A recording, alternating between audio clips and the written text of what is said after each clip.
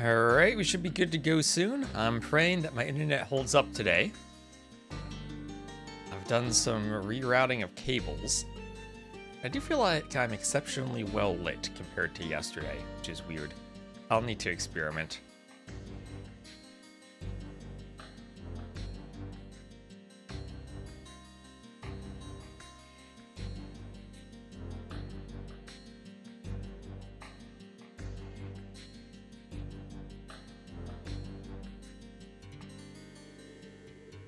And thank you, Shaw Money AoE. Hold on, is my audio working? OBS. My headphones on. Ah, my headphones were not on. Thank you very much for the follow.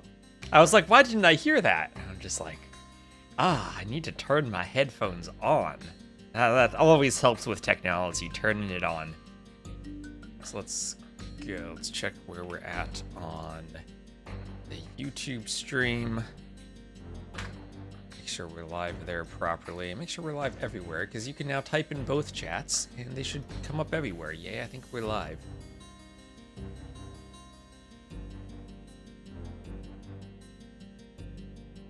Say hi on the YouTube chat, too. There we go. Oh, Turs! Hello, Turs. How you doing, Turs? Are you ready for some Rage Forest? Have you been practicing your Rage Forest? Let me see. We should have a draft somewhere. Rage Forest is usually pretty good about doing their drafts.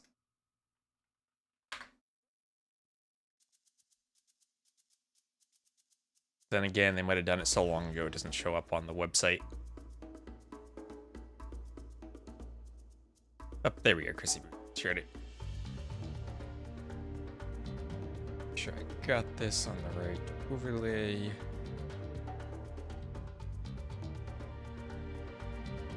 I do. And there we are. All right, draft. We have a draft.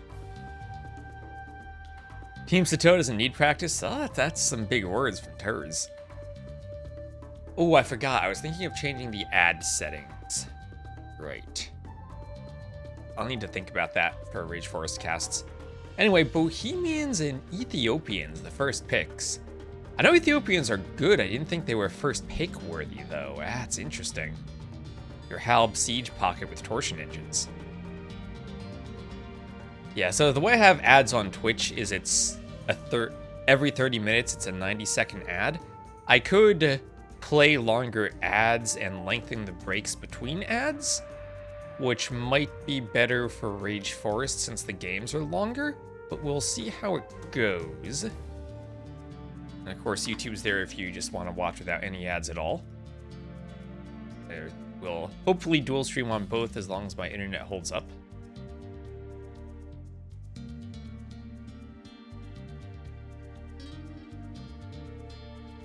Clear some random folders I have open.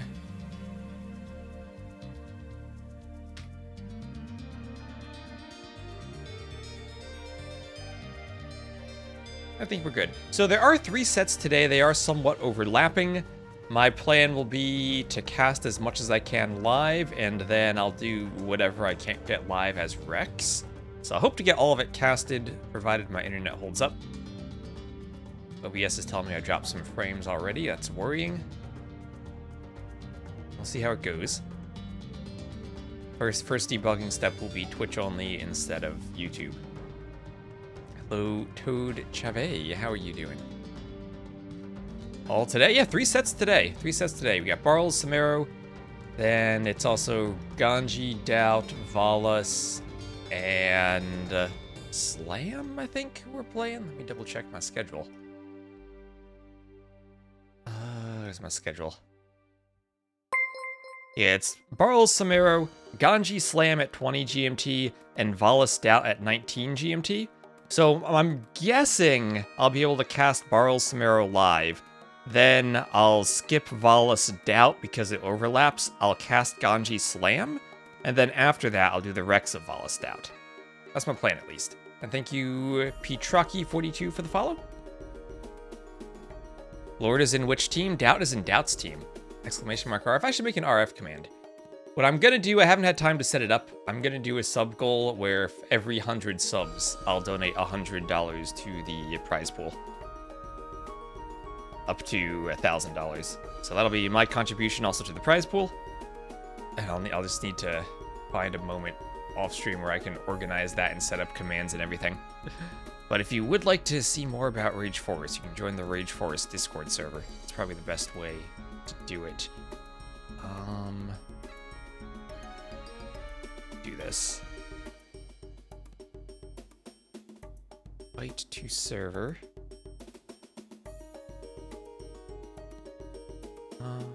Is there like a landing page? How do I invite people to the server?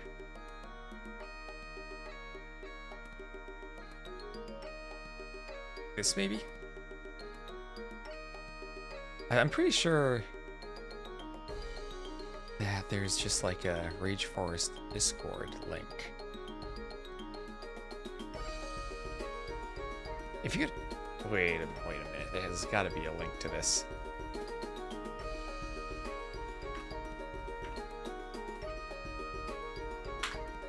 I know there is because I put it on my website.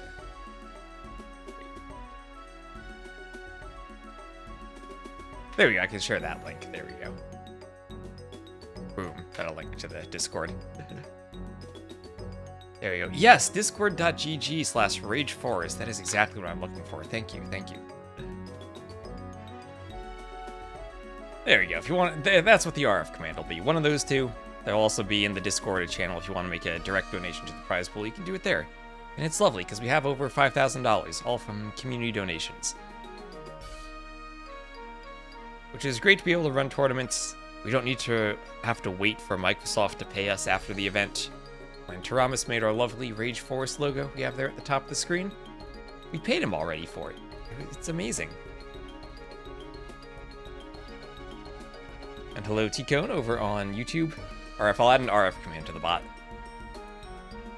There's so many background things I want to do. Anyway, we should be getting a lobby started. Let me open up the spectator dashboard and see where we're at. Oh, you know, we're actually in-game. I totally missed that they were in-game. Noob streamer. They started right on time, and I'm not used to that. Rage Force is the most efficient event I've ever seen. I'll just go like at normal speed and then speed up during the boom. If we get to that point. All right, let me just get some things set up here. I'll just call it Team Somero and Team Barles. Get blue versus red. And this is a play all three in the group stage, play all three. And I think we're good to go. Let's go. Oh, let's just do times two maybe. As we have some Vil fights. So we'll have Nervkex. Turs said that he wanted to see his Nocturna teammate die. What a teammate Turs is. Open a poll? A poll for what? Who's gonna win? That would have been a good idea had they not been 7 minutes into the game. We can do that maybe for the next set if we get it right at the start.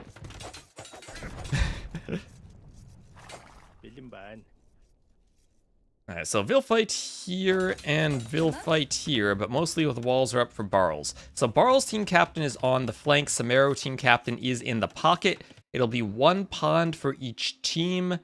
Either the Huns or the Sicilians could go take that pond. It's kind of far away from both pockets, but they both have a path to it. Over here on the left, Kasva, who followed the stream earlier before we started, so thank you, Kasva, is Vil fighting. Can I call Nervkex annoying cookie, please? That's the translation? Is it really? I'm pretty sure my German never covered the word nerve, and Kex is just an internet meme. But I'm open to the possibility that my German's too noob to understand the Nocturna name translation of their team player. Anyway, looks like the wall here has gone up. And it will just be a bit of a boom now, so perfect for speeding up while we're having a boom. We'll have some triple Borlors. We can trust players not to lose their vills to boars, right? We saw Shixo lose 3 vills the other day, but things will be better. Things will be better, right? 2 boars lured in. This is a 2 boar spawn. Hello, OG Daddy. How you doing? I have some boars lured in for everyone. It's only a double boar. It's not a triple boar. This is the easy one. Oh, these are all pro Rage Forest players. They know how to do it. And we'll have a tower rush over here, some vills trying to batter through the palisades. And now, Nerfkex isn't up quite in time, and this could be a problem for him. Still 30 seconds away. And actually, Kasva's through. So through has the archers behind the tower rush. On the other side, there'll be some stone walls. Looks like they'll be up in time. But now Kasva will get some forward stone walls, force Nerfkex to wall on the back. And if Turs wanted to see him die, he's getting his wish. Hello, Timo. Should be caught up almost to lifetime soon. But I totally just missed that they started the game. Another Hadio. So, Kasva's gonna get on the gold now. These archers, they don't have fletching at least, but they're always gonna body block the vills with the archers so they can't escape. The archers will lose some HP there, and a skirm will come over. Oh, will the vill make it back? No. Almost. The skirm just didn't get there in time. Kasva gets 1 villager. And behind this, he can keep adding in more archers. There's Matt up to the castle age. Skirm forcing an archer back. Why is the captain hiding in the pocket? Oh, the way Kasva was playing on the flank. Looks like captain might have made a good choice, at least so far. And we'll have a market there for stone, please. As more towers try to push through the walls. But stone wall still holding for Barles. He's gonna make the games Arabia, he'll dominate most players. I think that's true for quite a few Rage Forest players. If I remember the draft, Kasva wasn't that high of a pick. But still, he's a very high-level player who can make games messy and should dominate. In an Arabia game, a lot of the pure Rage Forest players. Rage Forest is its own beast. We're gonna have some fishing ships in the pond here. Some walls up for Matt. Dead bear. And some Xing as there's a workshop here for Barles. And I think we're up to lifetime. We are up to lifetime. Lovely. So workshop to defend against the push from Stone Please. But Stone Please will just make some stone walls. There will be a hole because of the way Barles wall all the way to the woodline over here. So we'll try to attack the wall with vills. I think it's just a palisade behind it. Yeah, you can attack that palisade. And maybe get through. Wait, is there actually an opening behind that palisade? Yeah, Barles is afraid there was. I missed the user patch feature that I could check that. But the vills might actually break through. If they could do a quick gate once they're through. He's trying to go for it, but just will do a stone wall. Actually now has the same problem that Barles just had. If that isn't actually fully walled, then Barles could just delete the walls and then walk in. That would be open.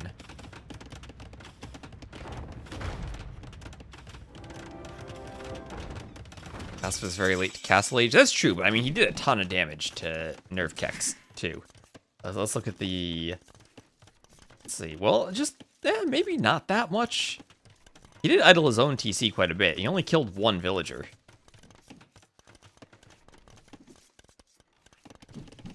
So maybe all things considered, it wasn't even that great, but he did get a much more forward stone wall. And Somero, he's the one who's booming on his team as the Ethiopians. The other pocket is Tatars. Tatars have to be kind of careful that they're pretty weak to monks. But then again, Mali and Sicilians don't have the best Imperial Age monks. Malians are okay, but they do lack... What do they lack? Yeah, Illumination.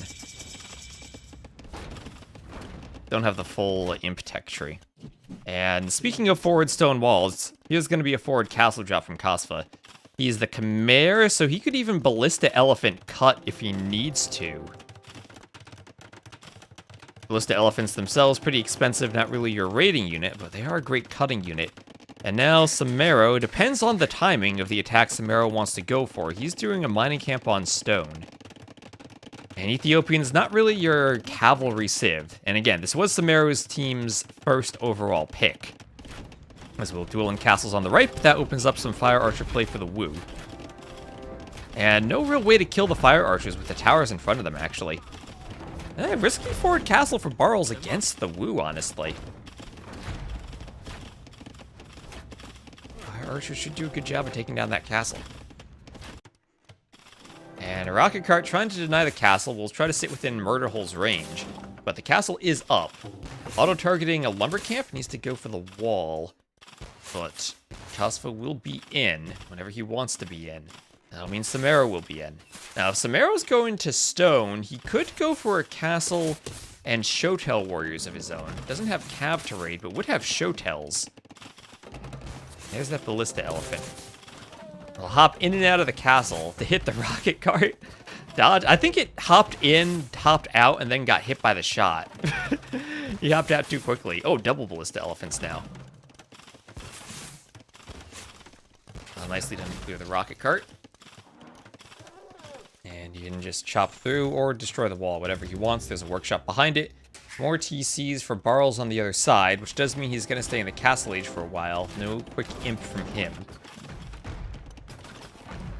And here is the cut. Here is the ballista elephant cut.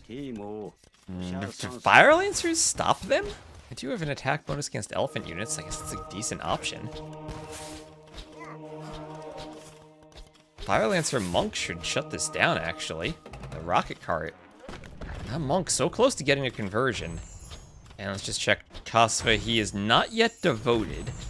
Might need devotion if you're pushing into monks. And we'll try to get some mangonels out from that workshop. And meanwhile, the boom here from Edgar Davids is going to be a full fish boom, 37 fish traps. He is the Huns.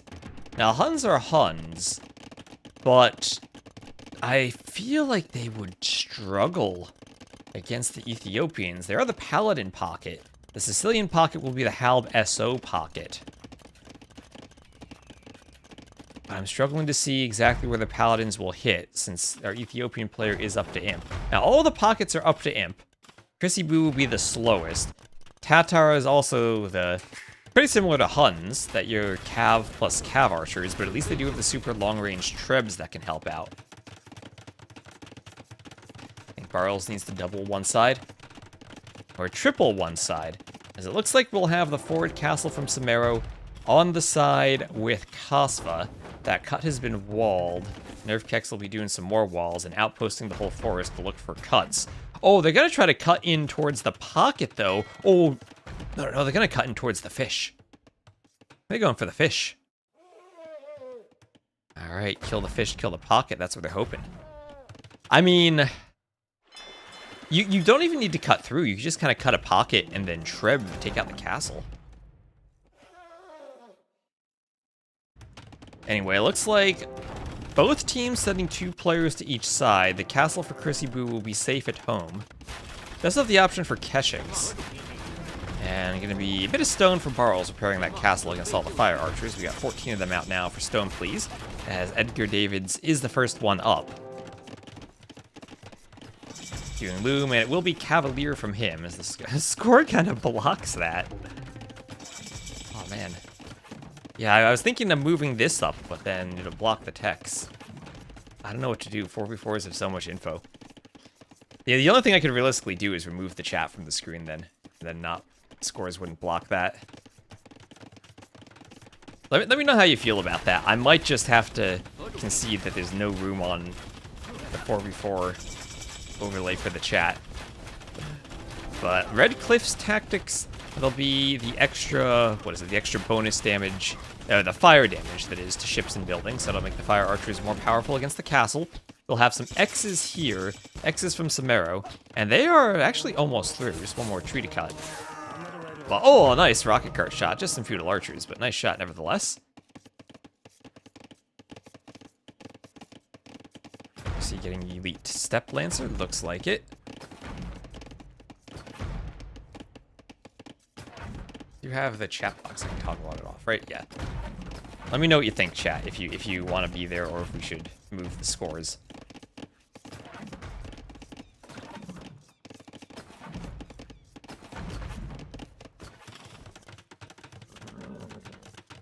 Elite Step Lancers pushing in. Pikemen there to poke at them. Made it to 2 or 3 messages. I could make it smaller. That's an option. Now the pikemen here to deal with the cav push. That cut, it's so tricky to stop ballista elephants. They're annoying, and they also stop the Vills from walling.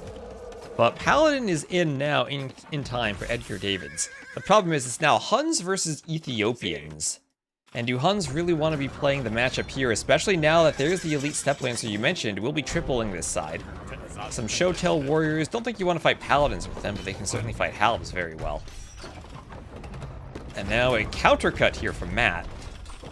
Also, Matt, an insane pocket when it comes to booming. So we'll have Somero going siege and Shotels. We'll be getting Royal Heirs. Royal Heirs will make the Shotels take less damage from the Paladins. The other side looks to be... Now, despite the Fire Archers, unable is Stone Please to destroy Barles' castle. The pocket Matt able to get some Trebs out. So Matt playing both sides. Trebs on one side, Halb Onager on the other. And he's ready to triple one side while trebbing on the other. That'll buy Barles some time to boom if the pocket can do the Trebs. And you don't need to have that fast imp as the flank. Now, however, we have the traction Trebs. And now that Stone Please is up, he can do Bracer, and then have the range for the Fire Archers to hit the castle. And here we have a big fight on the left as the cut finally leads to units getting through. We'll have the Halbs and the Paladins fighting the Step Lancers. There are Ballista Elephants behind. Shotel Warriors are attacking walls. I don't know who's winning this fight. The Shotels can't really get a good engagement. The Onagers are on the way. Now some Onager shots should make this a good fight for Matt. And he's Onagering his team's Paladins. He's Onagering his teammates' Villagers. But that'll push these 3 players back. It's a 3v3 on this side. As the Cav Archer production has started for Nerfkex as the Catan's player. And killing Purple's fish? Not really. There are a couple of Dromans on the pond. He's still got 47 fish traps and 47 fishing ships, so I don't think Purple's fish have died at all. Meanwhile, though, the Fire Archers now, where even... Oh, no, there they are. Have to dodge some Bombard Cannon, but they are pushing the castle again. Remember, no Bracer for the Malians. The castle won't have that much range. There is Elite Keshik. These are still Step Lancers, but Chrissy Boo with a castle over here might think about going for the Keshiks.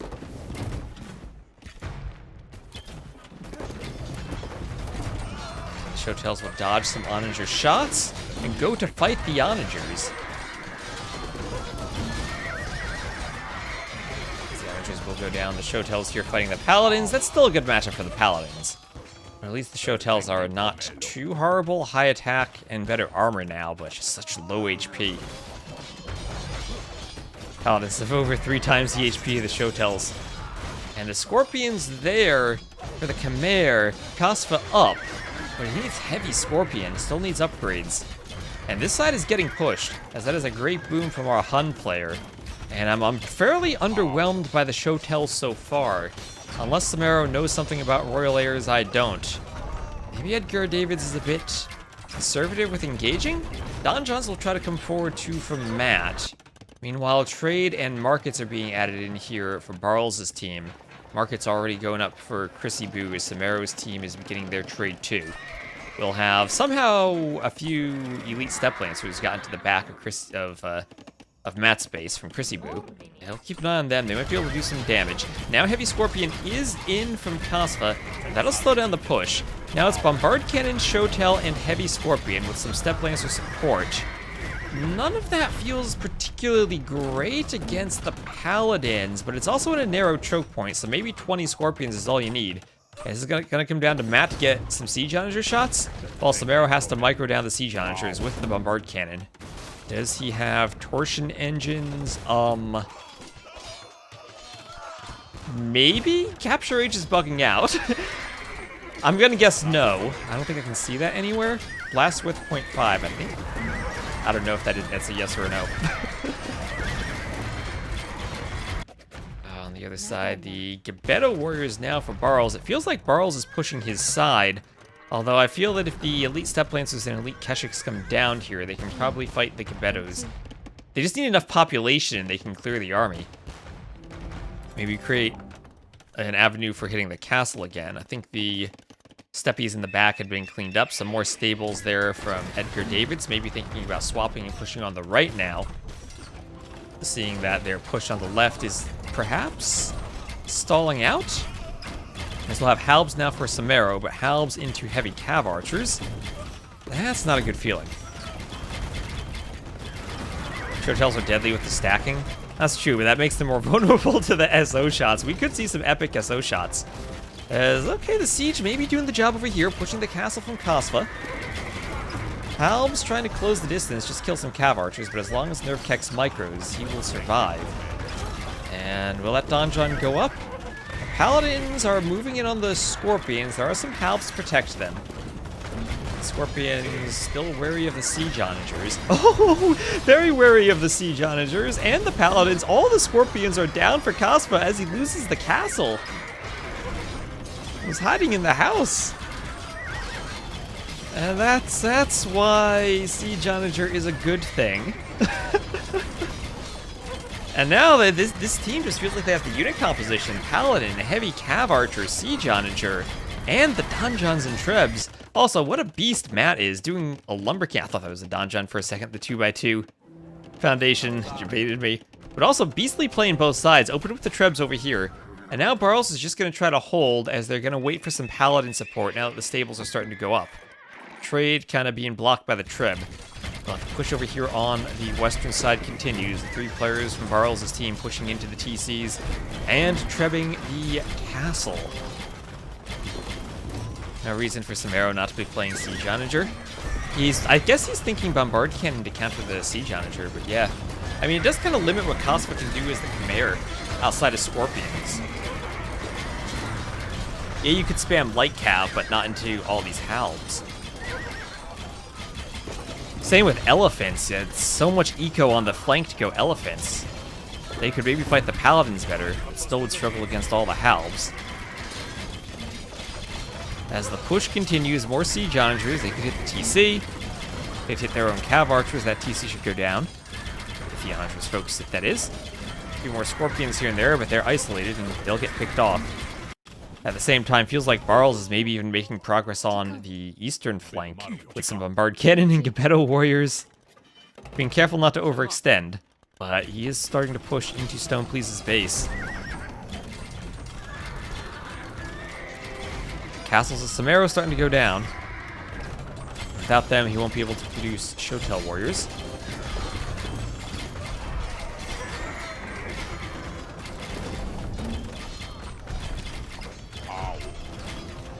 Treb's hitting the castle as a Donjon goes up. And there's the GG. Chrissy Boo calling it. His team will say GG. And Barles will win game number 1 with his team. GG there. And yeah, it just feels like the Ethiopians, the very first pick for Somero's team, did not really get much go in that game. Early Ballista Elephant push was walled out. And Somero lost 328 units, didn't really get the number of kills he wanted. I mean, 191 kills is nice.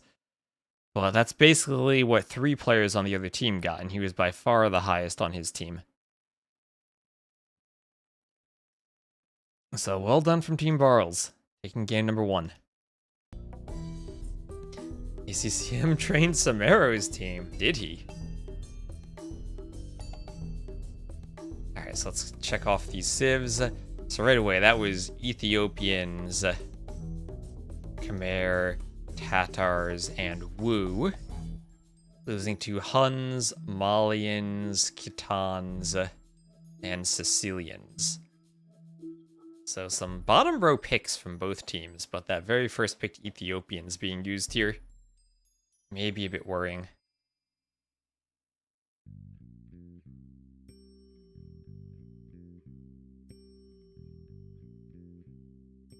Alright, let's see. Twitch wants me to get an ad out of the way. So, oh, it's doing the ad. I clicked that button already. I'm ahead of myself. And hello, Numan Lakani 001 on YouTube. Thanks everyone also for watching on YouTube. Nice to have the support on both streams. And we'll Ready for game 2. And again, we're going to try to cast 3 sets today.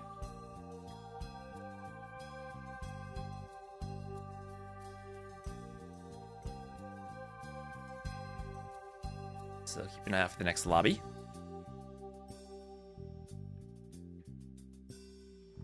And well, what civs do we have here? Koreans are still a darn good Black Forest civ for Somero. And Faker is fake. Thank you for the very real follow. But Bohemians there also for Barles. That's a very scary civ.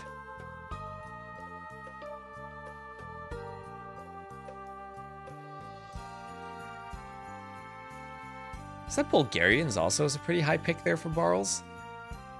How do Bulgarians do? I guess they have to be the pocket civ on Black Forest. There are a good Halb Siege civ. You could also go maybe Konix if you wanted to play them as a Cav civ. Some flexibility in the late game going Halb or for the Hussar line.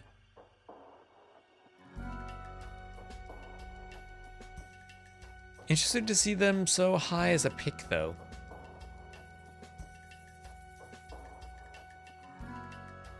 Alright, next lobby is up. Players are filing in.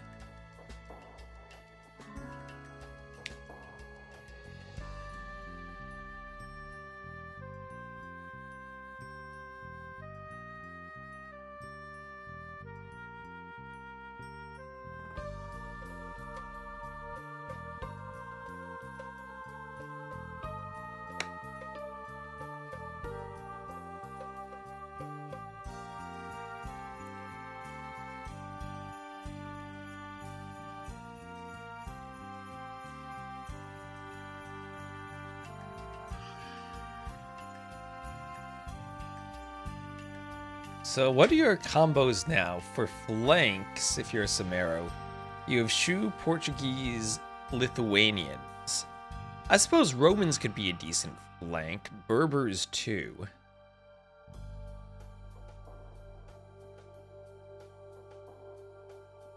Feels like it'd be Berbers, Lithuanian, Shu, Portuguese though as the flanks. Barles, obviously Aztecs is a flank. Probably Armenians. I feel like Barles' team has more pockets, though, between Franks, Persians, Bulgarians, Slavs, and Wei. I guess Bohemians could be a flank.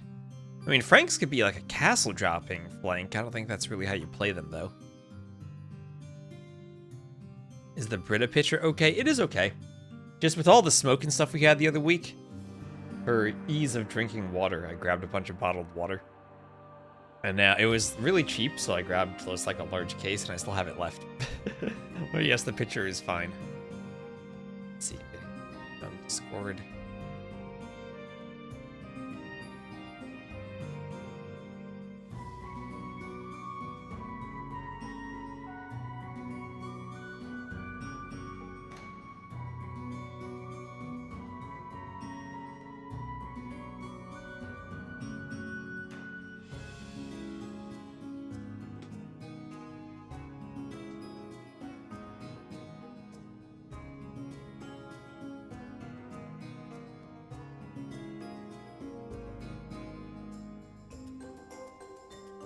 And let's see, we're in the lobby, and we are good to go.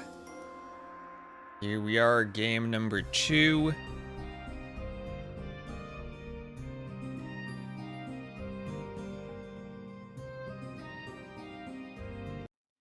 And let me just make sure this is blue.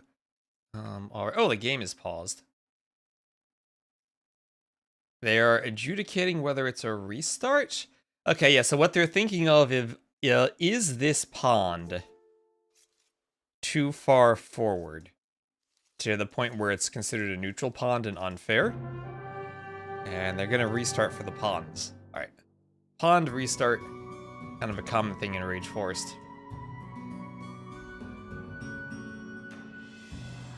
The tournaments that like to have super extra fair pond distributions. That would be a fair lobby game, but for the tournament there'd be an extra secure, I guess. So they'll rehost and launch game 2 again.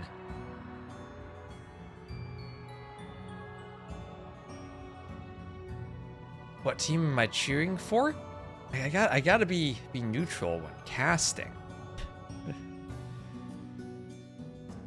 To be fair though, Team DauT is playing later. And if DauT's playing, I certainly gotta root for DauT.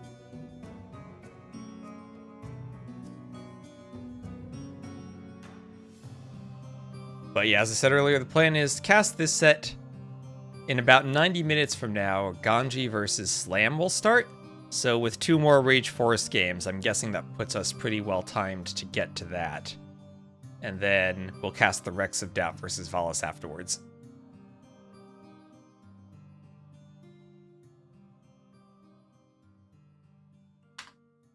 Don't know if there's anything else going on today.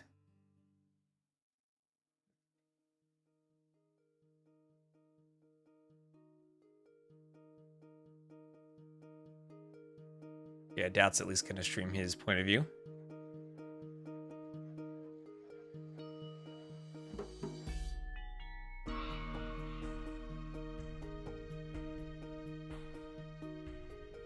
And in the lobby for the next game. All right, setting it up once more. I did see the civs, and I've totally forgotten what they were. But they will pick the same civs again. And thank you, No Chance, You for the challenge my every decision. It is as if you seek to lead the Huns yourself. Thank you very much for using your Prime sub. Keep up the good work. Thank you. As I said earlier, once I get a chance to update my overlays, I'll put a sub counter. And once we get, I think I'll do every 100 subs, I'll add $100 to the prize pool. So in the lobby once more, everyone has their colors picked. Everyone almost has their teams picked. Stone, please, there we go. He was team 2, the rest of his team was team 1. Now we're all good to launch. And here we go.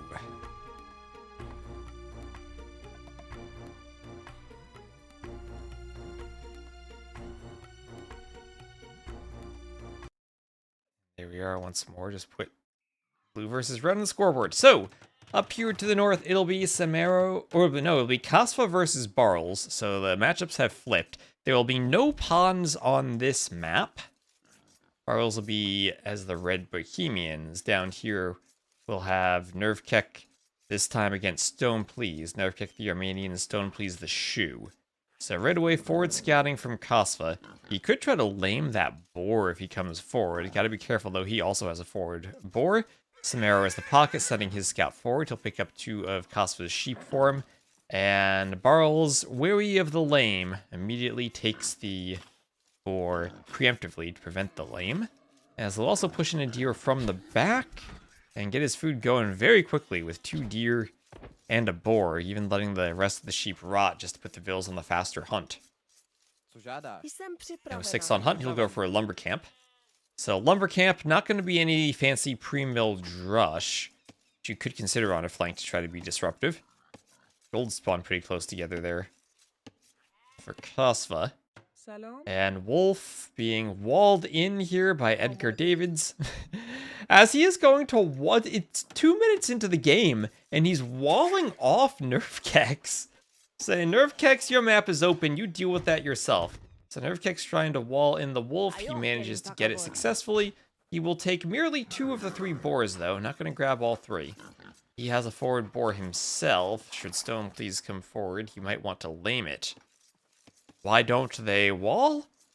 It's all about setting up your eco and deciding how you're going to wall versus push. If you wall early on, you'll have a weaker economy.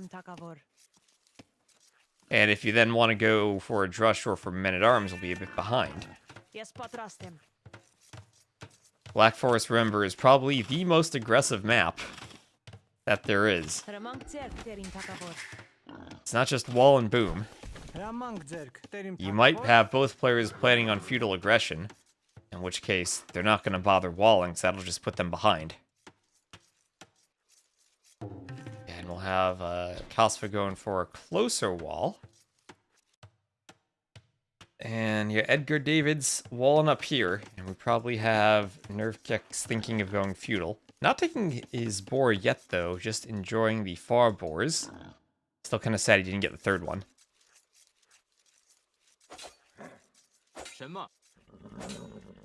Says, yep, this is the second series of the tournament. And I'm not really sure who the top teams are. I know that Viper's team got rated as team 16. But beyond that, I think the ratings might fluctuate quite a bit.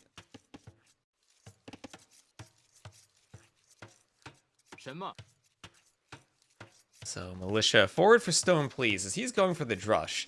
So if you're asking why isn't Stone Please walling, it's because he wouldn't be able to afford the barracks for the Drush. And Stone Please is actually going for the no lumber camp Drush. Super early Drush where he's relying on taking the straggler trees. And he's going to have to eventually get 100 wood for a lumber camp. Now the Drush will come back, maybe hit the deer. Try to find a Loomless Ville on the mill. At the same time, there's a boar being lured in. So Nerfkex didn't run right away, but he'll run in time. His mill just will be denied.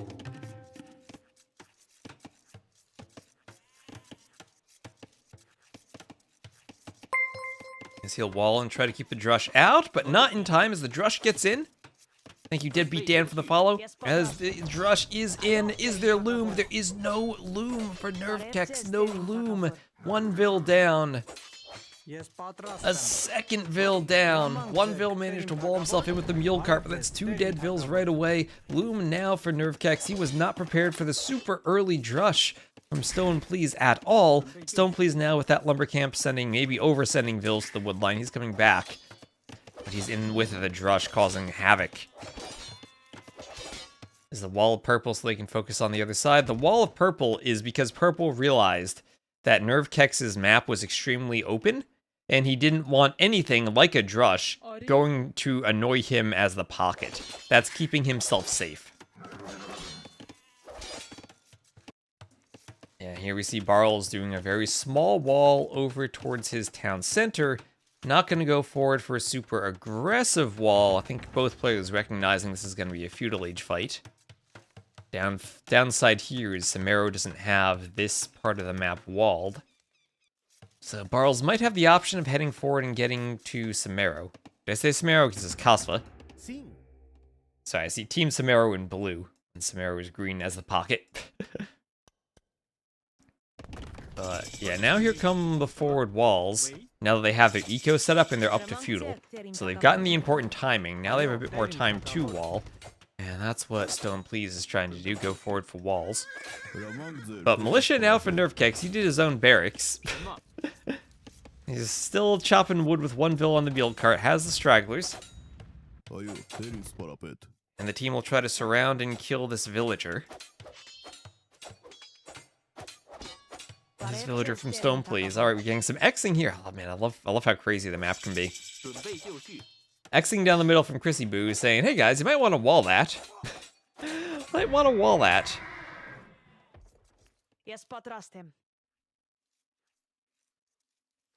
And looks like the Militia for Stone Please loop back around and will drive Nerfkex back to his own TC. But Nerfkex is up doing a Spearman. He's the Armenian, so he can't upgrade to Longswordsman. Lots of other players up to feudal right now. Hello, Major Blazer, how you doing?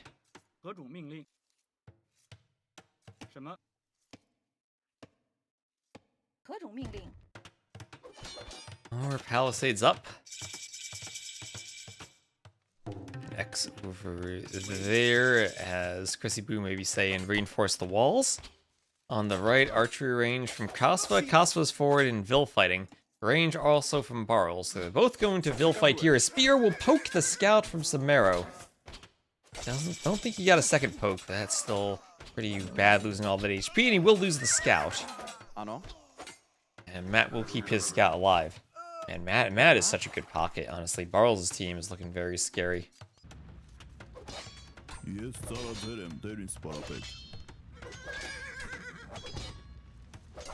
As now Men-at-Arms from Stone Please.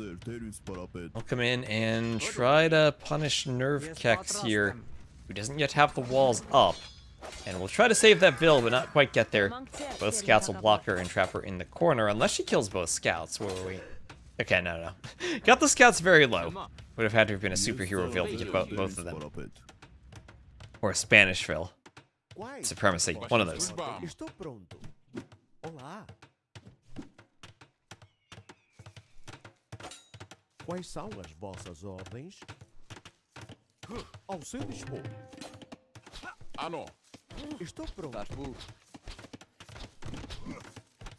So a few walls tapped here, Ordens? as Barles will try to make more skirms and now push Kosva's vills away. Sim.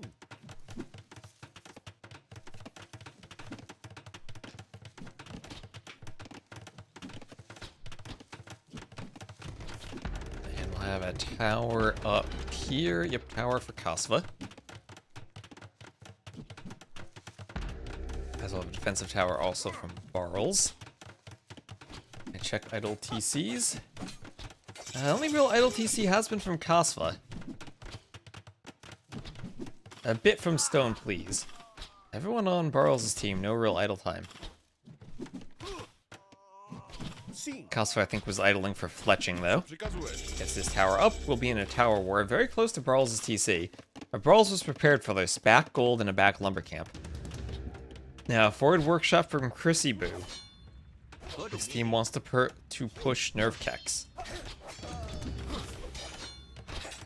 Doesn't even have a palisade wall up. These are Stone Please's walls. But I imagine any type of siege will open this up. Stone Please also can just delete and run in whenever he wants. How many vills has Cosful lost? He's lost 4. He was fighting with those vills a bit too much. So here we have a market from Barles. As this Mangonel will pop out soon. Still try to get those archers. Nerfkex is walling this with stone. Maybe Stone Fleas can stop him. Maybe the pocket can stop if the Mangonel pops out. We still have Casa trying to break in over here. And Somero hasn't been booming. Only 2 TCs. Same 2 TCs for Chrissy Boo. Versus 3 TCs for both of Barles' pockets. So in the long run, Barles' team will have the better boom. Definitely the better early imp push.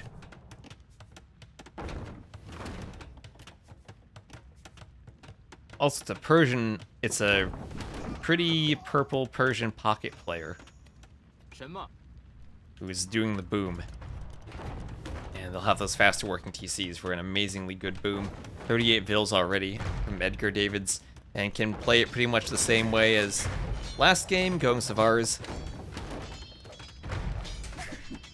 In the place of the Paladins that the Persians no longer have. Nerfkex, though, struggling. I feel like his team's in a great spot, aside from the fact he's getting pushed. But maybe he can just stall out and save his team. Again, his team did wall themselves off, adding in a stone gate with more walls.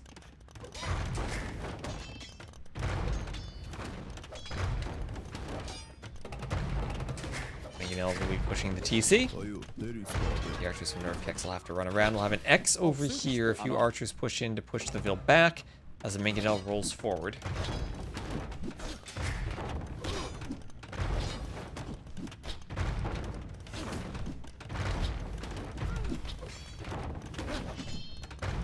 On watch there from Nerfkex, as he's under a lot of pressure, but his team is up in Vils and pulling ahead, especially that Persian pocket boom. Oh man, no lakes, I feel, just amplifies what happens with your TC speed. How's the internet today? Been holding up so far, so fingers crossed.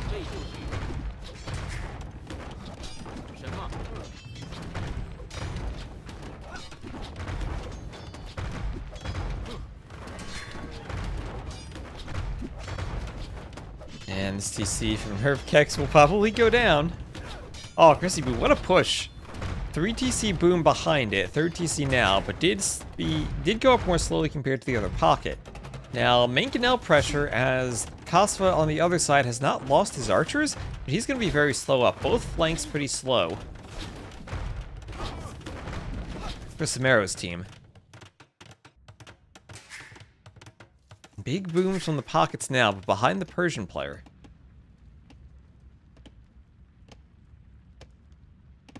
It's going to be Romans and Magyars. How do they deal with Persians?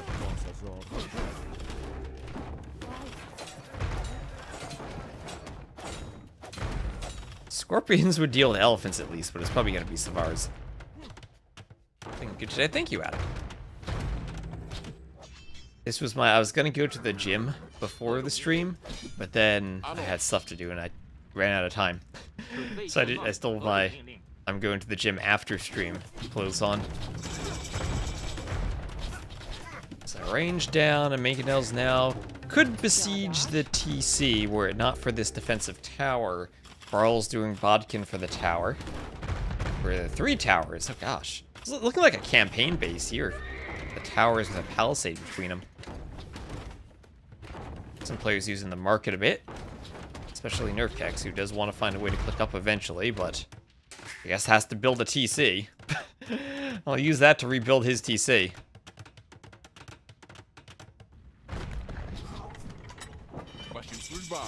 And Barles has come over to try to defend the opposite flank.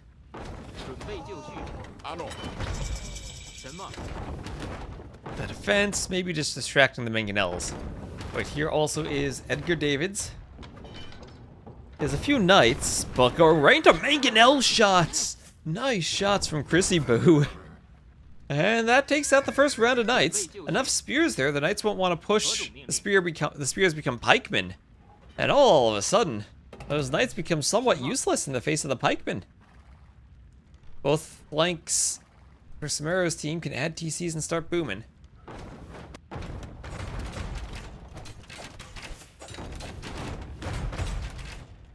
Only Chrissy Boo can bring salvation to this team.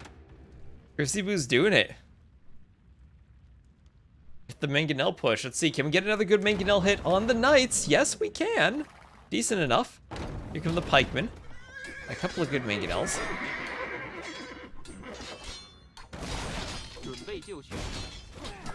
Mangonels down.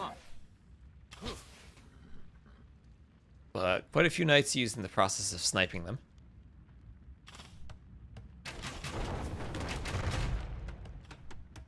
As Mangonels almost look like they wanted to cut. Chrissy Boo will do Loom, but Matt will be up to Imp. Now, Matt is a crazy pocket when it comes to booming. And when he's up to Imp, he is very, very scary. So Barles gets cleaned up on the left, and we're seeing the effect of these walls from Edgar Davids, maybe expecting Nerfkex to die. Walled off a spot for him, saying, hey, Nerfkex, I got a spot for you to reboom. Just come inside, build your TC. I always thought Somero sounded like Sombrero. I have thought that too. As a member of the Amigos, it would be appropriate to wear sombrero.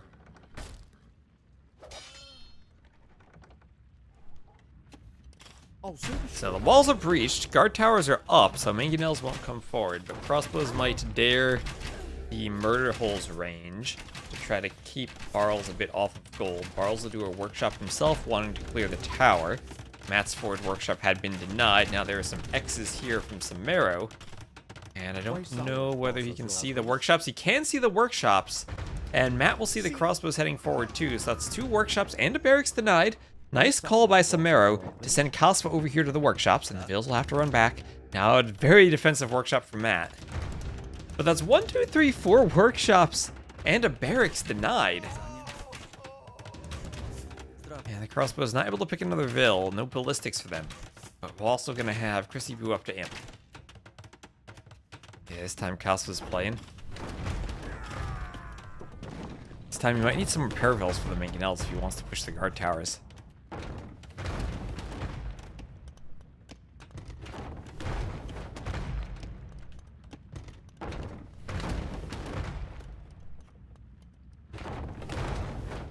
And Somero will try to destroy the wall behind him. Some Xing over here or there. I think that's Stone Police saying, hey, their armies are there. And there's Matt up to Imp. And well, if the workshops got denied, might as well go for a castle, right? Well, there's Capped Ram, and he's going to get ready for a ram push as the workshops come up. I'll have an archer and a skirm attacking the barracks.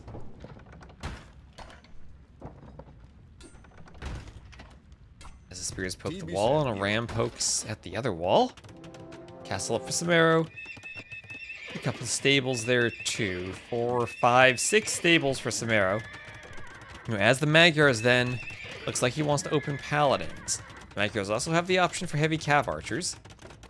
But with Romans having Scorpions, maybe they prefer the Paladin opening in this game.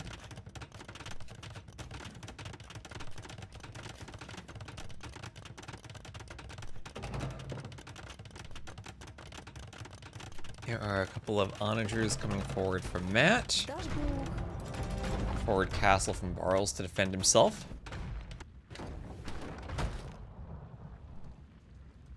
Some Xing all around from Stone, please.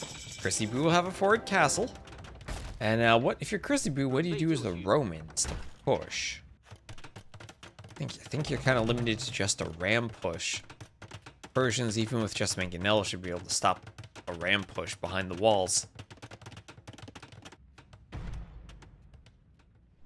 Part of me also feels, now that you're 5 bases to 3, you could simply try to stone wall up here, hold, and then go to the other side.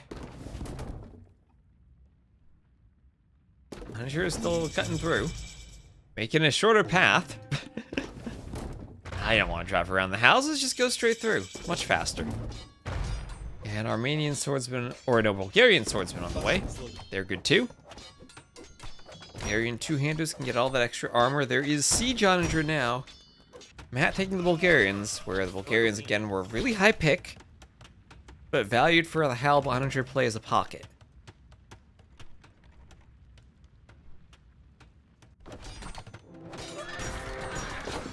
Your Hussars going down. Onagers missed their shot.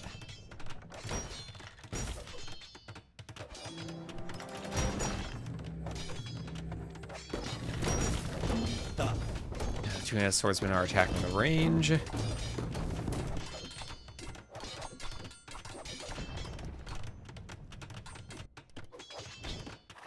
And some cavaliers are pushing through.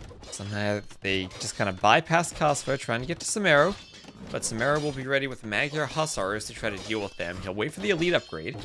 Could consider deleting a house and fighting now that he has quite a few. Just really doesn't want the Cavaliers running in. And yeah, there he goes to fight the Cavaliers, and he should be able to clean that. Magyar Hussars themselves are good enough, especially when elite.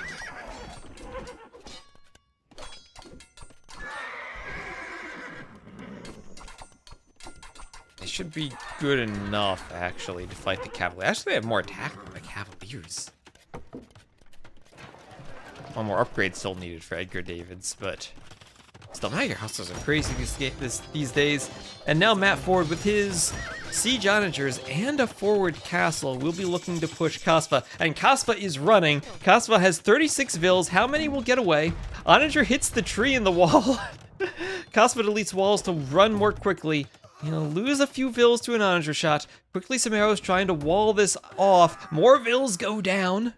More vills go down. At the same time, though, we're going to be rotating around the map as there's an Onager and ram push here into the base of Edgar Davids. He's trying to get some cannon out, but this was their Cav player who now is getting pushed by Halbs and Onagers. Treb's on the way from the back. The ram numbers have kind of stalled out a bit. Enough walls that they're not going to chop their way all the way through, and composite bowmen are there to hold. Meanwhile, I don't know how much holding there'll be over here. Maybe the Magyar Hussars now can snipe off a bunch of Siege Onagers. Ooh, you gotta be careful of those Magyars, so careful. Now, this will be all the Onagers going down so far from Matt. But okay, the Halbs were insane against the Magyar Hussars. There is a forward castle from Matt. More Magyar Hussars, though, and I don't think that's enough Halbs to hold this. The castle is 39 HP. Somero, right-click the castle with your Hussars. Right-click the castle with your Hussars. Oh, Somero, you can destroy it with Hussars. Just right-click it. It's so low. Oh, he's not going to do it, though. He's going to fall back. Meanwhile, the push in the south continues. Onagers from Matt trying to hold. Matt trying to play the north and the south. And the east. Just everywhere. Magyar Hussars now trapped against Savars. And that has to be good for Savars. 14 plus 4 versus 11 plus 4 is 6 armor versus 3. And yeah, the Savars with more hit points too should win that easily. The only thing they're not as good at is speed, 1/100th of a tile per second. The Magyar Hussars are faster. But now the Savars are pouring in slowly but steadily into the base of Somero. As the Onagers here still are somewhat holding.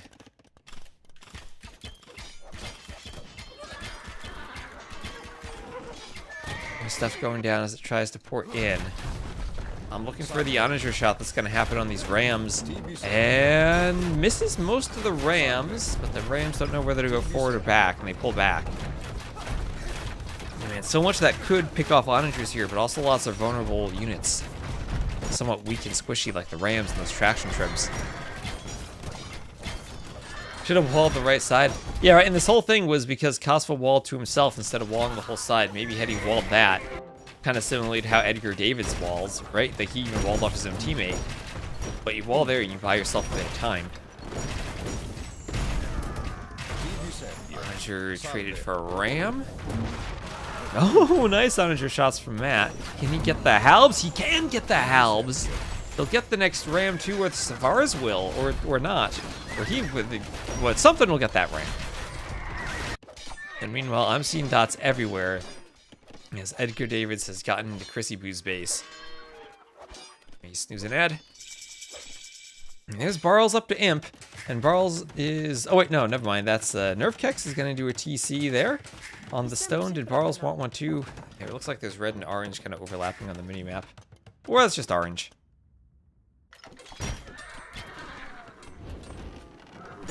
It is just orange. And we have chemistry for Stone Please. Stone Please, oddly enough, feels like the most. Yeah, he has the most vills on his team. He's the most alive. Somero or Kasva down to 41 vills after that early fight.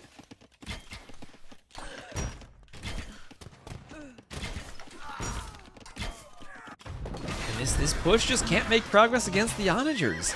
Yeah, some Savars are dying, but that's not good enough if they're not pushing. Maybe they can hold for Somero to get back, but I don't think they'll have the population to stay in the game much longer through all of these raids. If this push ever stops, then it's GG, and this is the reason they haven't resigned, because this push still is here. Has some shoot guard towers as well as the arbs. And nice onager shot on the arbs. Couple of monks there too to help deal with the siege. Treadmill crane for Barles. Barles doing a forward castle.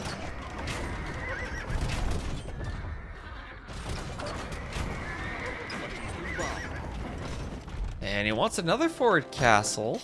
Or no, Matt does. That's teammate Matt wants a forward castle. And they're now restricting this team to, I guess, 1, 2, 3.5 bases.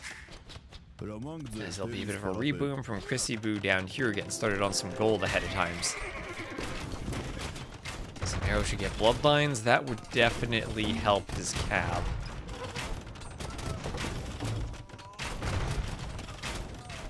Which one do I want? Somero. Yeah, but there's the GG. This team, just their push is stalled out. Push is stalled out. GG's all around, and Barles' team will go up 2-0. It is a play all three, so we do have a third game. But they are indeed up 2-0. So GG's to them. And it's Matt, once again, booming. Matt is an expert at booming. Absolute legend when it comes to booming. Barles, 77-20 KD. Look at that boom from Matt.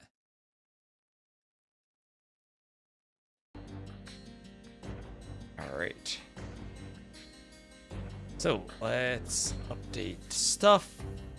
That was losses for Shu, Magyars, Romans, and Portuguese, and then wins.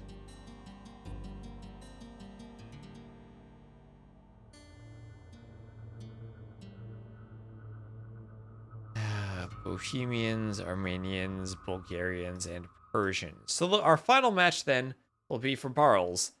Slavs, Way, Aztecs, and Franks against Somero with Koreans, Bengalis, Lithuanians, and Berbers. Now, Somero does have the higher drafted civs. Maybe that gives him a better shot at the next game.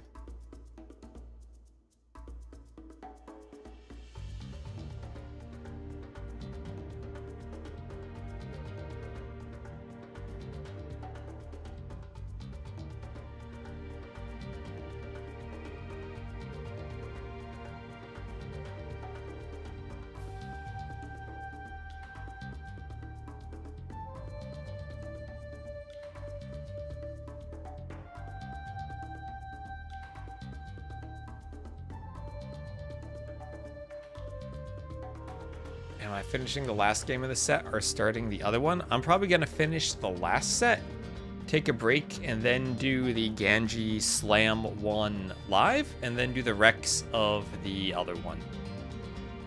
Yeah, I think that's my plan. Let's say this game takes another, like, 40 minutes, then that gives me a short break before the, 20 GMT set starts. So yes, that's my plan. So if you want to go to the other one, cast that live, go ahead.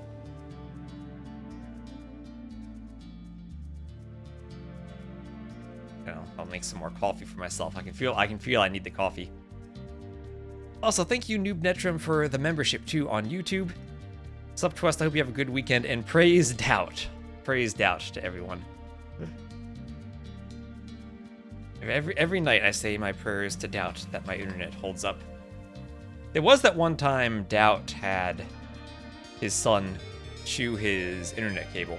He had to go get new internet. That was an experience.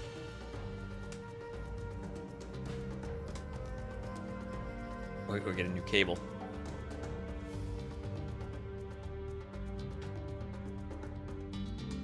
Also, apparently Ornlu gave a university lecture on Age of Empires. I didn't watch the video yet.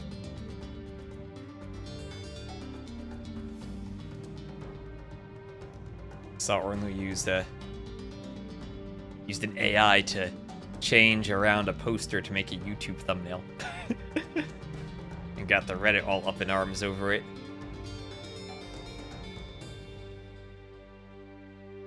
There are some reasons to be upset about AI thumbnails, and then there are reasons of you just moved things around on an image.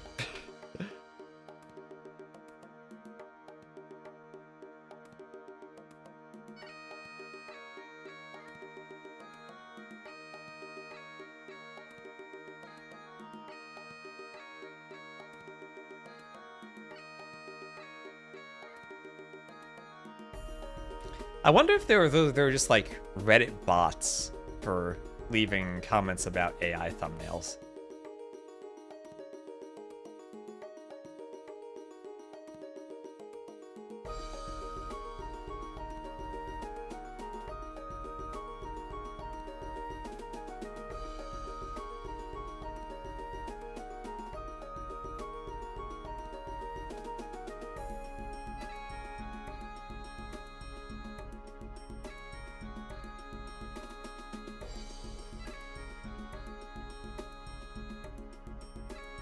Anyway, we will have final game started. We look at the civs. For Barles' team, definitely Aztecs as a flank and Slavs as a pocket. What do we think about the Franks flank? Because Franks feel like a pocket civ. And I'd also think Wei are a pocket civ. Outside of Aztecs, and even Aztecs these days, no one really has a Dark Age eco bonus. For Somero, probably Berber and Lithuanian flanks. Korean's pocket. I do feel like Somero's civs are all kind of interchangeable, though. I wouldn't mind any of them as a pocket or a flank. Could be flank for Traction Trebs and Shinbei. How good are our I'm genuinely curious to see this as Rage Forest goes on. Because I've seen so many times that Traction Trebs are horrible at pushing buildings. But you can still cut with them. So an early imp cut with Traction Trebs could also be pretty good on the flank. So maybe it is Wei flank then. Aztec Wei flanks, Frank Slav pockets. You only have one Bombard Cannon Civ, too, in the Franks. So you might want them as a pocket to play both sides. Same thing with the Onagers from the Slavs. You probably want them both sides.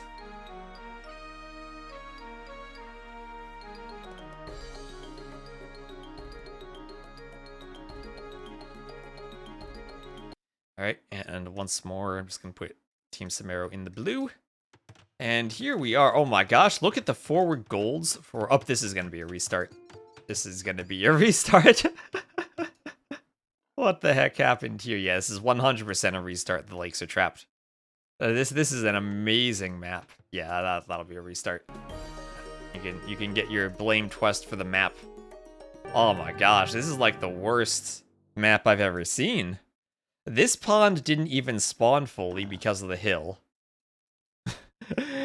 2 ponds are trapped back here. The Kaspa just has an awful map with forward golds. This is so weird.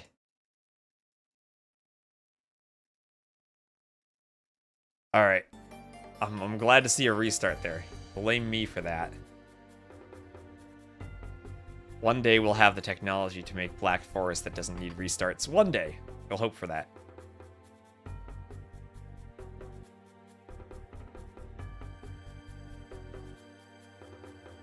We had a good map scripter to explain why that happened. Because the AIs haven't learned how to map script yet. Okay, let's see if Twitch just lets me do another ad. No, it doesn't. I want to get as much stacked up time before it force plays 1 as possible. Alright, so DauT versus Valas now is going on simultaneously. If you want to watch that live, I think Ornlu said he'll cast it. Otherwise, I'll do that as Rex after Ganji Slam. It's looking like we'll probably have one more game in this set, and then Ganji Slam coming up at the top of the hour.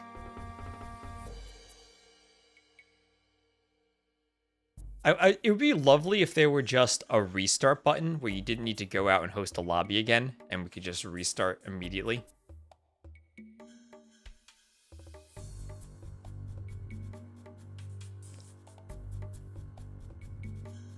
And here we go. Booting in. And there we go. Once more, Somero in the blue on the scoreboard. Right. So we will have Kasva as the blue, Bengalis on the top. And ooh, that is a crazy pond in the back there. But a fair pond nevertheless. Somero will have a great fish boom there. And then 2 ponds here for the pockets. Edgar Davids takes that one. Matt takes that one. Very simple. Down here, the situation is Chrissy Boo takes this pond. Somero takes this pond. Kind of a farther walk for them, but nothing too bad. And thank you, K2 Slice, for the follow. And we'll have some forward walls here from Nerve Kicks as the Aztecs, sending the Vil forward with Loom already. And double scouts, though. Nice change to wall another tile at the last second. Gets HP on the wall. And will he get HP on the next wall? Ooh, that was a mistake. He could have just walled it, and they're through. The scouts are through. Ooh, he didn't right-click the palisade. Had he done that, he'd have been okay. He's going to try to do some crazy quick walling to save the Vils, but Somero is on point blocking with the scout. That Vil will just go down. They're trying to get to the safety of the Eagle and the Purple Scout, but the Vil will go down. There's a lot of scout HP lost, though, for Somero. And now maybe Nerve Kex could send another Vil forward. He's only sending 1 Vil, though. Only sending 1 Vil.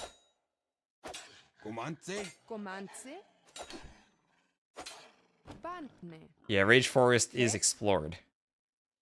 That's something I even did in the map script. I can essentially apply the same effect as the new Portuguese circumnavigation tech that makes the map explored.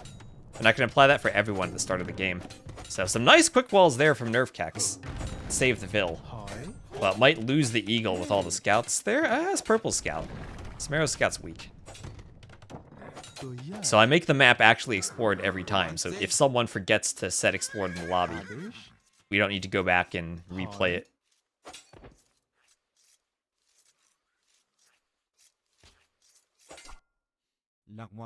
And Wolf attacking the Vil. Wolf attacking everywhere. Wolf goes down. And this will be a very forward wall from Stone, please. And with 2 Vils, these low HP scouts shouldn't be able to threaten the Vils. And Barles maybe even going to lose his scout, getting a bit too far forward. Matt has to be careful and run away now. And Barles' Vils are forward, but with that scout dead, should be a fight that Barles would lose, particularly beginning the engagement when he's downhill. And not a good fight for Barles' team. The Vils getting low on HP, getting smacked around by Stone Please's Vils, and they have to run back. To the north, that Ville's still trapped from nerve kicks, but at least he does have a wall up. Not as far forward as he would have liked, though, and that is so painful when he actually did succeed in getting the wall up, but didn't get enough HP on a palisade, and felt like he turned and built reinforcing palisades in the wrong spot, and never was able to get the HP he needed. So in terms of civs, it is indeed the way on the flank. We were talking about that earlier in the break. Way on the flank, along with Aztecs as the other flank, and Slavs and Franks as the pockets. So yeah, exactly as I said. Both pockets stocking the pawns, and then over here, both pockets stocking the pawns. Long lake here. Loch Ness combined with Rage Forest. And another Vill down from Nerve Kex. Nerve Kex. 2 Vills down, 25 seconds of idle time. Stone Please idled a bit too, but not as much as Nerve Kex. He's idling even more. Has all the boars and food he could ever want under the TC and still is idling. Oh, he's housed. He's housed. All the pain. Not a good Dark Age from Nerve Kex, and he's going to be down 15 Vills. The next lowest is Stone Please with 17. We do have a bit of housing for Kosva, a bit of a housing crisis there, but he'll construct the house as quick as he can.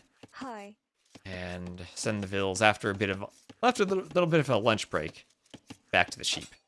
And we are still not walled down here. We have both players walled in the south. Across the diagonal, Barles' Vill will attack Stone Please's wall. And still a big Vill fight here. Some low HP Vills for Stone Please. He has to be careful, and he will be walled out. So Barles does get the wall up, and will get HP on it. And no, the boar is stopping house foundations. And Barles will just wall behind the boars.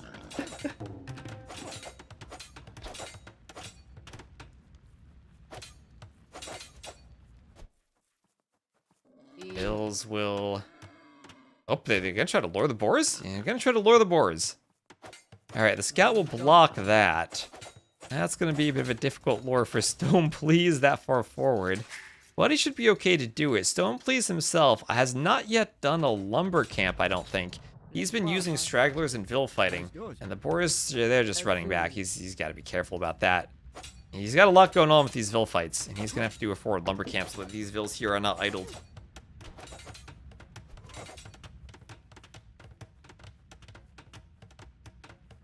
There's no way Viper misses a Rage Forest. If Viper is playing, he's just playing tomorrow. Viper's playing tomorrow. His team is seed 16 out of 16. He missed the draft and had an auto draft. He has all pocket players on his team and no flanks. So actually, in the bottom, Barles pushed forward. Yeah, Stone Please, luring the boars, perhaps didn't notice the Vill was attacking diagonally. And perhaps still hasn't noticed that Barles actually is walling? Maybe he didn't actually notice this. Whoa, wait, this could be insane. Barles could actually just go forward. And I mean, what do you do then? Do you forward dock and fight the fish? Is that more valuable than fighting? I think it is, because then you're fighting the pocket. You can get the Vills forward, wall them in, do dock. A bit of a risk, because the fishing ships could block. But that's requiring Stone Please scouting it.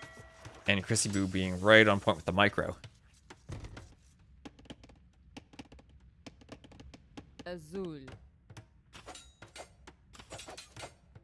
And fishing lines in for Chrissy Boo. Somero up to feudal, and we'll have an archery range for Kosva. And Market Blacksmith for Matt. Market Blacksmith for Somero. Market.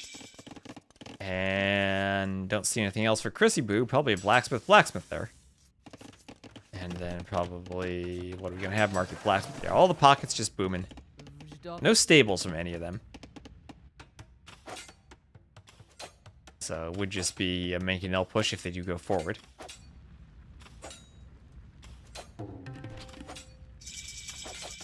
Does Barles know of the Grey Lumber Camp? He does, at least now. He's gonna wall it off. And, okay, now, wait, the Vill... Oh, what a wall! What a wall from Stone, please. He walled using the lumber camp, and that'll actually trap Barles' vills.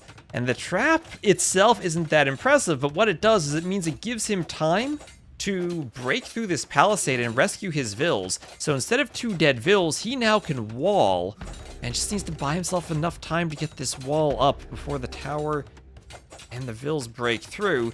Now the tower now does not have fletching, so maybe Stone Please might have even wanted to wall a bit behind that, but he's up to feudal, so he could go for a stone wall behind this. So Stone Please can stone wall. Meanwhile, now in the north, we have Kasva trying to break through, and we have a forward barracks there from Somero. Alright, he's the Korean, so is he gonna go Fire Lancers maybe with this push? Could go Fire Lancers with a forward workshop. The solution is always more walls. That's the solution Nervekex is trying to find, more walls. And hello, Garlic Witch. Kasva is housed again. Lots of being housed for him. Wheelbarrow once more. His farms are 1 tile off. Oh, I hurt so much when you're 1 tile off and you have to look at that the whole game. Just know that everyone who's spectating you is going to see that. So more walls here for Stone Please and for Barles. Both of them just walling up the passage. Barles grabbed himself a bit more room with the forward tower. And Matt will finish the walls here up the middle. So all things considered, Stone Please did get some fairly forward walls over here. The rest of the map seems pretty even. And if we do have a pause, it's the game, not my internet dying. Ooh. And let's see. Is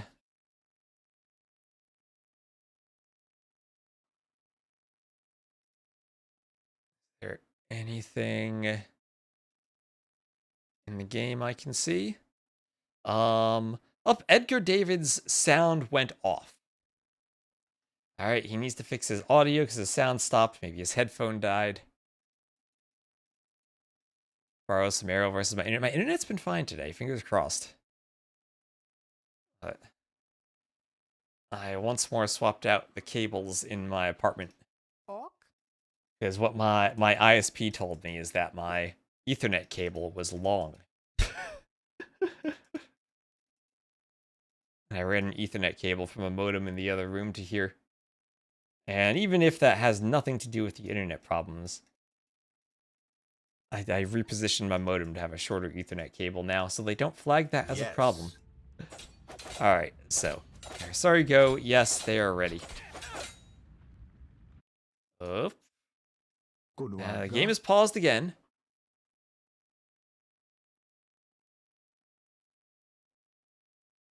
Someone just wasn't ready. Yes. Ready, sorry, this has been Chrissy Boo just being like, oh my gosh, my teammate said ready, I wasn't ready. I gotta confirm with everyone. But now, Fire Lancers and Rams, Somero going for the push. This is just this crazy, like multiple layers of walls crisscrossing each other. It goes red, gray, red, gray, red, gray. I saw that last gray there sneaking in the back. So, Rams will be great with some Fire Lancers behind them. Do we see a rocket cart after that? Yes, 1 Ram with Lancers, followed by a rocket cart. Nervekex will come over, do his own workshop and his own set of walls. We'll get an X from Barles, telling Matt to go wall. He has to be careful of that wolf, potentially slowing down a Wallingville. Matt, no farms, he is simply fish booming. 30 seconds of pausing, then 5 players aren't ready, as is tradition. Yeah, the pause interface certainly could be handled a bit better.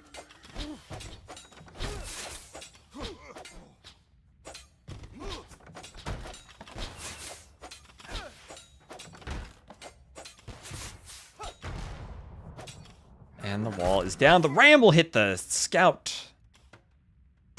Fire Lancers need to recharge their charge. And there is a wolf going after Nervekexville. And what did I say? The wolves might interfere with the walling. There we go. He'll build a zoo. And now he has to fight Somero's scout. The scout's pretty low on HP. The archers come down. And Matt might lose his scout too. Yep, nicely done there from Somero as the archers come forward. And we'll have 1 Vil inside of stone walls, trapping herself slightly. And And more stone walls coming up to finish the walling. Ooh, but a Vil goes down. And those archers are pretty deadly. Even with just fletching. Rocket cart coming this way. And Somero knows the most valuable player to pressure always will be the pocket player.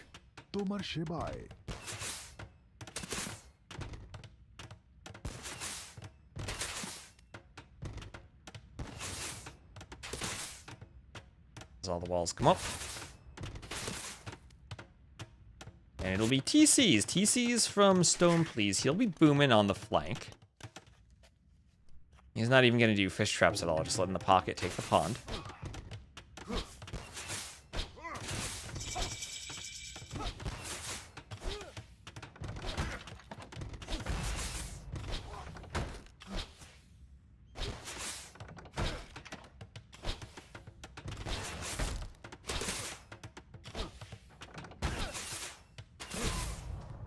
Wall's down.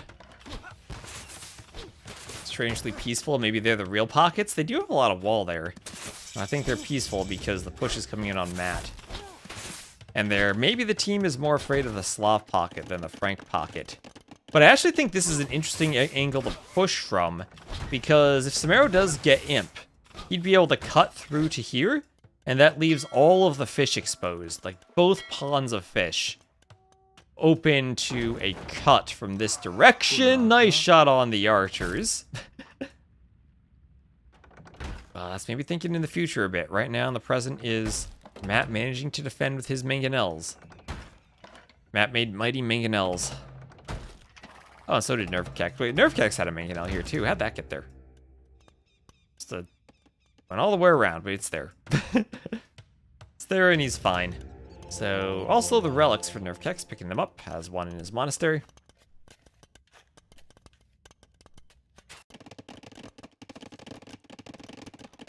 And 3 TC boom from all the pockets along with the fish. So Xing here from Edgar Davids, recognizing the threat that's being faced. Let's make a null shot on the Fire Lancer. Aztecs could always go Redemption to help out in the Mangonel fight. In terms of Vil counts for both teams, slight lead for Barles, but pretty close still. Hello, Lingxander, how you doing? And here come the Shinbei Raiders. Someone mentioned this, Shinbei Raiders as the walls were depleted for a gate. Not much HP on these walls, but a bit at least. Wolf won't kill the Shinbei Raiders, that'll go down. Double Monastery Monks for Kasva. The last thing Barles wants is to be converted. Monk did break the conversion there, at least. Shinbei Raiders can't kill the monk, and it does get a conversion. Another monk forward with the rocket cart there. Nicely done for Kasva. Good wall for him, keeping this area safe. I still think it is crucial to maintain the ability to cut into the fish. Meanwhile, everywhere else is just booming. Happy it's a weekend. I guess I have... This can be considered a weekend, right? For me, it's Friday. For me, the weekends are the busy days, though. That's when I gotta cast the most.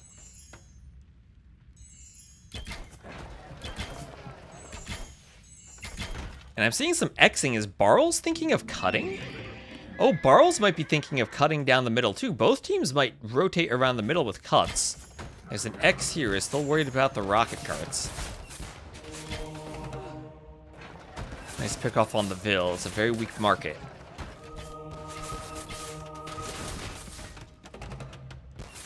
Simply wearing full glasses. Oh, can the rocket carts hit their own monks? Ooh, nope. No Argedan monks. A little bit of splash damage gets healed. Casper would love to heal or convert that Vil. Wants to get in with the light cav. Lots of players up to imps, up to imp in particular, Edgar Davids. Monks, they do have redemption, so they can try to convert that mangonel. They could also go for the workshop. But, oh, nice swap to convert the monk. I'd love to see a conversion on the workshop, but then I'd worry about another atonement conversion. Yeah, there's that conversion. Monk drops the relic to go for the other monk.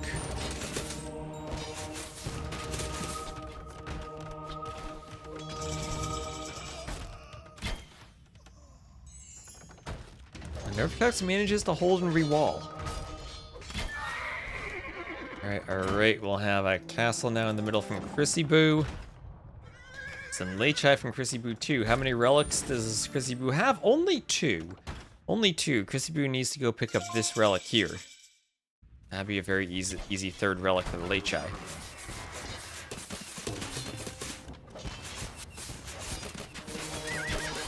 Build count's still very, very close. There's Edgar Davids ready to spam Cavalier upgrade as the Franks. We just want to click Paladin and then start spamming.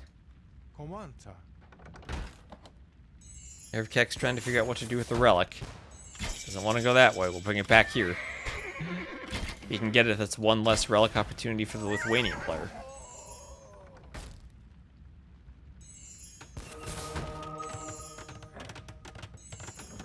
Shinbei Raiders need to dodge the rocket cart. Maybe try to pick off the monk, but they don't really have the numbers to take great fights yet. A couple of conversions. Yeah, what a journey the relics going on. A couple of conversions still would force them away. In the south, we'll have some aggression finally as Stone Please goes for a forward castle. And can push the stone walls and tower of Barles. A couple of converted Shinbei Raiders, but they go down.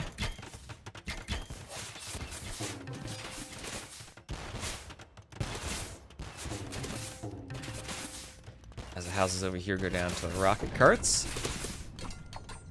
900 vills, 40 army. Hey, vills are important. So markets here in the middle of nowhere. Okay, that's just someone trying to get both-sided trade, I think. And here's the cut. Here is the cut. Here we saw those X's on the minimap earlier. Matt going for it now.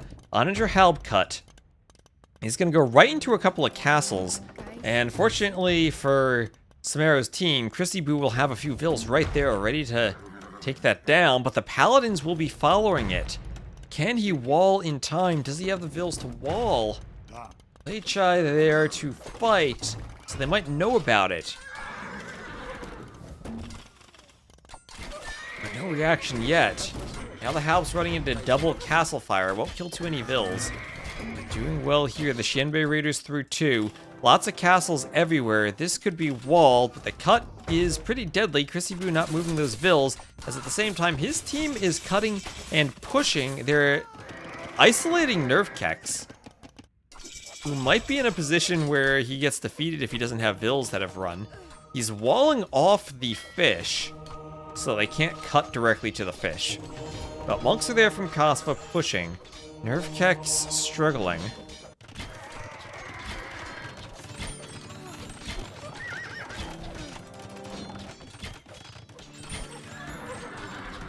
Castle is up, needs some murder holes, but it's up nevertheless. Berber's trying to do some camel archers. Paladin goes down. And now the Paladins from Edgar Davids are running around, trying to get up now into Kasva's base and raid. This is a forward castle now from Somero. They're trying to cut off Nerfkex, but the Paladins are getting in into Kasva. Kasva's going to take some damage here. Paladins are everywhere, killing vills from Chrissy Boo. Somero probably thankful to have such safe fish and still could wall it off. Well, the Paladins are everywhere. Kasva doesn't have a way to stop this now. He's just clicking Imp 2 with Handcart. Bills don't even have Handcart to run back to the TCs faster, and this is a great raid from Edgar Davids. The problem is just Nerfkex is dying. Paladins have been spammed everywhere. Franks are happy. There are Paladins everywhere on the map. Paladins and Lechai. Everything's blinking except for the 3 bases of red, yellow, and purple. We're completely safe. And how much longer can Chrissy Boo keep carrying his Lithuanians if it feels like his teammates are maybe dying faster than he's able to raid? Their raids are mostly contained. A few walls have gone up here.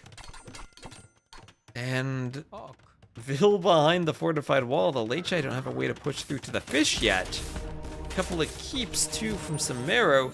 This is where I was saying earlier I was afraid that they could get to the fish. The fact that the fish are a lot safer. Weirdly enough, despite having the pond on the flank, the fish are safer based on how the teams have cut for Somero's team.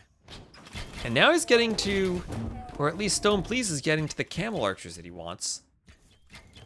Might be the last Vil. There are 53 Vils. Like, that is the military count. No, 53 Vils for Nerfkex.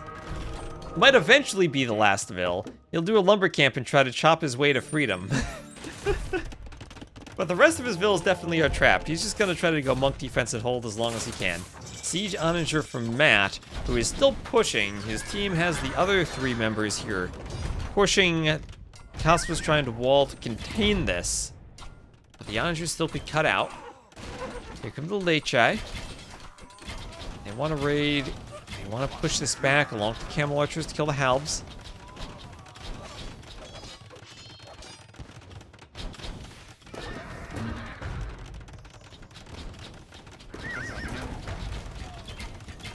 Onagers hit the forest. Camel Archers keep pushing back the Halbs. Cannon could maybe try to go for the Trebs, but this is a really good push by Matt. And I feel like Chrissy Bouyer's come down here, but his push is kind of stalled out. That's a lot of keeps from Somero. Korean keeps to try to hold. The Onager is getting a huge shot on the Camel Archers. That is insane. They killed like 20 Camel Archers. And they're going to try to fall back behind the keeps. And that now is 5 Trebs. Yeah, goodbye Camel Archers. Goodbye Castle as well as Matt. What a beastly pocket Matt is. But we have a cut. We have a cut. Rocket carts around the stone wall. Now getting into the fish. Getting into the fish of Edgar Davids. Edgar Davids, now as the Franks, has to deal with hand cannoneers and rocket carts. Or with halberdiers and rocket carts. Are hand cannoneers his solution now, maybe? Not that great against the rocket carts, but I don't know, maybe full gunpowder is his option. Will be cheaper all in all than Paladins, but Barles slinging Edgar Davids, saying, Edgar Davids, you gotta defend this yourself, I'll do banking and sling you.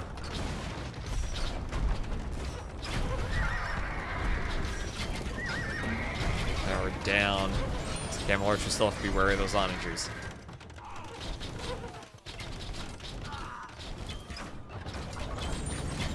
And as this push is kind of stalling out, it feels like Chrissy Boo now. Chrissy Boo fighting Edgar Davids. This is a 2-Vil castle from Barles. That will not go up all that fast. And in that time, the Lechai will continue pillaging. 4 relics for Chrissy Boo. They're at their maximum strength. 16 plus 6 attack. Is he missing anything? I guess not. That's 22 attack. That's good. I shouldn't complain about that. Yeah, and then Yellow. I mean, he might have lost a lot of Trebs. He still has a lot. Keeps still doing well to keep the Onagers away. As long as Somero also has Upsiong for the extra tower range. It'll make it much harder to use the Onagers, or even to use Bombard Cannon. Trebs going for the keeps.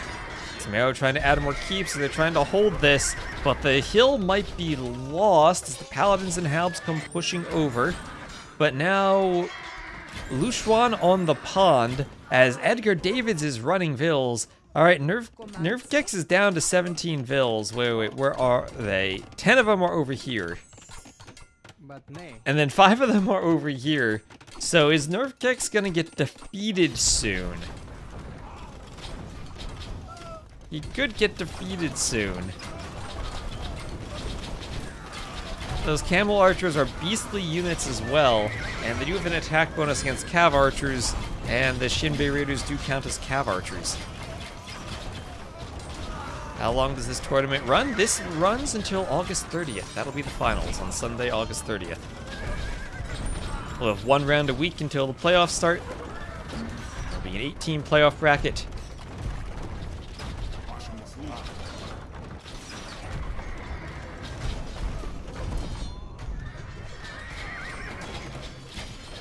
Elephant Archers from Kaspa even. Siege Onagers, they want to get more hits on the Camel Archers. Will we get any more big hits? The Camel Archers are on spread formation. Here comes the Lechai.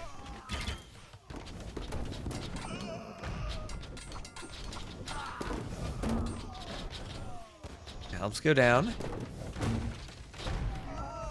Alright, another decent hit, but still not getting a good mass of Camel Archers as Somero's retaking that hill with the keeps.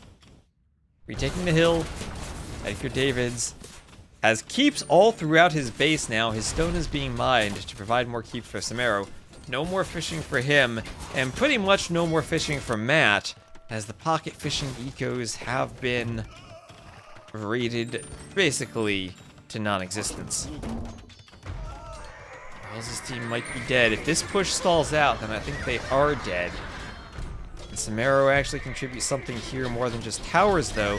Towers are a way to contribute without population, and Barles' team will agree that they are dead, and they will call the GG. And well done to Somero's team. Lost the first 2 games, but they pick up the third in our second set of Rage Forest. GG there. And that's 256 kills for Somero. Economy, best economy for Chrissy Boo. And man, Matt played that with such a beastly push. But ultimately, nerf checks on his side of the map, they couldn't hold everything pushing right down into the middle. Viper could have turned this around. He's at team 16 though. I don't know if Viper's turning anything around. Alright, so that'll be our first set. Let me just check off everything we got here. Win, win, win, win. Loss, loss, loss, loss. Boom.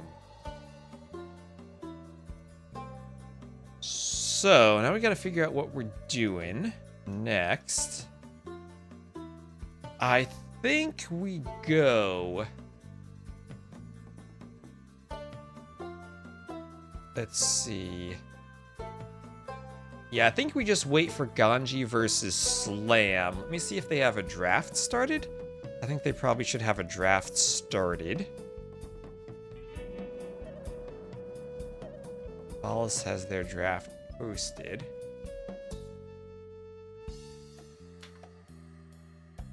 That was Valas DauT's draft. Yeah, I'll wait for them to get their draft started. That doesn't look right. Oh my gosh, I messed up the civs. Oh gosh, now I gotta figure out what they had used. Slavs, Franks, Aztecs way against Koreans, Berbers. What was Kasva that game? Lithuanians, 5 Chrissy Boo. And well, gosh, what was the final civ that game? Bengalis, right? Yeah, Bengalis. There. Alright, I got it. That is the hardest thing ever. You just casted a game, you close out of it, and then you have to remember what civs were just played to check them off. That is difficult, for sure. Alright, let me update this then. It'll be Team Ganji versus Team Slam. Yeah, you expected a 3-0, not gonna lie. Pretty good fight.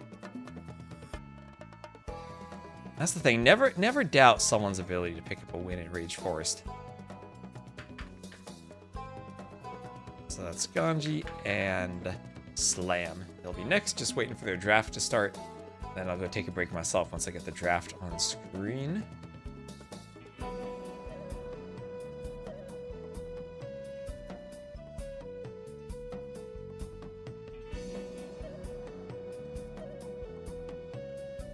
Also take a quick look at the rosters.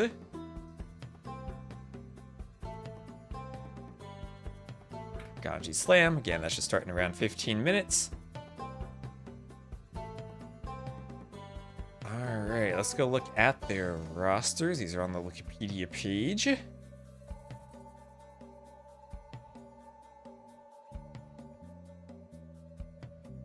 There we are.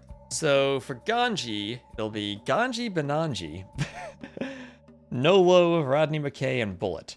For Slam, it'll be Slam, FedEx, Uzi, Tigger, and Ovenka.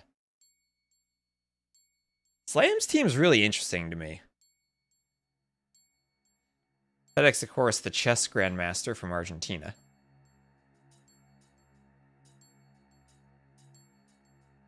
And I just want to see them drafting.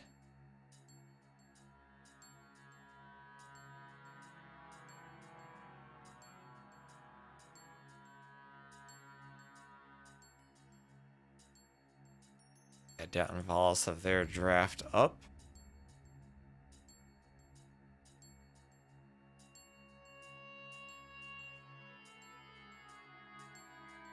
I don't see it though.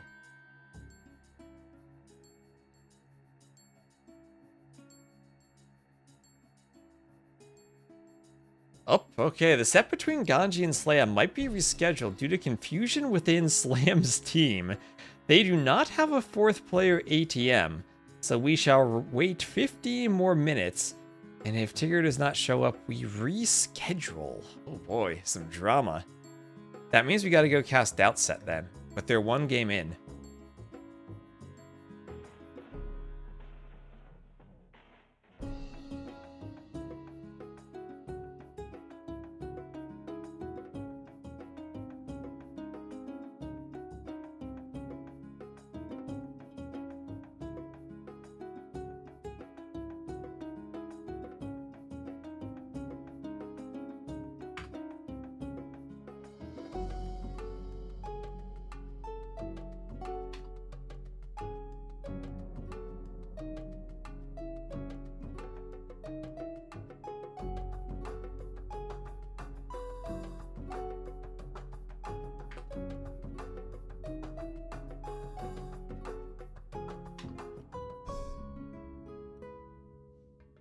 Alright, so,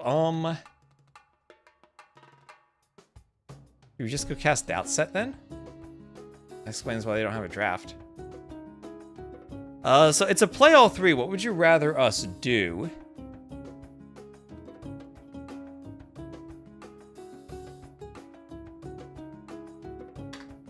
We could jump into it right away and cast the first game at the end and be spoiled. Now, Nilly has nothing to do with this. There's no Noob Netrum. There's no Nilly involved.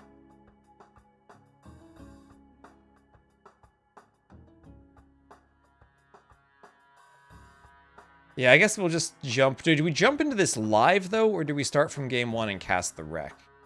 That's my only question. So I will update this.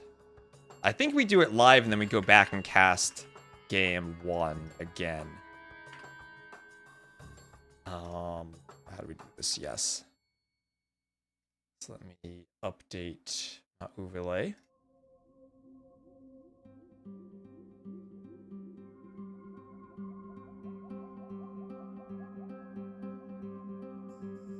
All right, so I think what we'll do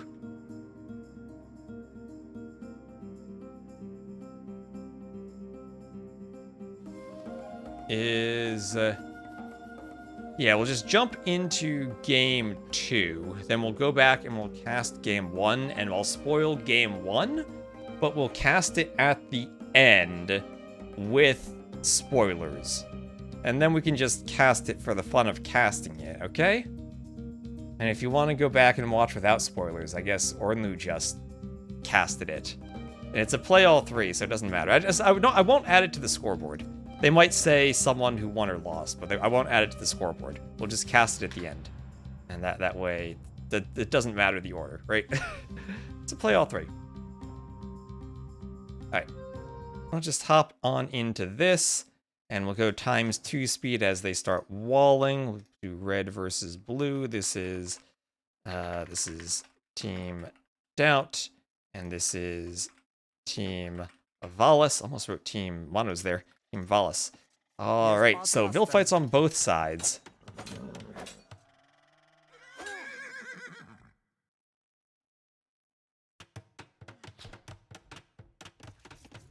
As that Rhino is lured in for Valas.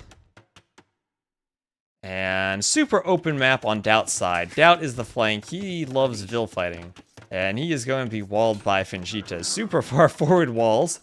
And quick gates from Fingita to try to trap DauT's scout. One passage on the left, two passages that join up into one over here on the right. Fingita going for some very, very forward walls, and maybe even transport ship potential. And sneak Vil potential, there he goes. Will he run into some tigers? Oh, he's going for the most forward walls he can get. If he gets back here, he could even wall DauT out. Alright, the other side seems like some aggression there too, as the mule cart on the Armenian flank, apparently is blocking some of the walls. There's a potential gate from Matza. Here come more Vils from Valas. He'll chase Matza back. And get the palisades up. Palisades from Matza, so they'll both be walled over here. Also, Miguel is the pocket. Miguel was DauT's first pick. Miguel is a very solid player. Might even be potentially a captain, depending on signups. There are some rhinos taken there. Miguel's TC. And some more full walls from Vegeta. Even walling off the pond, just in case DauT wanted to transport ship across, be extra safe. Don't think you can eject over a diagonal wall with a transport ship. Probably could if it were a berry in a wall, but not a wall. And oh my gosh, what's happening over here? Monos. Can Monos get the triple boar lore? Triple rhino lore. There he goes. I think he's good now. As the scout to block.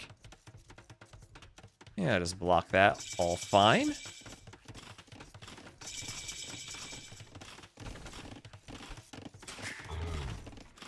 And Garrison the Hunter, everything worked out for him just fine.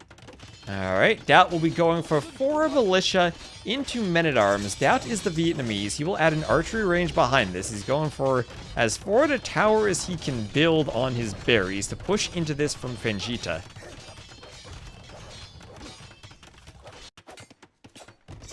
There'll be a scout attacking a wall over here. There is Town Watch from Valas. And an X over here from Monos, as the men-at-arms are breaking through because these are only Dark Age palisades from Vegeta. The archer is there too. Vegeta has put so much effort into these huge walls, DauT will just break through them, but now that Vegeta's up, he can go for some stone walls, and the forward walls did buy him perhaps a forward location where he can do the stone walls, but the men-at-arms might get in. They'll go for the scout first. And then they'll go for the gate, and Archer is there for DauT to try to harass the Vils, but no fletching yet. 2 archers now. Vegeta locking the gate, doing everything he can to keep this walled. Might even need another set of walls a few tiles back, as those men-at-arms are pretty scary. And now, let's see, Valas has stone. Vegeta could have the stone for a tower should he want one. DauT's getting the forward control up the passage that he wants, but we do have a sneak Vil. That Vil from Vegeta had been hiding this whole time, went for 2 docks on Raven's Pond, and is now disrupting the fish boom from the pocket. As he builds a house, 1 HP Vil building the house. And the Hulks will take down the other Hulk. But the problem is, if you want to destroy the docks, you really do need fires, not Hulks. And on Rage Forest, remember, you cannot garrison inside of the docks. Oh, the scouts there, they'll help out somehow. They'll hit the repair Vils. And Raven's gonna lose this pond. So all this walling for Vegeta, yeah, DauT's getting some aggression, but it paid off. And now he's just gonna fat slob up the passage with 3 layers of stone wall. Meanwhile, on the other side, we get a couple layers of stone wall too from Matza. You have a tiger attacking a Vil, but the Vil survives. They'll do an outpost.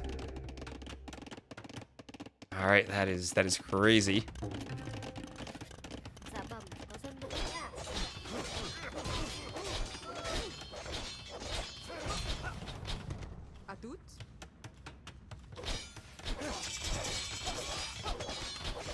Also for Castle Age, we also have Castle Age for Monos.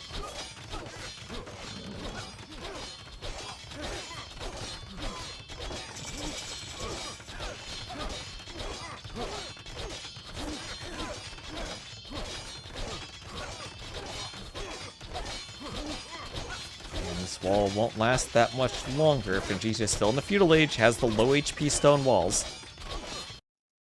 And interestingly enough, Valas is the flank, is the one taking the fish boom, but he is the Malay.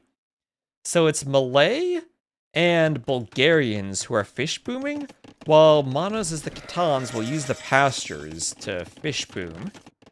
And they do have another pond over here that didn't actually spawn fully. That's interesting. It's just a small pond, no one bothered for that. And there will be a fish boom there from Matza on the flank. Pockets disrupted here. And then fish, just pond not used for DauT. So I guess they could have taken that pond. Might have even been a restart possible map. Wait, is there 4 ponds? Oh, there's a 4th pond. Oh wait, no, never mind. That's 1, 2, 3. Never mind. So 3 versus 3, and one didn't spawn fully, but I guess that's okay. Here's Imperial Age from Valas. And Warhulks now. So Raven had to invest a lot into defending this and didn't keep any fish standing. And DauT even back here with archers to try to help deal with the sneak Vil. So much is going on. Now we'll have men-at-arms attacking the palisade wall. Vil's coming back for DauT, who took the berries. And DauT has managed to build stone walls everywhere. We have players up to the castle age. And we're going to have a lot of forward houses here. Forward houses from Monos, not letting that Vil be idle.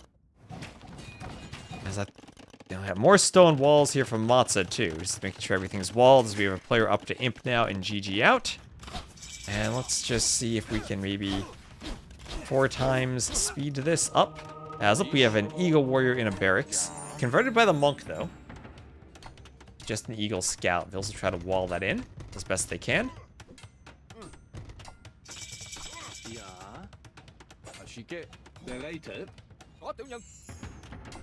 Then arms will go for the barracks. Eagle will go down. And fortified wall is going to be here for Matza, who has walled everything with fortified walls. And we're going to have an additional 3 TCs for a total of 4 for Fengita, who will lose the docks. And Raven just now will start adding in the recovery for the fish boom. DauT's still here with a lot of archers. 4 TCs of his own. Archers here will be dealing with the palisades. I think it's faster to put him in the TC and have the TC shoot the palisades. Maybe I'm wrong about that. I think that'd be faster. The use of fat slob as a verb. Well, I don't think there's any other way to describe the action of walling this passage with so many walls.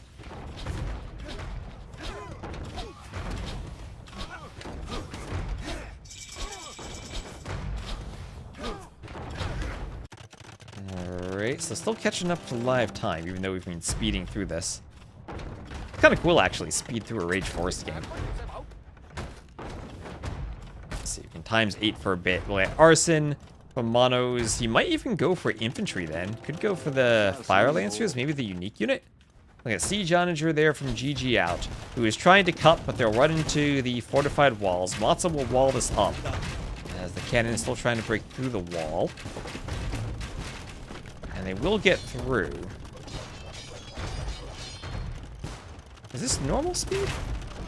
We're almost at normal speed. We're at 2.6x as the arbs break through too. And the cannon will go for the fortified charge, but Elite War Wagon here from Miguel. Those will help deal with the onagers before SO comes in.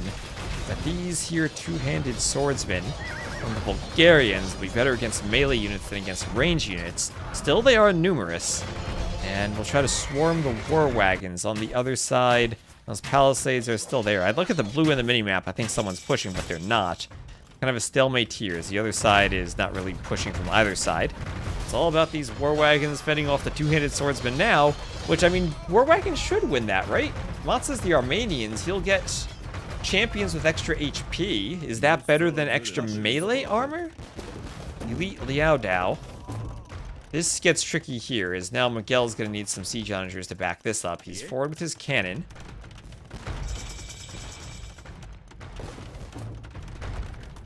And the churches will start to go down.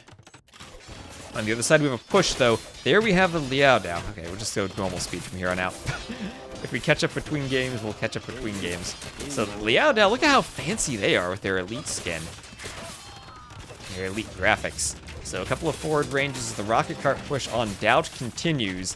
DauT losing his TC to heavy rocket carts and a forward castle drop. So despite the recovery of DauT to wall, there was a rocket cart cut, which is now leaving the passage open for the Liao Daos to flood into DauT's economy. DauT's still in the castle age. He can't deal with this. And on the other side, even though Franzica's in the castle age, it's his pocket who's coming over. And it's going to have to be Raven now, whose fish boom was completely disrupted, while GG out has had a peaceful fish boom, who has to recover and help on this side as the Goths. The Goths really don't like fighting the Liao Dao. The Goths want to go infantry, but infantry unique units usually crush the Goths. Could go hand cannoneers, but that's it. So I love seeing the Civ matchup and the recognition to go for the infantry unique unit. They'll be against champions now from Raven, probably the best unit he can go for. Champions maybe add some hand cannoneers, but now Miguel will have to play both sides with the war wagons. Scores are still very close though, as neither Vegeta nor DauT is particularly in a great spot. But I think DauT's maybe a bit farther behind, as he needs to get an extra 20 Vils or so while his eco is being raided. At least they both are Imp. And Vietnamese versus Maya could be a struggle for the Maya.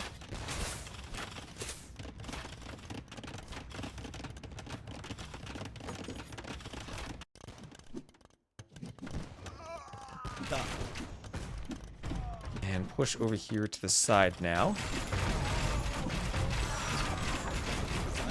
And what are these swordsmen? Bulgarian swordsmen again. They'll be against the Armenian. Lots of swordsmen this game on both sides. But that is a ton of siege onagers. Coinage, banking, and architecture all in for this team. They could even take down the blacksmith before fletching comes in. And now with all the siege, it's harder for the war wagons to come into play. On the other side, champions here getting massacred from Raven. These Liao can't be stopped. I think Raven could only do hand cannoneers as an option here, seeing so much heavy play from the unique unit. Now the pond taken by the catapult galleons of Vegeta. Guess they'll push the castle. Team DauT losing. Does look like they are. I think DauT is getting pushed quite heavily, and that could be some good onager shots on the war wagons. There are good onager shots here from GG out, maybe even on the champions. But that just basically guarantees a push. Trev's trying to find a place to deploy and attack the castle.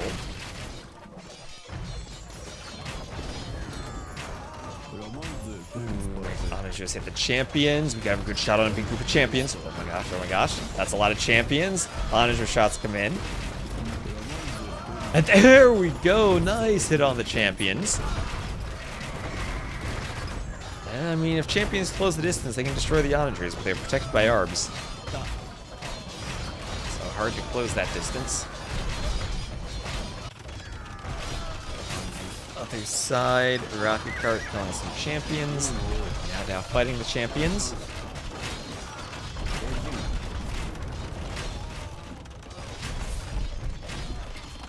Infantry in 2026, it's almost like infantry, except for longswords, are good.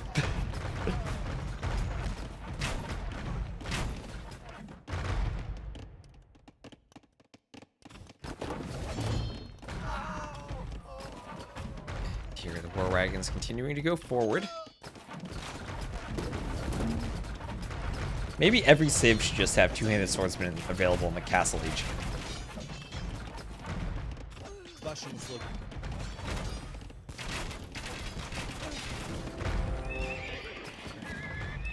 And it does feel like Matza with Miguel are slightly pushing down here despite all of the siege onagers. Paul's trying to make a swap to elephants. The light elephants are good, but you're relying on numbers more so than raw strength, particularly without the final Pure Sabra. They have a lot of HP. And on the other side, feels like DauT is just about holding now that he's getting into the Cav Archers. He has heavy Cav Archer now. Vietnamese heavy Cav Archer should be good against the Liao Dao. And Raven's still pumping out Goth champions. Not enough to destroy a Treb though. Raven's gonna have a very negative KD. There's so much food collected, just he's spamming infantry.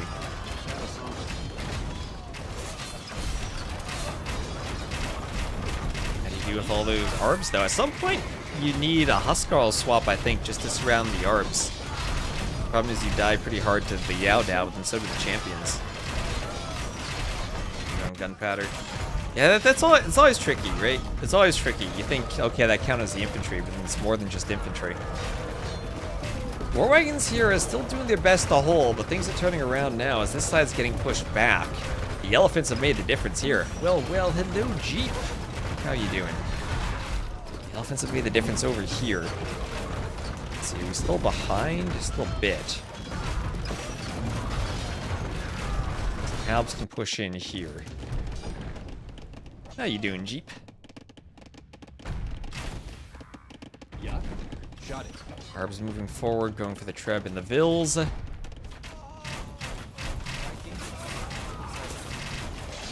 all go down. And on this side, Halb's pushing Elephants still, but Arb's behind the Elephants to deal with the Halbs. Especially Onager's behind still. Good, just working. Enjoy the second monitor content. Or the third monitor content. It works on 2 monitors. Or the first monitor content. You get 3 monitors and put the stream in the middle and work on both sides. If you want to set up. If Valas asking for gold, that might be a bad indicator for the elephant push if he's starting to ask for sling.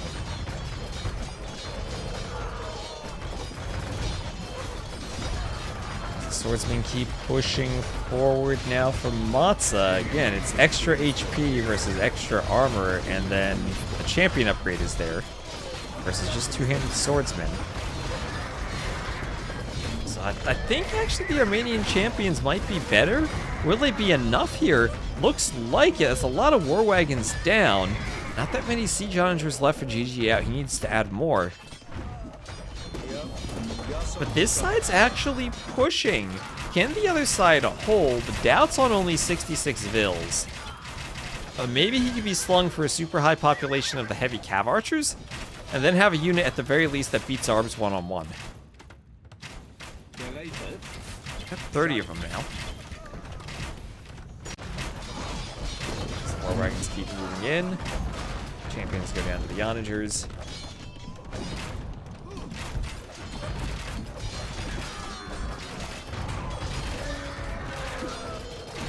Dragons will be trying to take out the elephants. A trade cart getting into the fight. Okay, trade is being set up. They gotta be careful that the trade doesn't end up pathing down here. Somehow. More castles forward for Fingita, who wants to continue the push. Now we got Huskarls from the Goths. I imagine Huskarls die hard to do the Liao Daos, which it looks like they do. But they are speedy, can maybe pick off Trebs. Oh, look at them. Look at him die. And now the plumed archers are out too. Plumed archer. Attack bonus against infantry, so even the elite plumes do a good bit of damage to the Huskarls. They'll do the 2 bonus damage they usually do to infantry.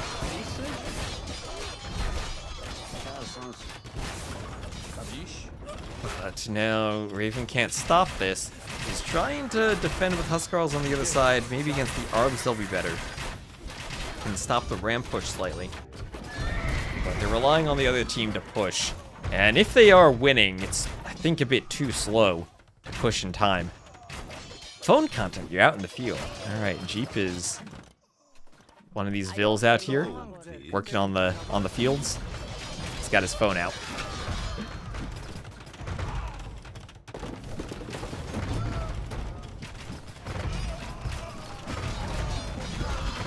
Guards still peppering those elephants with arrows. Part of me thinks a couple of siege onagers for shots on the elephants might be nice too. Gel also needs to figure out ways to get some keeps forward to keep the onagers away from hitting the war wagons. That bonus damage? Plumes versus Huskarls, they have always had that bonus damage against infantry. Normal plume +1, elite plume +2, so. Plumes are actually decent against the Goths. The problem is, that's the best that the Maya can do, something decent. They don't have any good answers. Oh, that's true, the heavy rocket carts can outrange the siege onagers. There are at least cannon, though, from Valas. What do we have here? 47 war wagons? Which look freaking awesome with the, like, this golden spiky tops. Some cannon here now from Rigel, taking down the Trebs. Full Armenian halves with extra HP from Matza.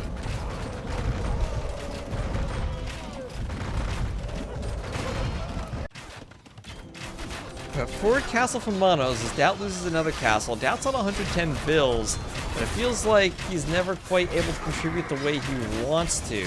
Only 19 military, he's still not getting up to 200 pop. And rocket carts on the hill might get some volleys of arrows on this army. As this push feels like it's going to succeed, while this push is stalemated for a while. Let's see if there's a little way for me to speed up, get closer to live time. Get more elephants massacred all on screen at once. Oh, let's listen to those rocket carts go. Barles ahead in Bills. Alright. 59 war wagons. Is this enough against elephants with halbs in front of them? How does this fight go? Here are some siege onagers, but immediately focused by the bombard cannon. Oh, what a good micro from Miguel to focus the onagers. They're going down right away. I mean, this should be a good combination. War wagon plus Armenian halb against the elephants. That's just so cheap as the melee. It might be a moot point, though, as the ram push continues on the other side. Vegeta taking down DauT's ranges and going for the weak point, the most important point in a base on DauT's team, the market. Miguel gonna start getting pushed in the opposite pocket now. As the plumes are in the trade, and that's probably GG with plumes in the trade. Oh, all the trade going down. Miguel trying to do towers, keep the trade safe, and he still is so desperately pushing on the left. It feels like with the keeps, they might even eventually win on the left, but they will call the GG, as Valas will win. Remember, this was game number 2. Game number 2. As we weren't in time for the first game, so don't spoil the first game. If you can avoid it, we will just observe the value of Valas' team. We'll cast game 3, then we'll cast game 1 as a rec, because it is a play all 3, so the order in which we cast doesn't necessarily matter. And hello, Lunar Sparkle. Hello. Oh, this is the last set. Yeah, we won't have to check off civs or anything in between, because I didn't grab the draft. Just jumped right into this, and they're in the lobby for game 3. Lovely. So we can get an ad out of the way and not miss anything.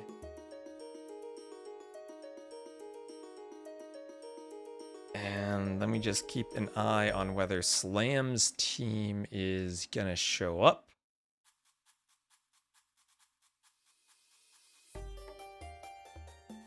Up, we are playing. They have 4 players. Casually answered, first time 1959. There's been an injury to Slam's team. Oh no. Alright, so looks like they are playing and they are drafting now. For Slam's game. How do we cast this then?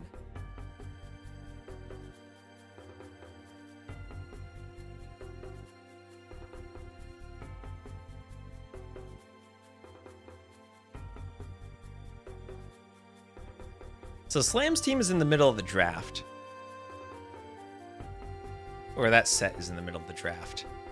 Do we swap to that and cast that one fully? And then do 2 recs from DauT Valas? Because if that's live, I'm not going to do a rec during a live game.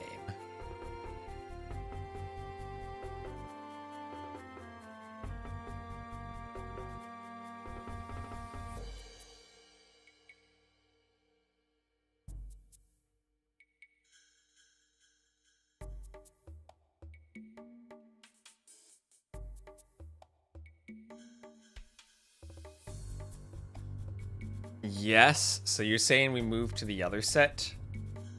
I'm thinking we do that too. And then we'll go cast Rex at the end for DauT Valas, and that way we try to minimize potential spoilers at the end. The GGs in the chat can always sometimes spoil stuff.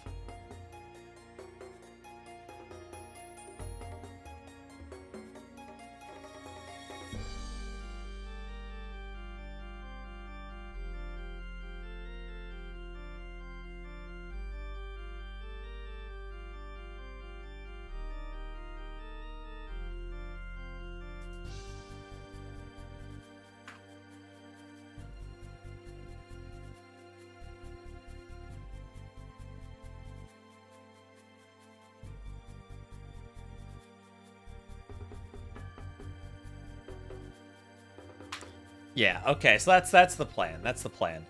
We're going to cast Ganji versus Slam. And then I'll come back and I'll do the Rex for this. So if you're watching the VOD, apologies that it is kind of messed up in terms of the sequence, but I will write some notes in the description if you want to jump around on timestamps. There we go. All right, Ganji Slam, and let me get their draft going. This will let me stock up on water too.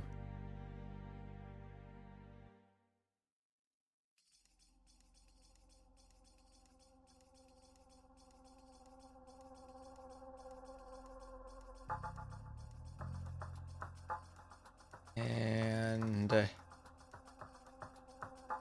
here we are. Ganji on the left, Slam on the right.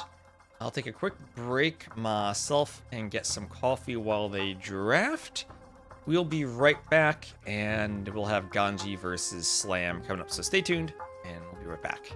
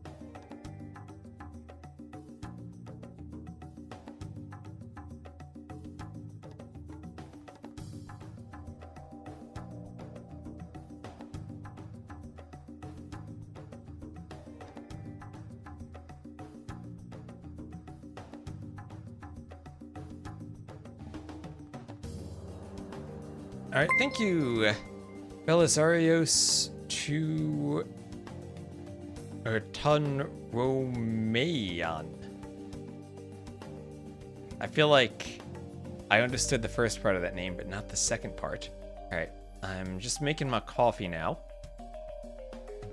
And I don't see a lobby up yet, so I'm just gonna wait for them to get a lobby. So stay tuned as I get my coffee.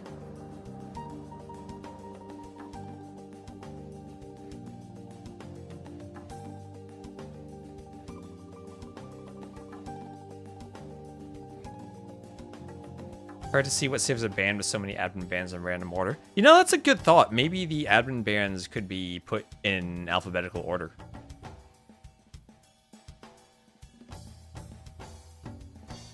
Once the draft is done.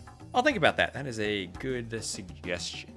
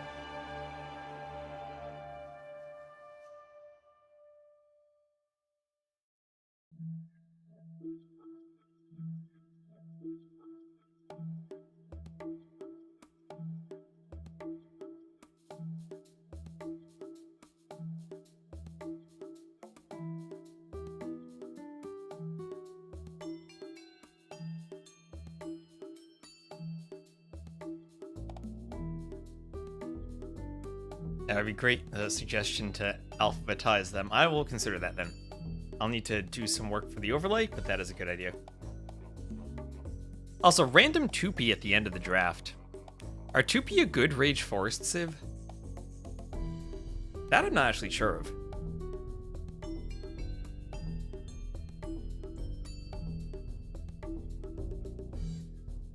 Check YouTube real quick. Man, at this rate, maybe we could have casted the final game of the other set first.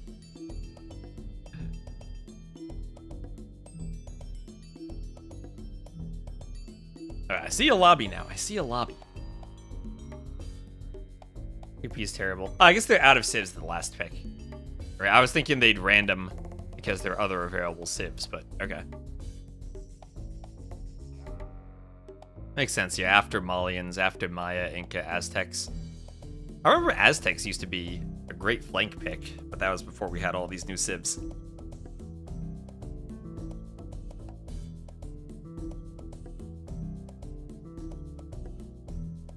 14. Spam it in at the players in the Rage Forest Discord.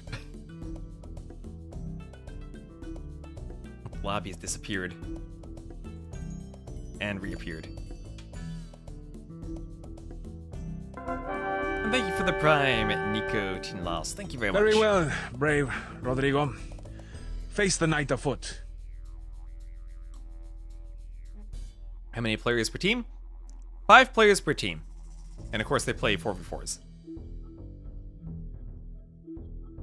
Alright, the lobby is filling. Let me just do a ad on Twitch to get it out of the way. Maybe I have to grab my coffee between the games then. If they start fast, let me just turn the camera back on. Water out of the camera shot. Be professional. As professional as I can be while eating my yogurt during the lobby.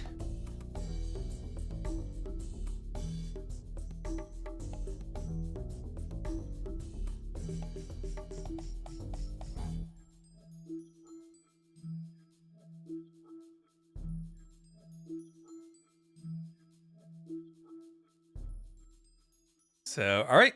Looks like everyone's there. Slam versus Ganji, ready to go. I have seen the Chupi, though, be insane post-imp with the upgraded poison damage for their unique unit, the Blackwood Archers.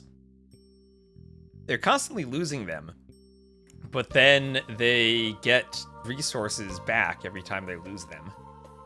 It's not much, but then the unit doesn't cost much, so they can just keep pumping them out. Kind of dependent on having castles. What is the dice on the 2P? The dice means it was picked randomly.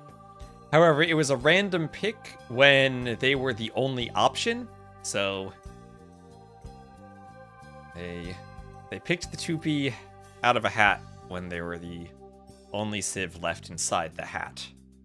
Think of it that way.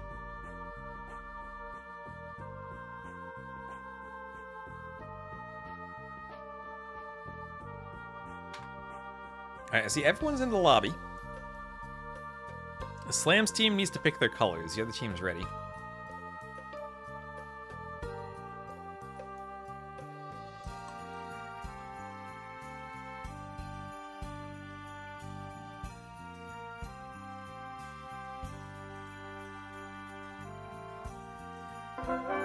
And Sentient Sloth, thank you very much for the sub. Attila is king of the Huns. He will lead us to victory against our blood enemies. Thank you very much.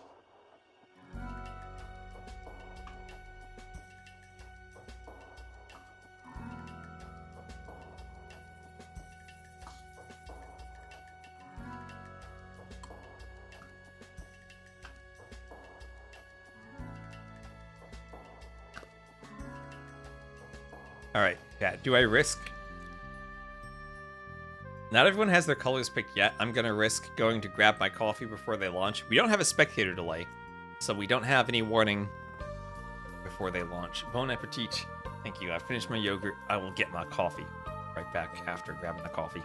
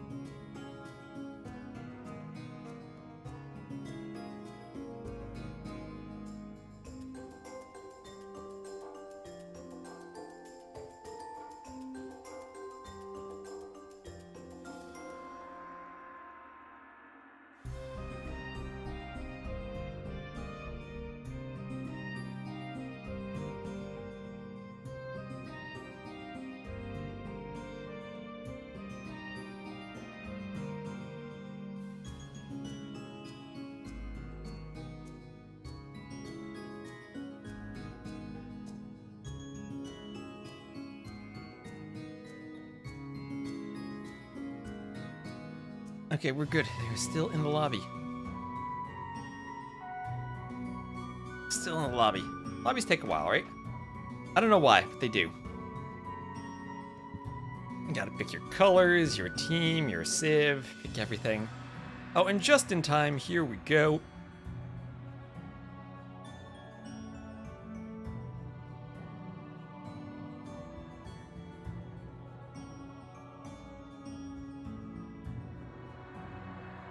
Loading in. Failed to download match content. DE, don't do that to me. Thank you, Gabby. Thank you so much for the raid. We're just about to get started watching Team Ganji versus Team Slam. If we load in, hope you had a great stream. And all the teams use the spectator delay. They're not supposed to use the spectator delay. Anyway, thank you so much for the raid.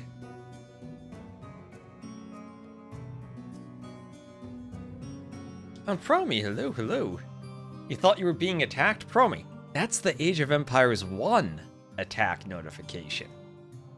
You see, Promi, I thought about that. I was like, if I use the AoE 2 attack notification, people might be confused. But if I use the AoE 1 notification, at least then I will know it's a raid and not being attacked.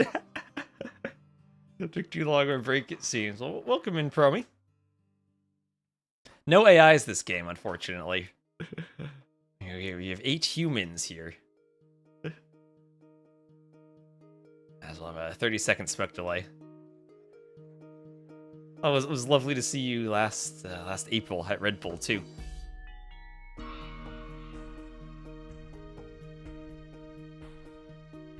So I do have the civs at least, and the Tupi, who are the last picked, will actually be played in the game in game 1. It'll be Tupi, Burmese, Lithuanians, and Portuguese against Maya, Slavs, Malay, and Franks, as we're just about to get started. 5 seconds. And hopefully they didn't call a lake restart and make us start again. But here we go.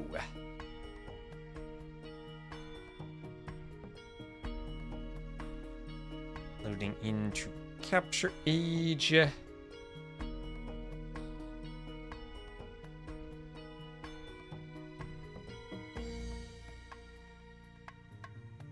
Alright, Ganji's PC seems to be the slowest. Alright, and here we go. We will have Team Slam against Team Ganji. I'll do put red versus blue on the scoreboard. Right, and we'll have, what is this? FedEx against Nolo in the north. Maya versus Tupi with a large area between them with a brown bear even. 2 brown bears here, so kind of hard to wall that. Back pond, though, for FedEx, so important his team keeps that safe. This pond is kind of in no man's land between the flank and the pocket, but at least very safe. Bit of wall in there, and that pond is completely safe. Although this is a crazy map where we might have to go up the middle to wall, and there's a bear up the middle already. So we'll have Slam's team in the warm colors there to the northwest, Ganji's team's in the cool colors to the southeast. For Slam, it'll be Maya and Malay flanks, then Frank and Slav pockets. Slavs can be played either as Halb Siege or as a Cav Civ, if you want to go maybe Boyars, but usually Halb Siege, and comboed with the Franks, almost surely Halb Siege, where the Frank is the Paladin pocket. There's one of Vil fight up the middle now, or on the side in the south at least, as we'll also have a bear being zooed in there from Rodney, and Vil going down both from Benanji and from Uzi. The Malay would love to fish boom, but they are the flank, so kind of usually it's the pocket will be the fish boomer. Maybe awkward that both pockets have farming bonuses, but they'll fish boom anyway. And there's some red dots forward. A lame coming in. There we have FedEx trying to lame the boar. Wait, I just thought of this. Can you stop a lame with the Champy Scout by building an outpost foundation on top of the boar? Like the same way a Vil would like do a house or a gate to stop it? Can you de-aggro the boar with the Champy building an outpost? Oh, wait, that would be sick, actually, if you stopped a lame like that. Hello, Snuck Fan in the chat. Boar is now in a zoo. Yeah, we'll have to test that out. Yeah, right, that's not what you're doing, right? Because that's in front of the boar, not on top of it. That's just to slow it down. not to de-aggro it. Yeah, it is just a 1-by-1 building, so kind of hard to place it precisely.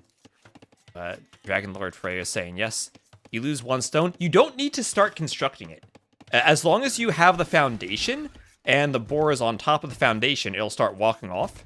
You don't actually need to start constructing it. You can then delete it.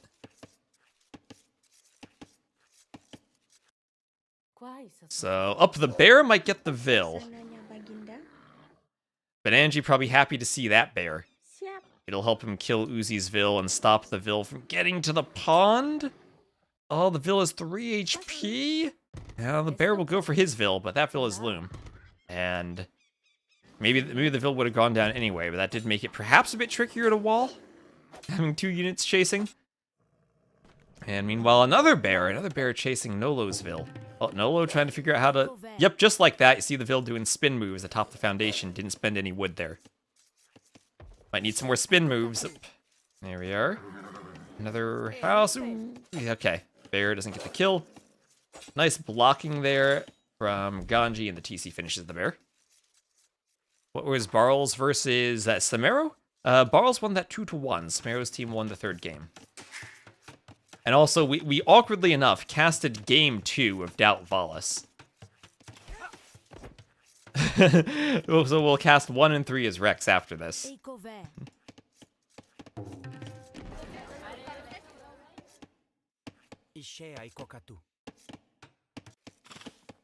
Okay. And the Vils will be luring in 3 boars. Nicely done from our purple player here as the Frank Pocket. And who is going to dock? That's the big question I have. Who is going to dock? Slam seems to have taken his Flank's Pocket, and there it is Tigger who's going to be taking this other pond here as the pocket. Now the Franks and the Slavs, of course, both have farming bonuses, but you do want your players using the fish regardless. Fishing is so much stronger than farming. Even with the crazy bonuses they have, they'll be doing it. And here we have FedEx. He's not going to fight to wall the middle, as Nolo will be luring in 3 boars. He and Slam will both wall themselves independently. Potentially later they could onager cut or just lumberjack cut through the forest to open up a path. But here Slam will now be relying on FedEx for that dock. And the one thing that's maybe a bit awkward is it looks like Slam has brought his villager back to his own base as FedEx is preparing some militia for some men-at-arms. So he won't have the Vil over here to add in more docks later on. So if FedEx gets pushed and they lose the area between us, Slam might not be able to get more Vils for more docks, and he might only have 1 dock for the fish boom. So maybe he supplements that with farms and does a hybrid fish boom plus farm boom. But not going to be pure fish then. Yeah, he is Slav, so still a good civ to be farming with. But it's still a bit awkward if you're maybe getting set up to a fish boom, and then you just can't add more fish traps because you ran out of space. Could be a situation where FedEx also fish booms, maybe they share a pond. But here come the men-at-arms. 3 seconds away from researching the tech is FedEx, and he is almost in. The Tupi, remember, they can garrison in the settlements, basically like a Chimera house. And he's going to trap the men-at-arms. They'll try to run through the TC, and they do. But very difficult to do damage when the Vils can garrison. Just gotta be careful they're on the right side, and they'll pop out, fight, hop back in. And if you manage them carefully, you're never gonna lose the Vils. Instead, FedEx says, you know what, I'll just go straight for the pocket. Ganji, he can't garrison in anything other than the TC. Let's see if there are any Vils there. And 1 Vil goes down to a bear. There'll be some stone walls here for Nolo, ensuring that nothing goes straight to Ganji later on. Yeah, leaving some pond room for FedEx? Maybe. Maybe. Oh, Men-at-Arms attacking the fishing ships. Let's go. Guess maybe you could push a dock with Men-at-Arms? That would probably take a while. Oh, Ganji, don't lose the scout. There we go. Meanwhile, there's some stone walls in the middle for Uzi. Stone walls coming up at the other passage. Uzi has some very forward stone walls. Slam's team is super aggressive with their walls. Yeah, Uzi walled more than half a map away, honestly. That is a very forward wall. Shot it. People going feudal. And TC here. Just about finished. There we are. Also have double bit axe and castle age here from our Franks player in the pocket. And some more stone walls from Uzi. Uzi wall on everything.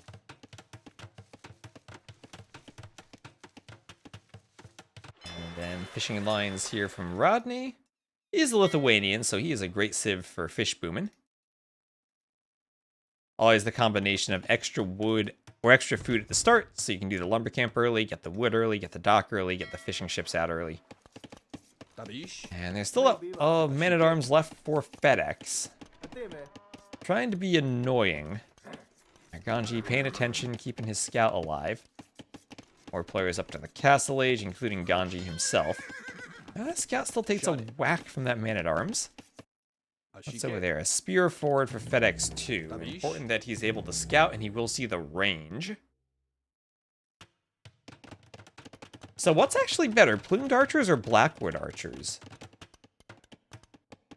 I'd imagine 1v1 the plumed archer wins, but the blackwood archers are probably a lot cheaper and easier to amass, which is a crazy thing to think of versus plumes. And that man-at-arms is a beast. He kills a scout and a champy.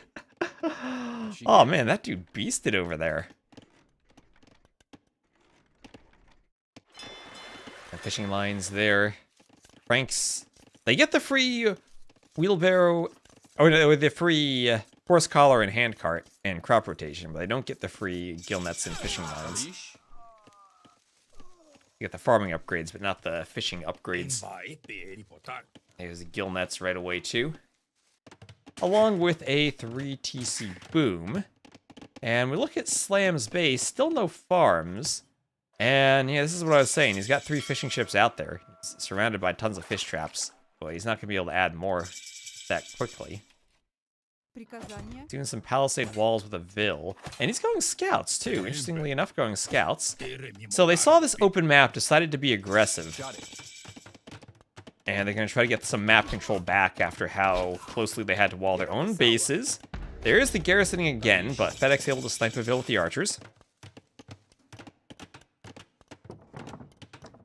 And Angie in the south will have 3 TCs. So we have Bowsaw and gill nets for Slam.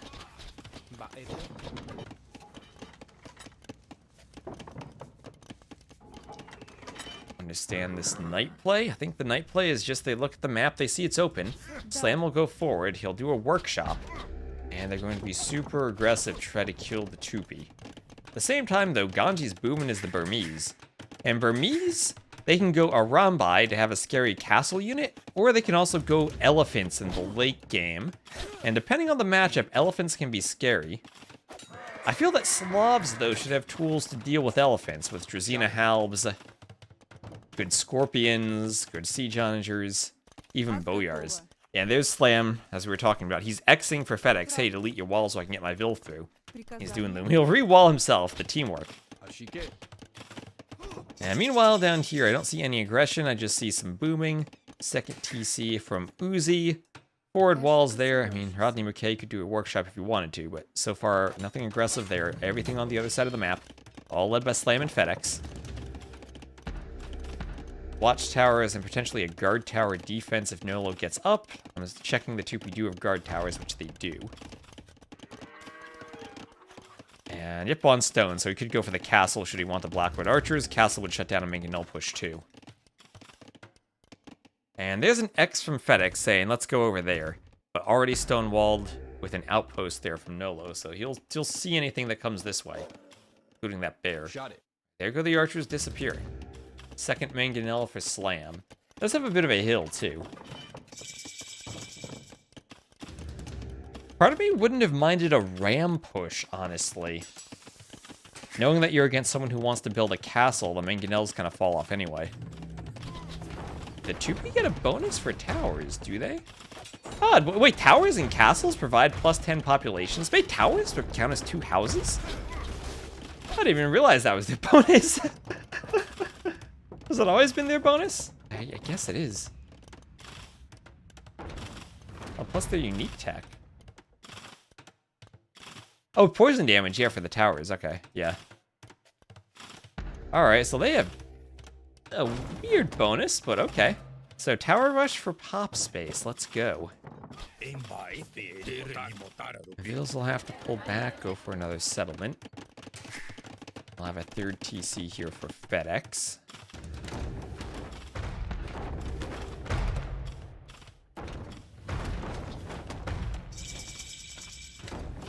There's no low up to the castle age. You have 90. Oh my gosh, I never thought about that. Play Fortress with the 2P, and the 4 towers you start with each give you pop space. That's crazy. Okay, coffee's still too hot to drink. Don't mangonel your own scouts. Don't urge eating your scouts. That barracks is almost down. That's why I thought maybe you open with the ram push. Get through the buildings. You have the crossbow support from FedEx. But FedEx 3TC booming. Slam isn't going to share the pond. 3TC booming himself with now 4 docks. And also 4 docks from the other pocket. And the OS plus teammates. Clicking the plus button for more fishing ships.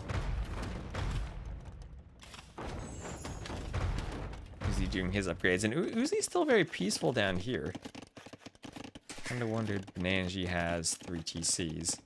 3 TCs also 1, 2, 3 from Rodney. So 3 TCs everywhere.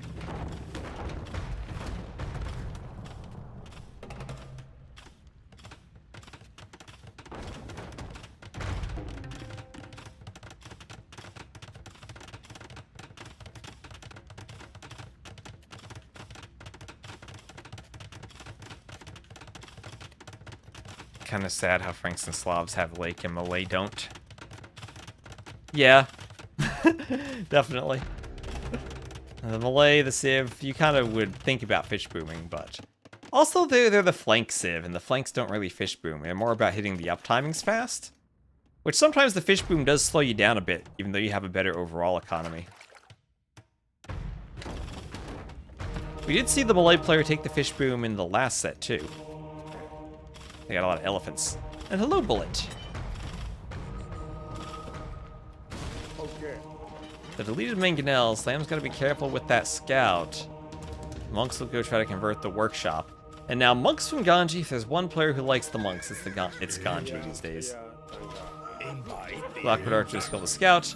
And now, what's this gonna be? Just full monk push? It's not that expensive, but he has double monasteries. We'll need them forward if he wants to do more. Well, he's converted the workshop, I guess, if he wants to make a ram. Or even a mangonel, get imp and then upgrade to Onager and cut in. Alright, so there's our paladin stables being added in. Our pretty purple pocket paladins. Along with the castle for Frank chivalry. And, hello, villager. You have a wall to build there, villager. What are you doing? Don't you have something you gotta be doing right now? Just stand in there. Well, here the paladins could go to either side. And it wouldn't surprise me to see them try to rush down this side. The Franks do also have heresy in case of monks. Yeah, heresy, devotion, and faith all there.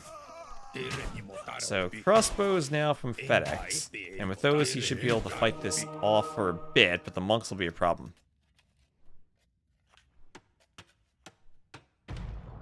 And now looking at the teams. Team Slam has more total vills.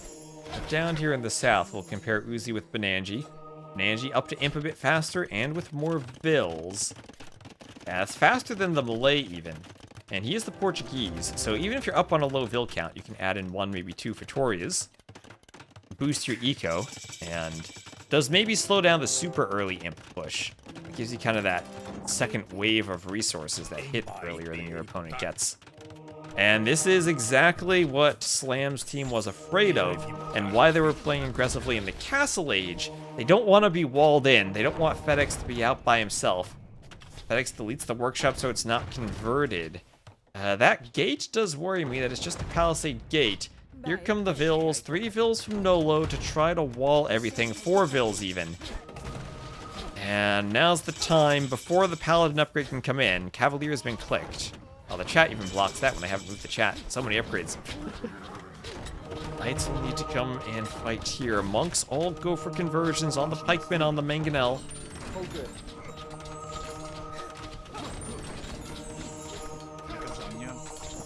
And that's a lot of converted pikemen. Slam losing the pikemen. That'll ironically give him, or give Ganji a counter to the Cavaliers if he has the spear line, but he lost a lot of conversions there. Spending the conversions on the pikemen means he doesn't have the monk juice for the Cavaliers. And the wall is not up yet. The Cavaliers will be in, and they'll kill the monks, but the pikemen still doing a decent job of fighting off the Cavaliers. But now, Mangonel's pikemen there for Slam. Also, we have Trebs in the south. Bananji doing a Treb. With that, he'll start besieging Uzi's base. There's an X here as walls were deleted. And, oh yeah, Rodney, he's been booming this whole time. He's a Lithuanian, so he'll have Forecastle latest production.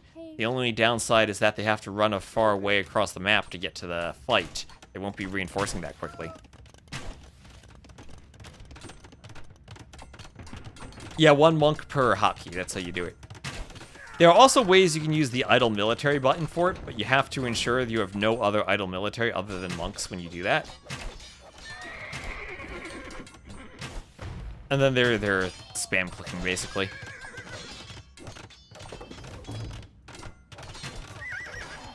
Our manager cut the tree. So Halbs are here from Ganji. I should zoom out a notch there. Halbs are here for Ganji. As the Paladins and the Lechai start to do battle, the Mangonel shoots to the middle of nowhere. And now, well, what do the Franks do? They're up against Lechai, which should be better than Paladins. They have 4 relics. And they're up against Halbs. But it is, at least for the moment, something of a 3v2 situation, while Nolo just has a couple of feudal archers. He has a lot of booming to do as he's still in the castle age, only on 72 Vills. He needs to get up so he can do some upgrades.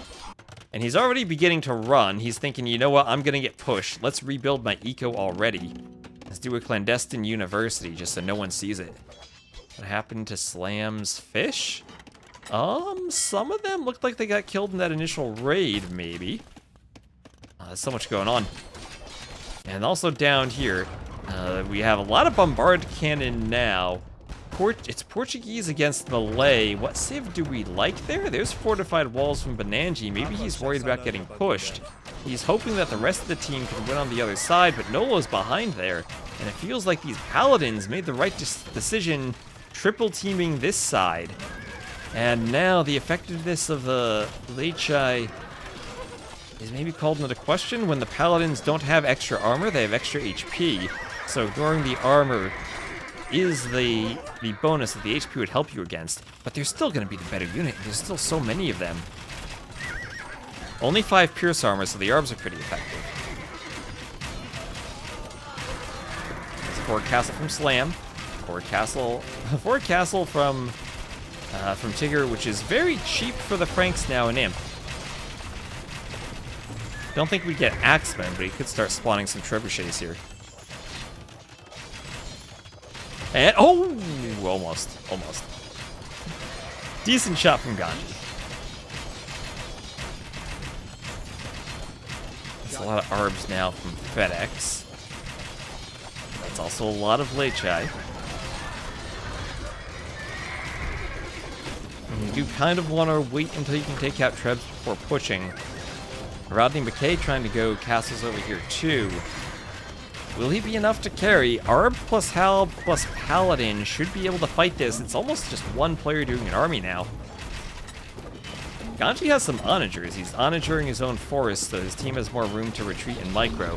But the longer things go, the better things look for Nolo. As he's getting to Imp, he's doing Blackwood archers. The 2P don't need the biggest economy, as long as they can get elite Blackwood, Bracer, chemistry, armor, and their unique tech, which, to be fair, you do need a lot of economy to do all of these. But once you get that, and you're just spamming Blackwoods, all you really need is castles, and these things kind of pay for themselves as they die, almost. How do I say Lechai? That's the plural of Letus. That is the plural. There's a tooltip in game that says that. It's spelled with a little diacritic mark by the sea. Since when? Oh, since many years ago. The tooltip's been there at least.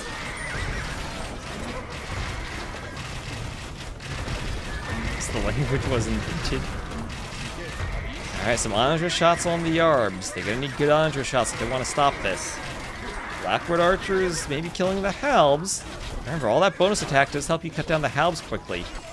And maybe that's just stalling out. We have some deleted walls here, as it looks like Bananji wants to push. But a lot of Bombard Cannon micro. Halbs in the south will try to get underneath the castle fire to deal with the cannon. Let's see if they can catch them. Some Arbs being added in from Uzi now. Could spam some Krampus to kill Halbs, but the cannon and the Trebs all go down for Uzi. And Bananji still looks like he's in a position to push in the south now. And maybe if Nolo gets back into the game, this team could start holding in the north. Maybe let Bananji work some magic in the south. We're getting an X there from Nolo. Maybe saying, yeah, go Bananji, go. We'll hold here. You win the game on that side. Gray not have ballistics? Looks like no.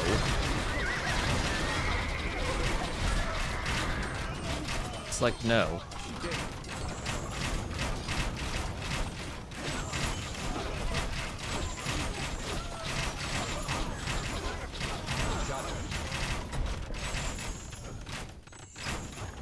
A lot of healing from the monks too. That's nice for the very expensive and high HP Lichai from Rodney Decay.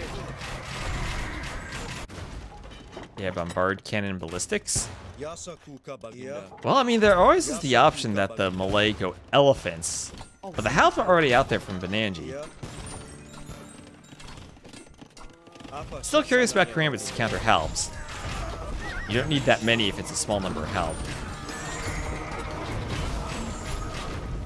And okay, it's like a time for a huge battle here between the Siege Onagers and the Bombard Cannon.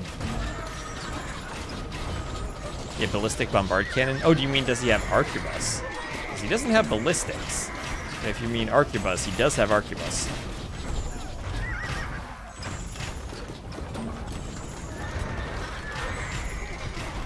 And Blackwood Archers, Elite on the way, Bracer, Armor, and Chemistry is in. So that'll be, I think, all the upgrades the Blackwood Archers need at that point.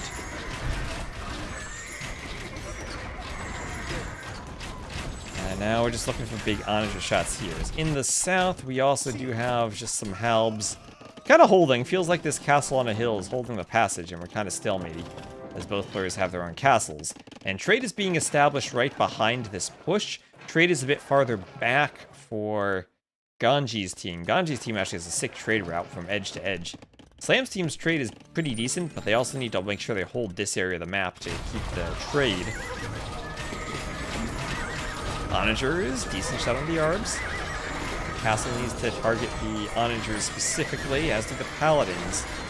And big fight here, we see just how powerful the Lithuanians can be when they have 4 relics.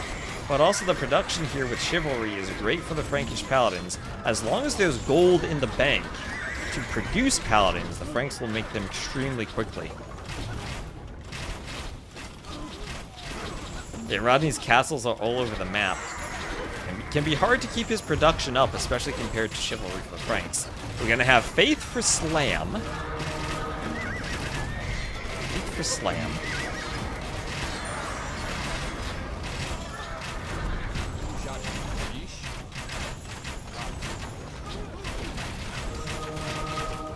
Workshop down. That's a lot of Arbs.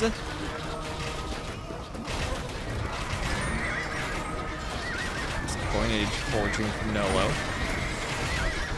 If Nolo ever gets to the point where he's floating res, you might want to sling them. Arbs taking down some Arbs. As the Paladins start to push forward, the Blackwood Archers themselves have the poison damage, can kind of deal with the Paladins. I really don't want to deal with Siege Onagers, though, as the Onagers could land big shots. In the south, bit of a front area taken now from Bananji as he's starting to pressure the castle. And he's able to get some Bombard Cannon shots on it for a moment when Uzi isn't there to defend. as we'll have some onager shots in the north being exchanged. Lots of Blackwood archers. Here come the paladins. There are guard towers here. Nice shot on the Blackwood archers. Can this onager get converted? No, it does not. It goes down first. Now the cannon hitting the Arbs as Uzi desperate to protect that castle, doing everything he can to repair it. He even has architecture. That's all he can get. No, he has masonry. No architecture or hoardings for the melee. And just waiting for some more cannon or onager shots on those archers. Some plumes now even being added in from FedEx, able to swap from Arb to plume. Overall, a bit of a stronger unit, even though it does have one less attack. It can be awkward against the late chive, doesn't go through the armor as much.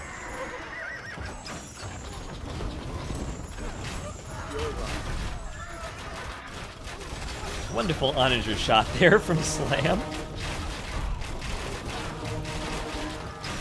Oh, that was nice. This Paladin's just trying to loop around. The towers now, the keeps from Nolo, looking to be pretty impressive.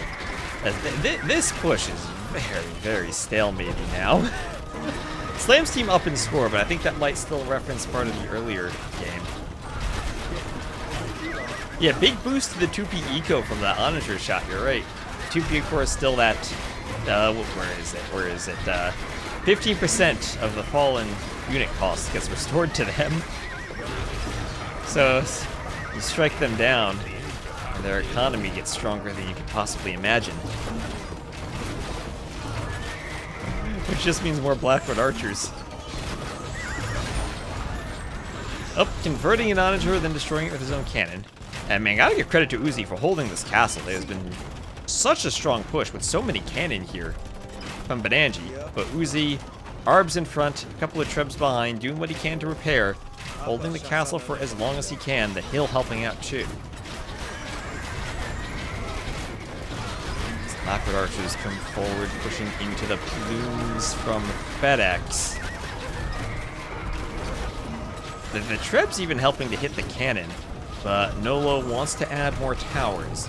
Now, one change I made from this map compared to earlier Rage Forests is there's a bit less stone on the map. The previous version, there are various groups of extra neutral stone piles.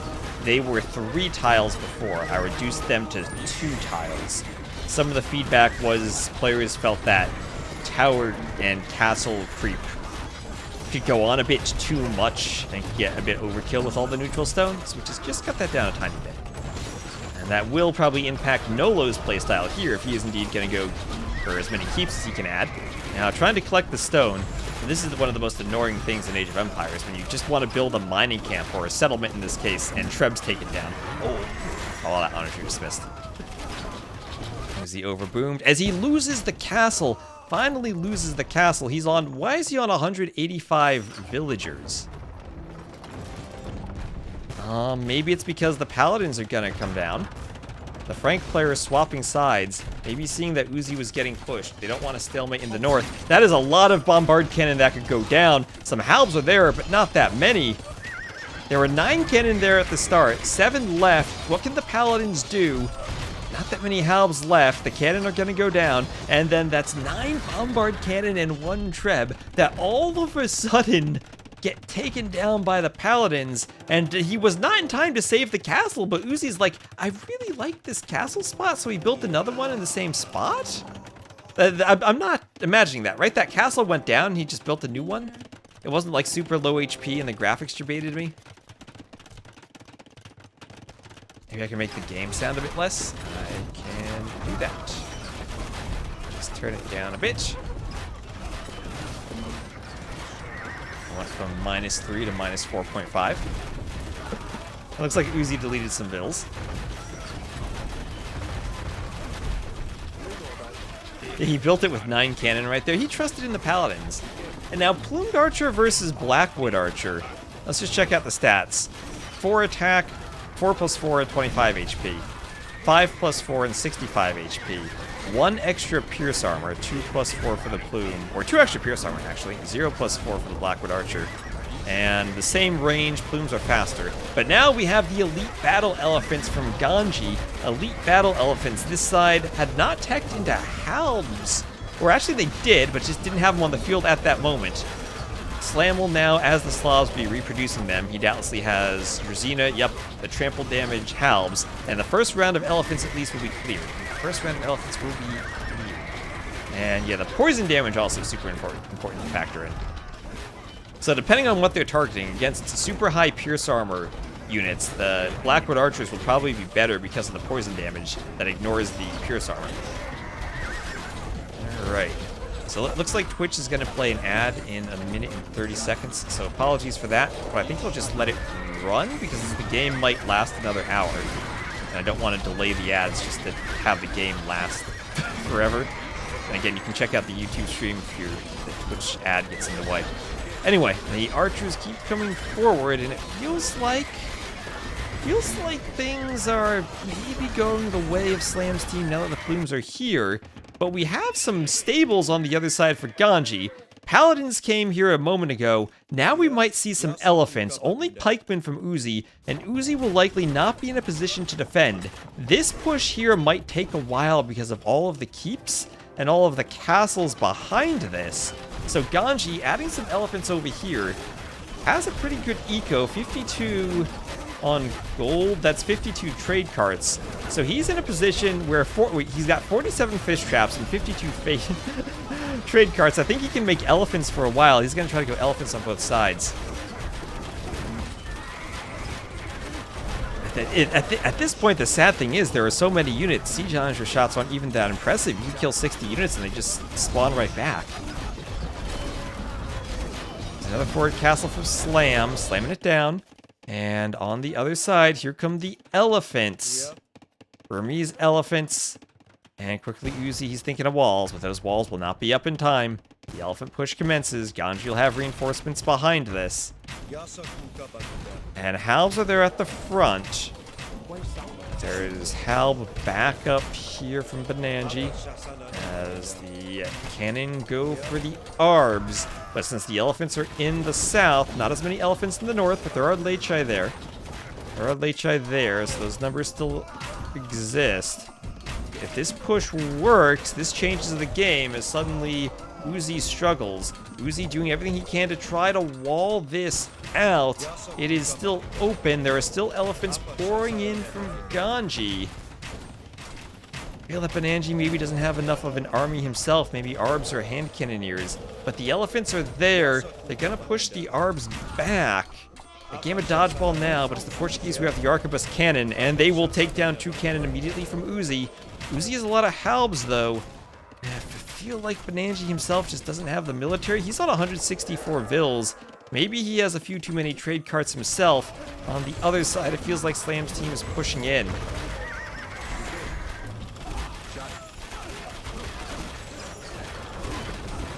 Blooms, the Onagers, the Paladins just taking the hill. The forward castles, too. The Detonit's castles, they're cheaper for Slam. And down here, after that push from Ganji, it felt like Bananji just didn't have ARP numbers behind this. And all of a sudden, yeah, the elephants were strong, but they're killed now. Ganji doesn't have reinforcements. He's maybe struggling for resources at the moment. I think he tried to add more trade. He's up to 70 trade carts. And yeah, he didn't have enough elephants here. And now he doesn't have enough elephants on the top. As there's a hole in the walls, the Paladins move in. And the Paladins will start to take down the Trebs. Paladins taking down the Trebs from Rodney. Nolo struggling. No, the 2P player with the highest score on the team is kind of scary, as Slam's team's up by 5k score. Against the 2P, your score can be a bit deceiving, because I don't think it correctly accounts for the resources they receive back when units are lost. But still, we have a cut up the middle, but immediately there are some X's there, and some Paladins there to meet it. And also some walls behind it, so that would take even more cutting. So some team walls there. Rodney McKay doing fortified wall.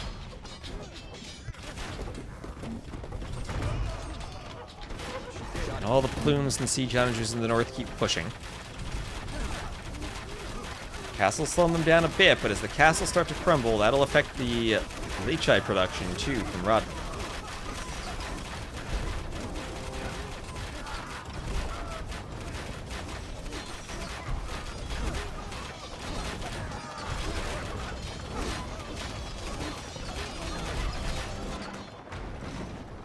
that gate.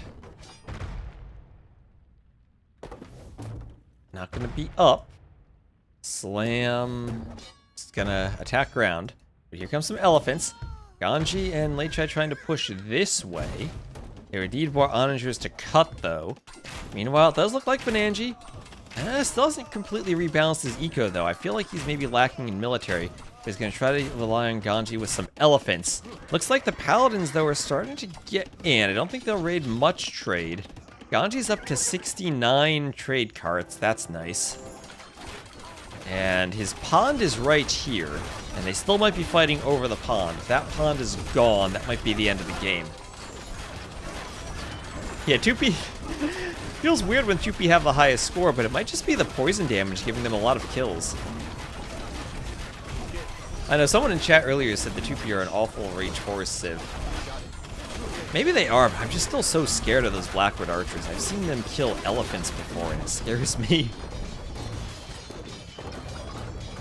Now, the fortified walls are slowing progress a bit, but here, a nice walling from the teammates, Uzi and Tigger combined, to stop the cut and stop the elephant push from breaking through. And more walls from Uzi.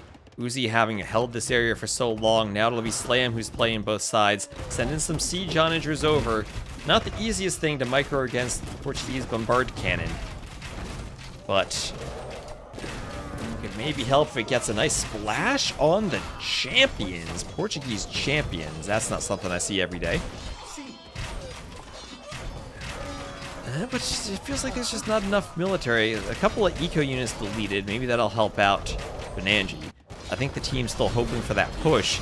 And now we have some, what are these, elite cannon galleons attacking the plumes as the plumes cut through. Remember, no garrisoning of the fishing ships. They are all particularly vulnerable right now to the plumes. 2P tower creep. I think they had tried that a bit on this game, right? But it just was slowly but surely not quite enough against all the siege. Range units gain more score than meat shield civs. Yeah, that does make sense. But also the 2P have just the weird effect. I'm pretty sure that the resources they gain from losing units don't get accounted for properly in their score. At least that's what I've heard. So you end up with this weird score situation where you're actually ahead even though the score is lying to you. Alright, onager shots, trying to take out elephants. They just got so much HP. And maybe a bit of a pushback from Ganji. He's getting elephants here. And he's pushing elephants up the middle. More late chai from Rodney pushing up the middle. What are these walls? It looks like an old scenario. You're just walling the passage. He needs to go across the passage, though. I'm very worried of cuts. Slam gonna wall in the back, too. The team doing everything they can to wall. But the pond, yeah, some fishing ships went down. Ganji might need to start farming, especially if he's going elephants. He needs to make sure he has economy. Maybe he just has to buy food. Maybe he just has his teammates sling him food, but he's losing his fish traps. Don't see him adding more. Still has 35. 14. Bananji has a huge crew of bombard cannon. He's down to 137 eco units. I think he realized he had a bit too much economy. Look at FedEx's resource bank, though. Over 5k. Oh my god, look at everyone's resource bank on this team. I think that's what the score is telling us. It's telling us Uzi and Tigger and FedEx and Slam all have huge resource banks. And the only one on the other team who does is Bananji. So this fight's going to be stalemated for a while as they both have resources. This fight would just depend on unit composition now. If maybe the late chai can break things up. Now that maybe Team Slam has a bit less stone for castles and whatnot. But those plumes are numerous enough that they're shredding the late chai even. Plumes, kind of like Blackwood archers, all about numbers. Ganji slowly but surely getting pushed on this pond. On the other side, though, the late chai have kind of broken through from the middle. And Uzi might be in a rough spot here. It's a good thing he's got 10k wood and 3k gold and 1.5k food and 1k stone in the bank. But the Malay can sometimes struggle to spend that. He's not doing his own elephants, and maybe, just maybe, this castle now will go down. Maybe the team's starting to rotate around the map, realizing, okay, Nolo might lose his base, but we'll try to take out Uzi. Uzi's still repairing that castle like crazy. That's still only a masonry castle. Hello, Baron. FedEx should really delete some more vills. What's FedEx at? Yeah, the Maya don't really need that many vills, it's true, with all that stockpile he has. And man, Uzi desperate to repair that castle. Man, that's crazy how he's repairing it. And now more paladins come over, so maybe this is stabilizing a bit. But Nolo is over here. Nolo is doing towers. Nolo has the 2P towers, as on the side of these walls, there is a cut now. There is a cut. The onagers are through, and now maybe the Lechai are right on the trade and also on the fish. So they're in the trade, they're in the fish. They're just where they want to be to do some damage. There's a castle there and a siege onager over. But this could be a good raid on the trade. Good thing is, FedEx and Slam have gold stockpile, but Uzi and Tigger don't, and that could stem the tide of paladins if they can kill some trade from purple. Yeah, the castle at Thessia is here. I mean, we saw it go down and get rebuilt already, so it is technically a different castle, even with all the repairs. It feels like Ganji's team somehow is doing it now that they've swapped sides for the push. They're in the trade, they're forcing the paladins back, the Lechai are trying to raid everything.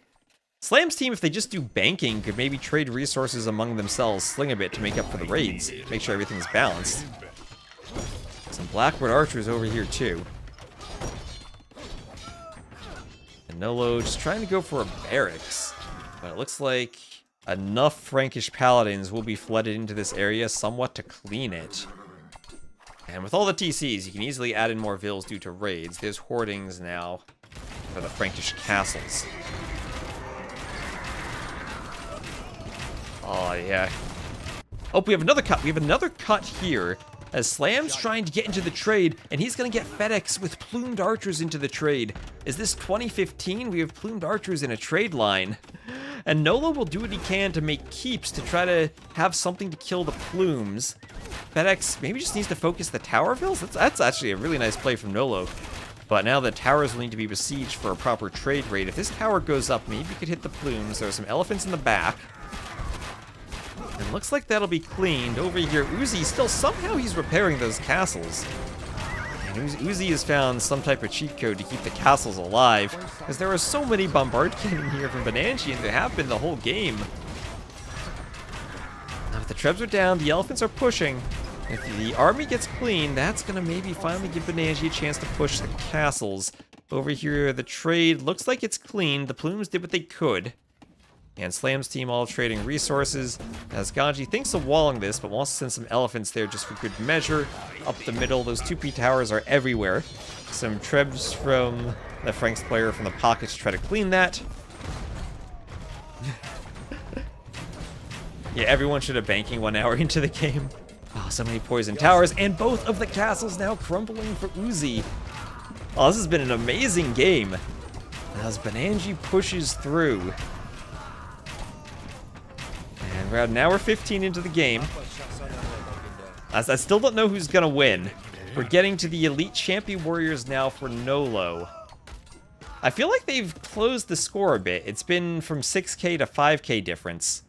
Elite Plumed Archers should wreck the Champions, I would think. Here they have a lot of Pierce armor. But at the same time, the Plumes... I mean, +2 attack versus infantry, but 8 Pierce armor, so they'll do 3 damage. I don't know. Usually, I think Plume's good against Eagles because of the bonus, and I think the same would apply to Champions. This guy must be exhausted. I don't know about that.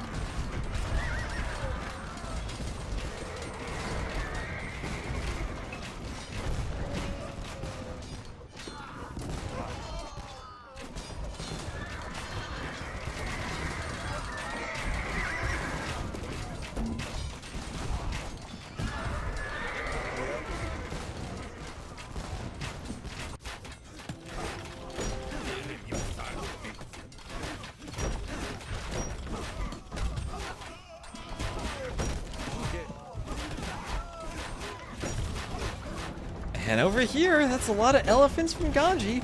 Some Trebs, too. And somehow, some way, they're doing it. They're coming back.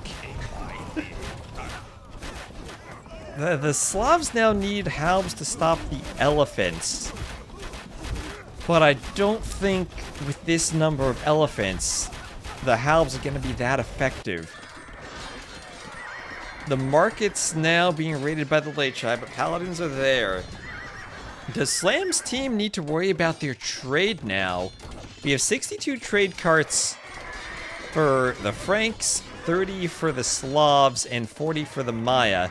But, let's see, 31. Yeah, they're gonna move the markets. 31 from Uzi, and now they need to move the markets over here. Does the trade automatically path to the other markets, or is it gonna get messed up now? I think you need to make sure you build the new markets before you delete them. 2P still over. Yeah, the 2P on 166 Vils. Maybe you just don't feel it because it's trade carts. So it's trade carts Vils, and with Blackwood Archers having double or half the pop space, you can get double the number. So maybe you still feel like you have more military than you really do, according to or more military than you really have military value based on the power level versus number. Oh man, this castle getting trebbed. We're gonna bombard towers now from Uzi.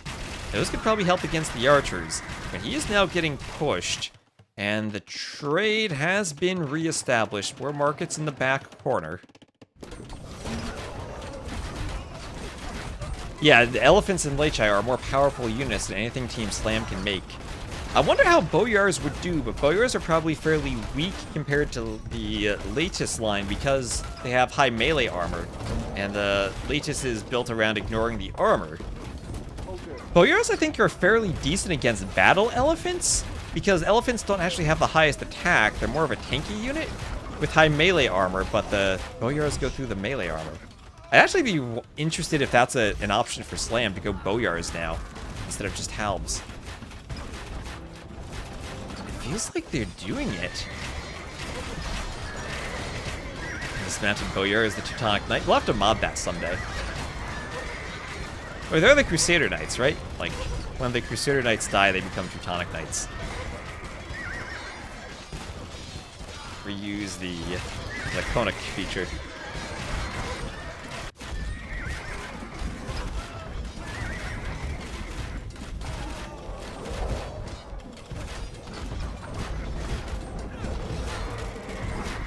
Treb going for the castle. The reason they picked the Maya? It's every single civ in the game occurs from a bunch of bans and then the drafts.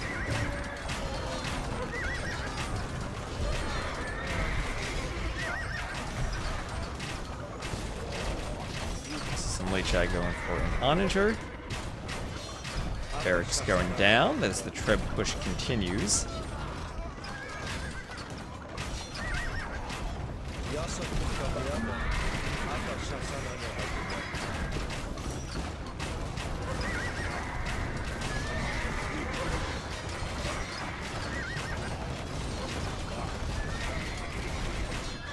Manager and Ram go down.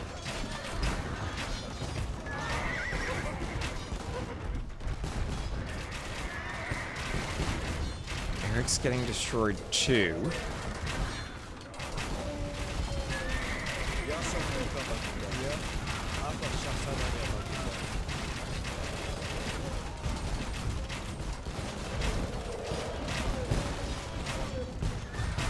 Ooh. Cannon hitting the paladins. Paladins moving forward. And that's another group of cannon that are going to be picked off by paladins. There are 10 bombard cannon there. And the paladins are jumping them. 3 down already. A few halbs there. 6. Alright, alright. 6 of them survive. Uzi can't really stop this now. Neither can FedEx. Yeah, but Angie still, it feels like he's never quite gotten the army versus Vil count right. He's got a ton of organ guns. It's always a tricky thing when you're going halb and you have a lot of trade. Because then you end up floating gold, but you still find ways to spend gold on the siege. Oh, treadmill crane for Ganji. Let's go. He's clicking all the buttons now. GG, no comeback potential now. Now, this potentially looks pretty darn good. As here are some elite Blackwood archers. Wait, remember when Slam cut here? Well, now we're going to have a cut along the same side. There's a petard on the way, too, from Nolo. And they're going to try to make their way into the back of FedEx's base to go for the trade. Man, what a crazy game this has been. But one more chop and they're through. And the Blackwood Archers now are here to kill some trade. Both sides of the trade have been pushed. As long as Nolo doesn't mangonel his own archers, he should kill a lot of trade right here. Oh, and this is going to be horrible for Slam's team. All of these trade carts going to go down. Nolo merciless with those Blackwood Archers. Oh, down they go, down they go.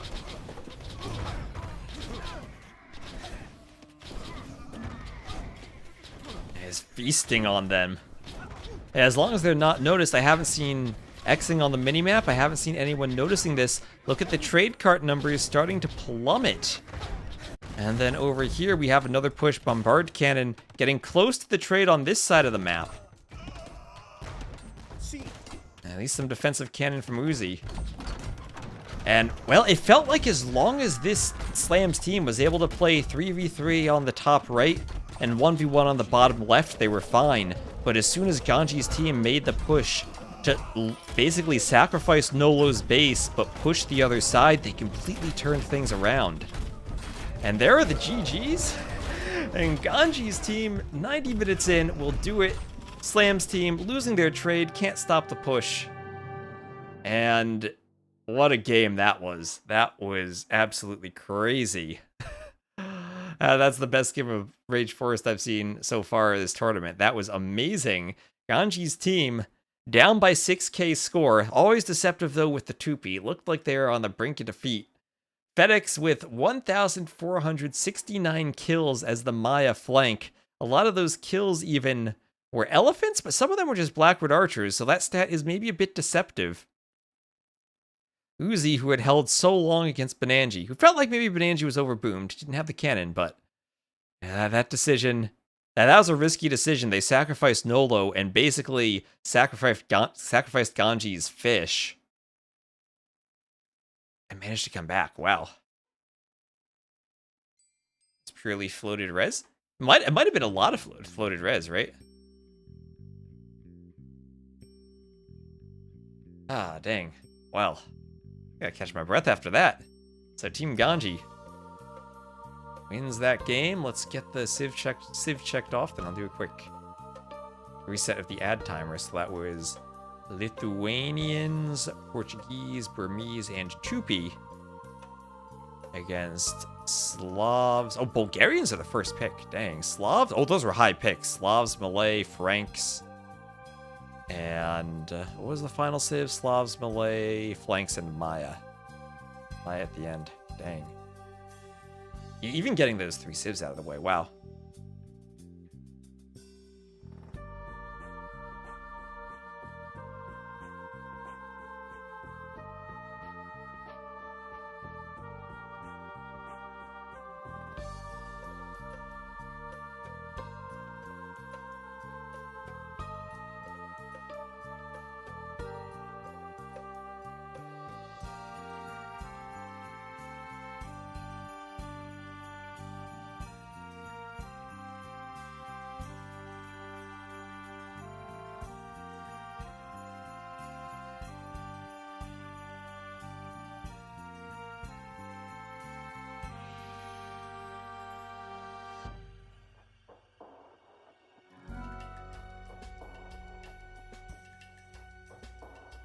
Who won? Check the score. Ganji's team won. Ah, dang. Alright. Just trying to find the lobby for the next game. I have too many browser tabs open. Alright, they don't have the lobby yet.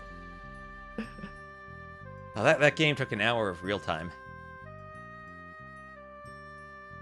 Uzi played very well for most of that game. Held off a good push from Bananji. And honestly, it felt like Ganji's initial elephant push wasn't enough, too, because Uzi held that.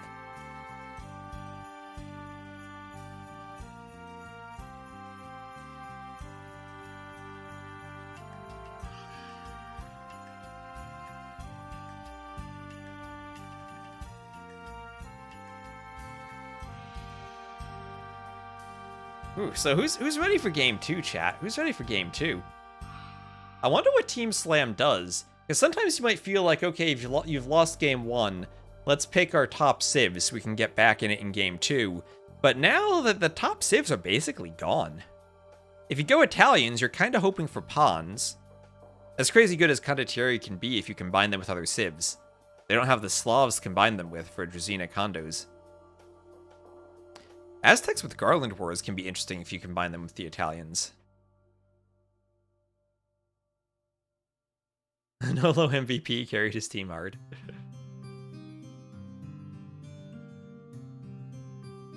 I hope you all are enjoying, because Rage Forest is always a fun and special event for us. I'm glad we got a lot of people watching. I think I see Mem casting it too, so I hope you're enjoying all the streams. And again, Ornlu's casting too. We're gonna go and cast the other Rex of DauT Valas. We casted one of them, but we got 2 more games to cast after this. And thank you, Mr. New Fence, for the follow. Nolo's, I don't know if he's 1900, but I think that Rage Forest gives a chance for players to shine. Even if they're not the best 1v1 players, you can be very experienced at Rage Forest. And thank you, Weiwei, for the follow.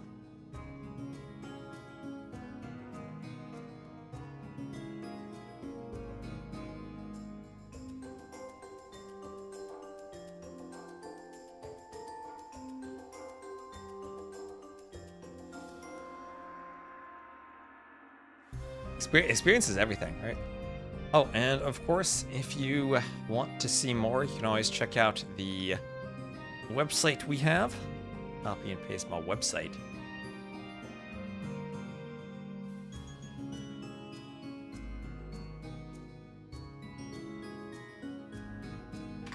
Go check out the website if you want to see the settings and everything. We have over $5,000 for the prize pool, all raised by the Rage Forest community.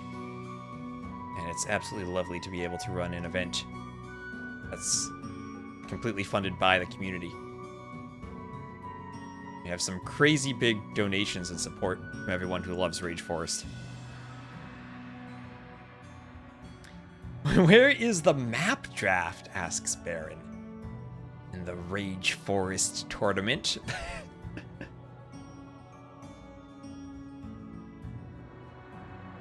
It's all just one map repeatedly. Rage Forest. The biome draft. Yeah, we should do a biome draft. So the red means banned. What happens is all the ones at the bottom are the randomly banned civs. Then the 2 civs beneath each team are civs that the teams specifically ban, or just let fate decide in terms of Slam randomly banning the Goths on that team. And then the green are the civs they picked. I think that encompasses all 53 civs in the game. And players have 12 civs that they're able to play for the play all 3s.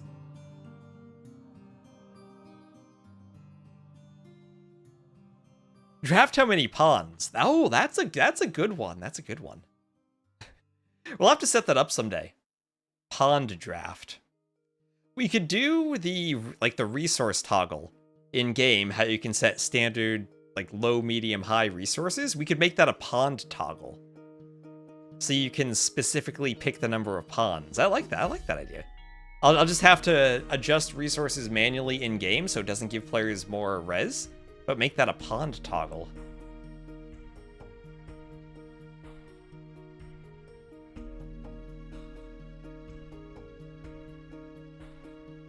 I like that idea. So yeah, the players are in the lobby. They probably need a good break.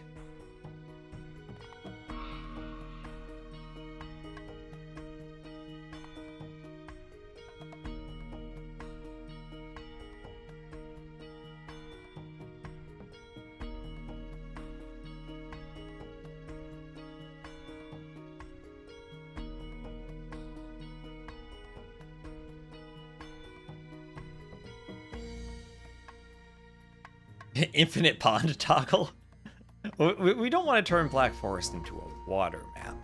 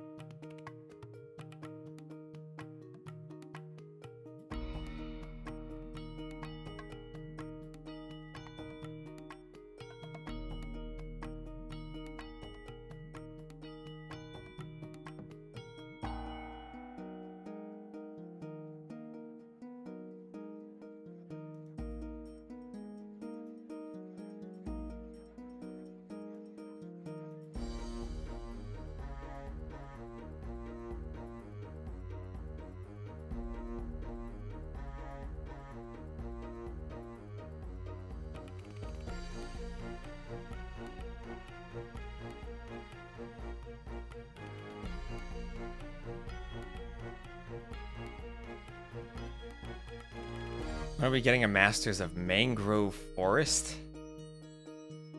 Alright, oh, they're using a spec delay again. They finally launched. We had the Mangrove Shallows Cup years ago, right? Ben posted that. Mangrove Shallows Cup.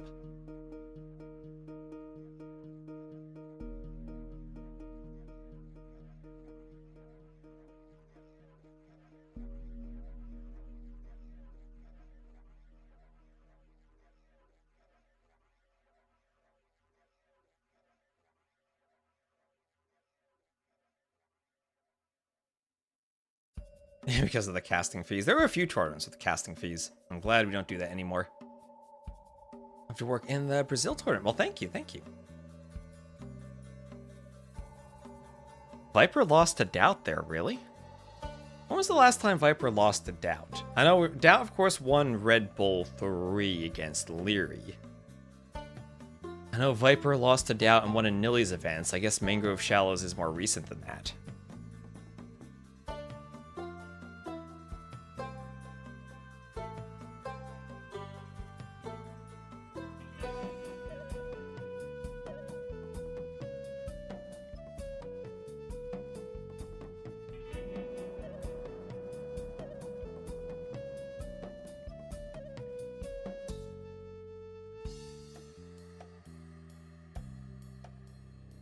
In our hearts, maybe there.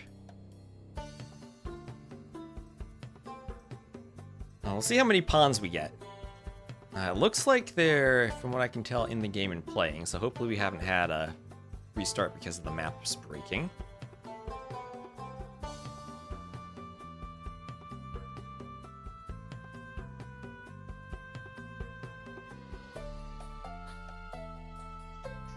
Are there any Black Forest style maps that maintain the tunnel balance but still have a clearly notable variance? What do you mean? Oh my gosh, look at all these trees. Let me get colors on the scoreboard there. All right.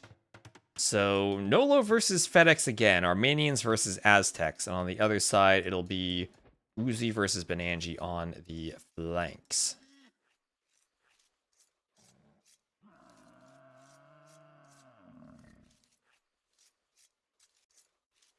For team games, not really. I don't think there are any other tunnel-styled maps. I mean, there's Amazon Tunnel, but that's very different. The tunnels on Black Forest, I think on Rage Forest, we do make some attempts to balance them by sometimes forcing them not to be directly down the middle. But they can also be very Swiss cheese. Getting that balance right is kind of a tricky thing. I guess Oasis is kind of similar, how you can get something of a tunnel on both sides.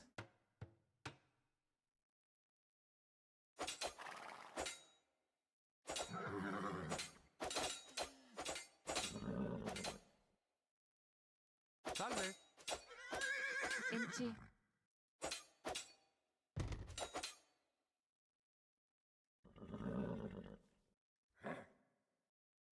Presto.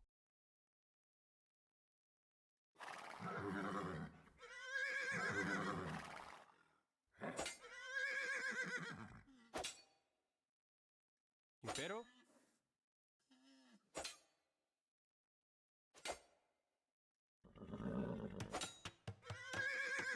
And big scouts from the pockets here all fighting. We have an extra scout here. So triple scouts from Team Ganji up here to the north. I think they decided they weren't going to bother walling the south, so just sent an extra scout up here. And that'll help Bananji get the walls up. And Phil losing a ton of HP.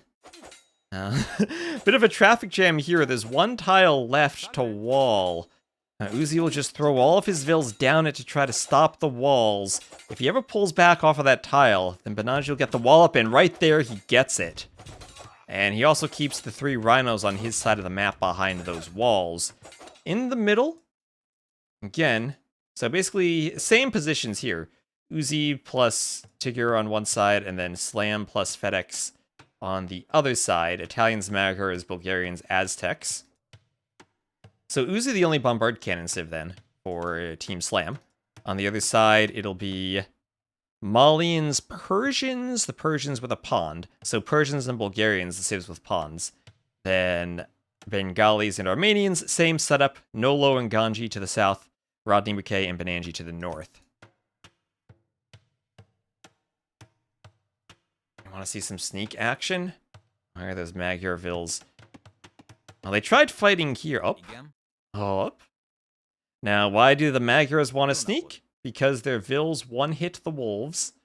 That's that. Villagers defeat wolves. Defeat wolves. Why don't they use the word kill? They kill wolves with one strike. Defeat wolves. What is that?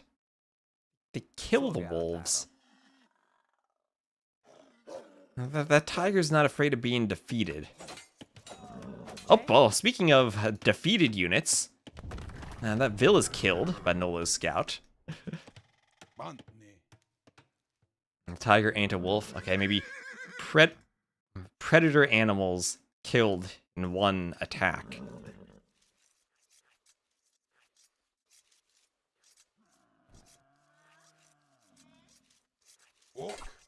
Where they use defeat, where they kick the wolves. Maybe they should have a special animation with a power attack to kill the wolves. Like one of those Doom 2016 glory kills on the wolves. I'm sure that's exactly what they want to add to the game. Yeah, that's true. 4 Magyar Woodlines and a scout with no loom. That is a very scary Vill. He's got his back turned. If someone scouts him, he doesn't even want to know about it. He's just gonna hope nothing's there. And this is also maybe a danger, because Ganji will see that there's a tiger, so that might kind of let his guard down, thinking if there were a sneak, the tiger would have gotten it. Also, 6 rhinos here, and his own Vill will be attacked by a tiger. Might need to use his scout to help save that Vill, so he's gonna pay less attention to scouting for sneaks. Vill will take the hill. He'll just kill the tiger. Okay, wait, though. 1 injured Vill. Take all 6 at once, Ganji. Please, all 6. Oh, don't go for just 3. Take all 6 of them. Rodney, he's got a fish boom. He doesn't need any rhinos. Just take all 6. Oh. But he's going to use the scout to block. So again, that's scout not checking for the Vill.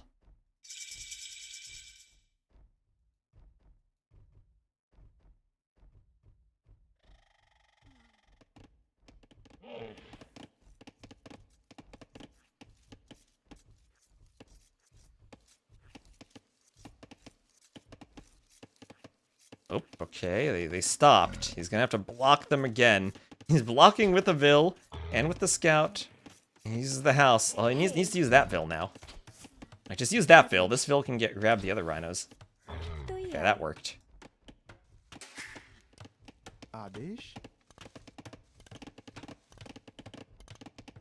Every day we stray. Man, you know, a while ago I went and played Age of Empires 1 again, just to play the campaigns. And man, it was amazing seeing all the skeletons when you killed units in the campaign. It's one of those things that you look at it and you see it and you're like, dang, that's so much better. Anyway, here is the stable from our Magyar villager sneaking into that little alcove. Did the barracks too. This is one of those situations, maybe it's nice to have spears, but I also think maybe you want to do the barracks at home and hide it, just so that you're really not giving away the fact you have a sneak. So we'll have some men-at-arms from Nolo. This is the super open flank. FedEx simply walling up towards his TC. And he really needs to make sure that he is protecting Slam's fish boom. Slam luring in a rhino there. And Rodney will have his own fish boom. So the Persian player getting a fish boom when they have the faster working docks, very nice. Helps get a good food eco for your TCs. And there is an X. The scout from Rodney has seen it. And there is the spear. So, okay, there's the spear. And the Magyar scout is out. Remember, Magyar scouts get free forging. So will the spear. And now, Market Blacksmith from Ganji. Ganji, I think, wants to do loom if he doesn't have it already before going up now that he sees the Magyar scouts. He could just wall the lumber camp. He's an amazing lumber camp. Yeah, and there's loom. So he'll do loom. He'll delay his uptiming a tiny bit for it. And make sure he is loom before the Magyar scouts arrive. And some immediate quick walls here. The spear trying to disrupt that. Oh, but there's a Vill. Could go down for Rodney. The spear and the tiger going for it. There we go. The tiger defeated that villager by killing it. And the spear, I mean, with forging, will the spear beat the Vill? The Vill will try to run towards a friend for help. And a spear should die there, yeah.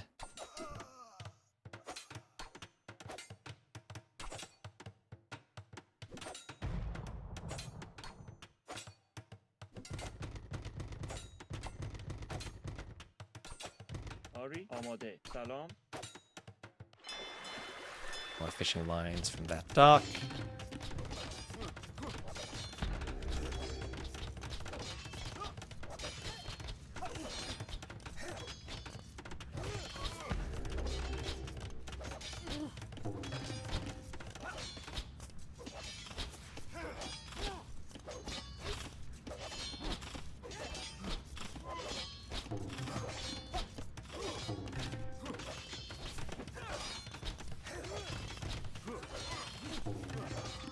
Ooh, tower hits a Vil too. And Vil had Loom.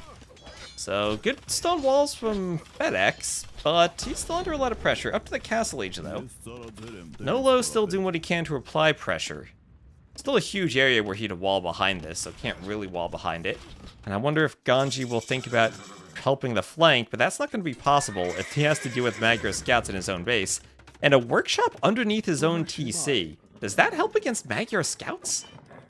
Let's see, we'll have Wheelbarrow from Tigger then to help the economy as he's just stonewalling the middle. That Sneak Vil still on 40 out of 40 HP, stonewalling the middle. And Nolo kind of needs this push to succeed. He's doing Armenian Longswordsman in the Feudal Age as Slam comes forward with a workshop.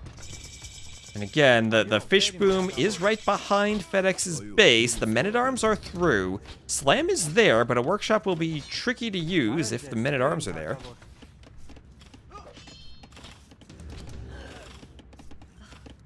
And so far, it feels like Rodney's boom has not been disrupted all that much. He's still the Persian pocket, adding in TCs. He has the fish traps.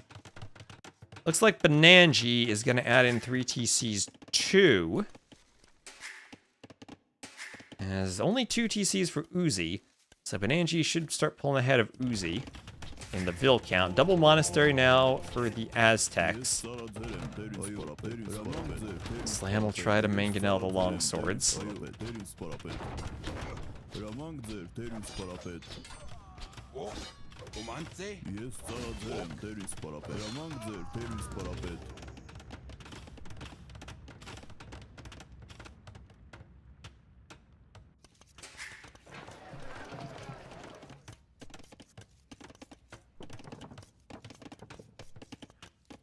The reworked ladder BF is boring, doesn't have standard resources. There's a reason we play Rage Forest. So Vil taken down by the archers. Monk wants a conversion on archers. And we'll have Slam doing... Oh, Slam doing some diagonal gates. And zigzagging the gates all around. I don't think that stops longswords, though. Longswords get through the gates immediately. That's not going to do anything. Might as well just delete them. Unfortunately, Longboat beats Slam Gate when the Slam Gate is a Palisade Gate. Oh, wait, Slam was a demo. Slam was a demo. He's got a TC here and a TC here. There are no Vils in that TC. The longswords... Okay, there's one Vil. Oh, demo, yes. It's, what, it's 2026? It's 2026? And we had a demo. No, I don't believe it. Don't believe it. Alright, meanwhile, Elephant here from Ganji, trying to clean the scouts. The scouts are still running around. There's Bowsaw from Chigger. He has the stable there. If the stable's down, he can't do light cav. And Ganji has mostly walled himself. And from behind, we have stone walls and a double palisade wall. So the scouts are not able to get into Nolo's base. And Nolo, well, this is a sneak. He's gonna stonewall himself into a corner with a relic and a mule cart. That is something. He needs to do a fortified church at home to get the bonus relic at home so he doesn't just gift it to the Aztecs player. Mangonels from Slam will clear that tower. There's Sanctity on the way for FedEx. Let's see, we just have now a boom from the pocket. And then 51 to 45 Vils, as I said earlier. Bananji felt like he was a bit ahead in the boom against the Italians. Italians versus Malians, though, still feel like Italians maybe the better imp civ? Neither has siege engineers, but at least the Italians have the cheaper bombard cannon. That's an interesting matchup, too. Yeah, Ganji's team, though, about 40 vils ahead of Slam's team in total.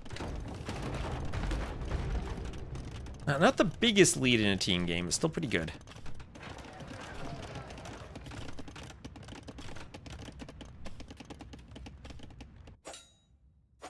Hoi. Hey.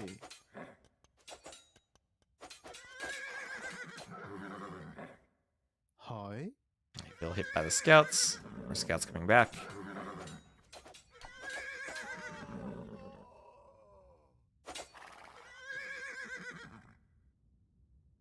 And some walls going up and down.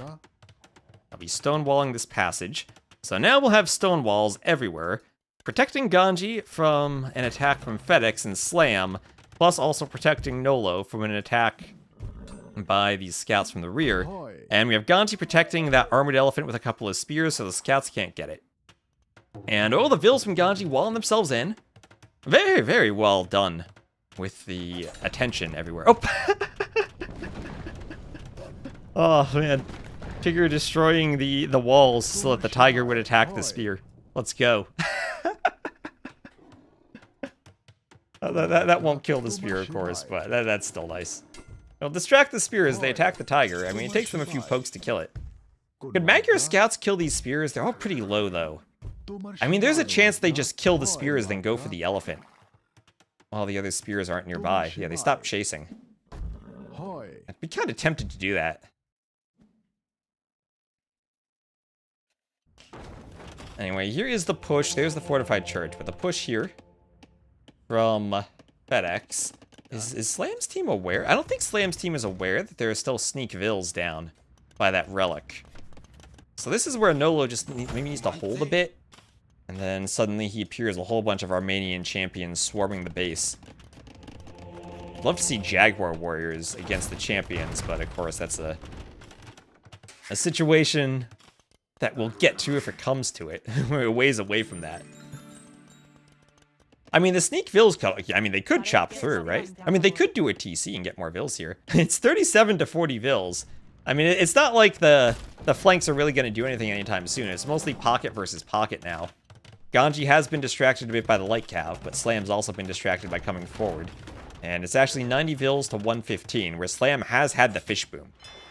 Oh, wait, Nolo tried to go for a dock over here, but Slam managed to find it. He got a galley out to kill the vil. He's okay. He's okay. Now the wall over here is breached by the elephant. Spear is kind of away from the elephant, though. One spear distracting from purple, and the scouts will jump the other two spears. Spears were fighting the spear instead of the scouts. They get one, but probably not worth it there. I mean, would have been nice if they had managed to kill the elephant and stop the walls from being breached, but now this team can connect again. They'll need to destroy more walls later to trade. And now it's all about the push here. Oh, that new flag atop the battleground.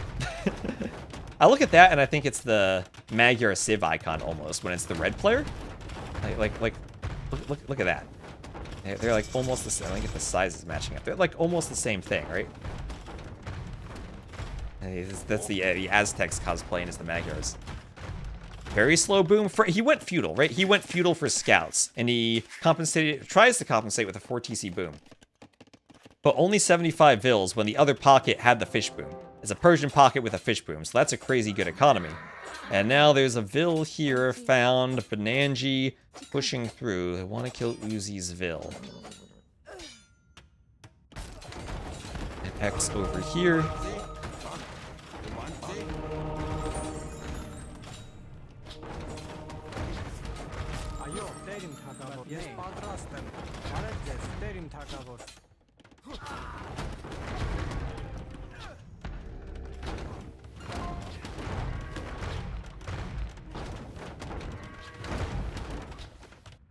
And yep, TC. TC and Warrior Priests here. Now, is Nolo going too early? Warrior Priests are going to start to raid FedEx. FedEx still on 1 TC, but FedEx can get enough monks to maybe deal with this. Wait, can monks convert Warrior Priests, or do they need atonement? FedEx hasn't noticed anyway. And okay, there's 5 vills down when your opponent only has 50 vills. There's a lot of dead vills. And that's going to be, yeah, a 5th vill there. Another 2 hits, maybe? Nope, 1 hit. And there's a hole in that wall, too.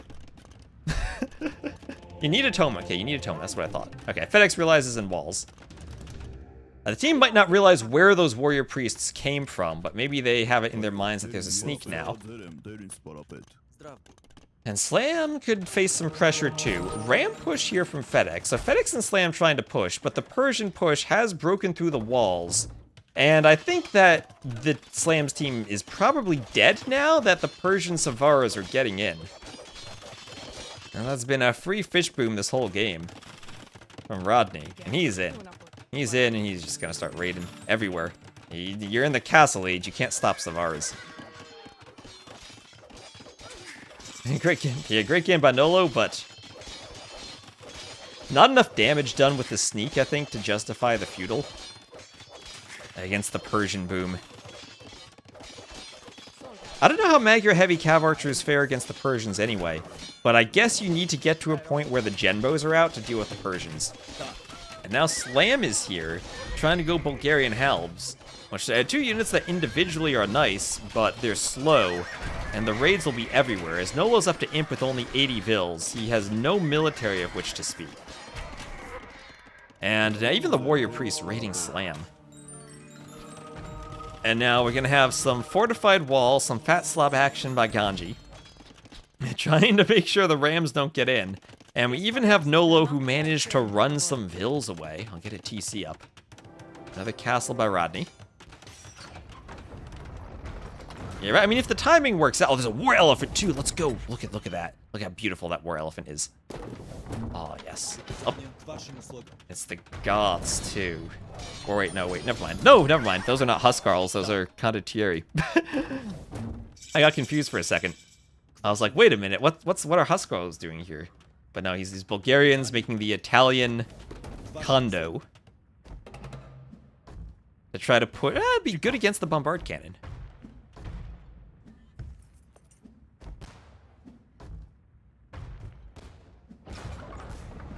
Yeah, it's not like Slam we're going for, I don't know, Mamluks or Imperial Camels and can suddenly come over and kill a bunch of Savaras.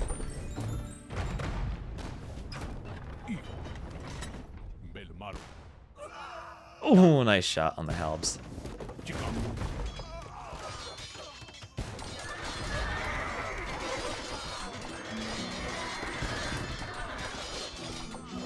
Oh, the university wall goes down to the cannon.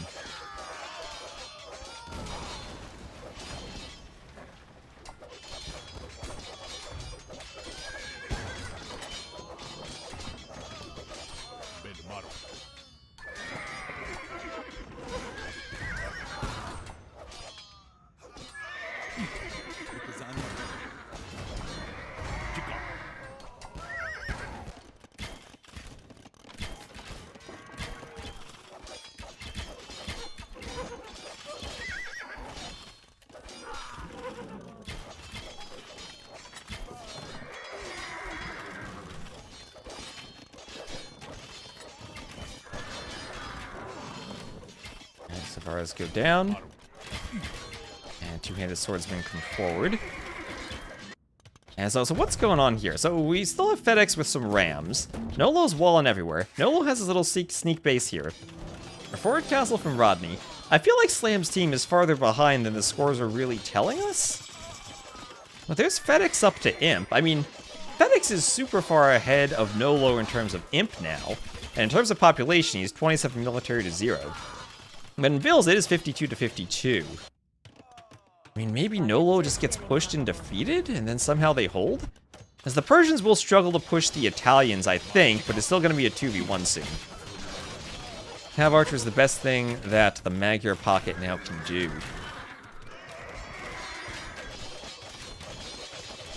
But I need upgrades still. If you get to heavy Cav Archer with recurve bow, that's one thing. I guess the good thing would be Genoese crossbowmen do somewhat counter Champion plus Somero. But you need a lot of them. And maybe now Uzi can fully focus on helping here, as can Slam. If they both kind of have a timing where they can help before Ganji really pushes, but now Ganji is boomed with elephant archers, elite elephant archers as the Bengalis.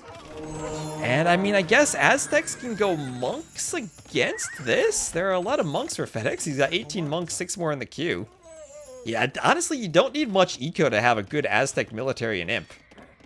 No one was going to lose some more vills. Oh, that's true. They are champ scarls. You're right. You're right. They don't counter the champ scarls. God, it was Malians. I need hand cannoneers for that. Okay, yeah, Italians are going to struggle then. Yeah, they only have 10 attacks, so not going to counter the champ scarls. Hand cannoneers would, but then hand cannoneers would be died to Savars. And I think Slam's team is on the brink of going down 2-0. Oh, plus extra line of sight. Is that what the Armenians' bonus is? What is that? Which one's the Armenian? That one's the Armenians. Infantry plus 2 line of sight. Citadel's also from the Persians, so those castles will be difficult to remove, to say the least. Nice walls, even, against all the halbs from Slam. As the Treb goes for the castle.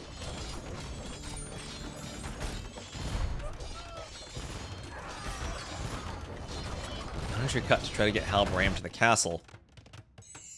Food, please. And, you know, I mean, in the south, there's something to be said about FedEx having enough monks and being imp to deal with this. That with a few halbs to stop light cav and Siege Onager to stop the elephant archers, it's one thing here.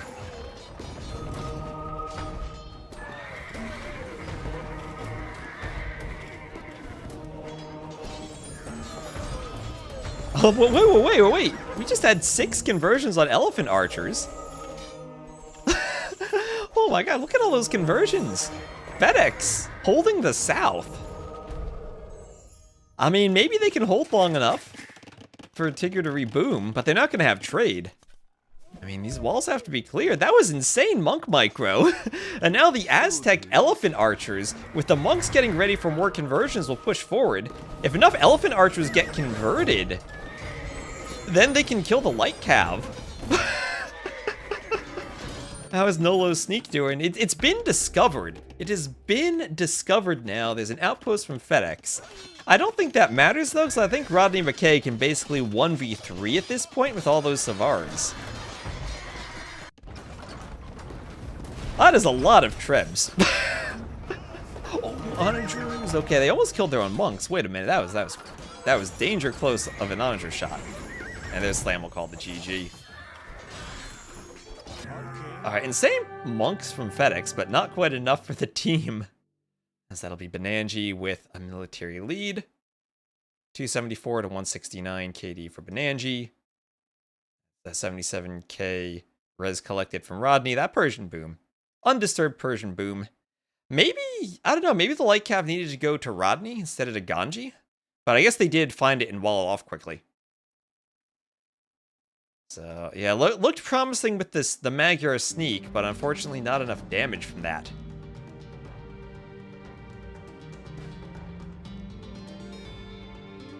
Oof. Alright, so let's just check off the civs there. What was that? It was Persians, Bengalis, Malians, and Armenians against Bulgarians, Italians, Magyars, and Aztecs. Ooh. All the top row civs used for Slam, and Bohemian's still there for Ganji. Oh, I missed the score. Sorry about that. There we go, 2-0. Yes, I did.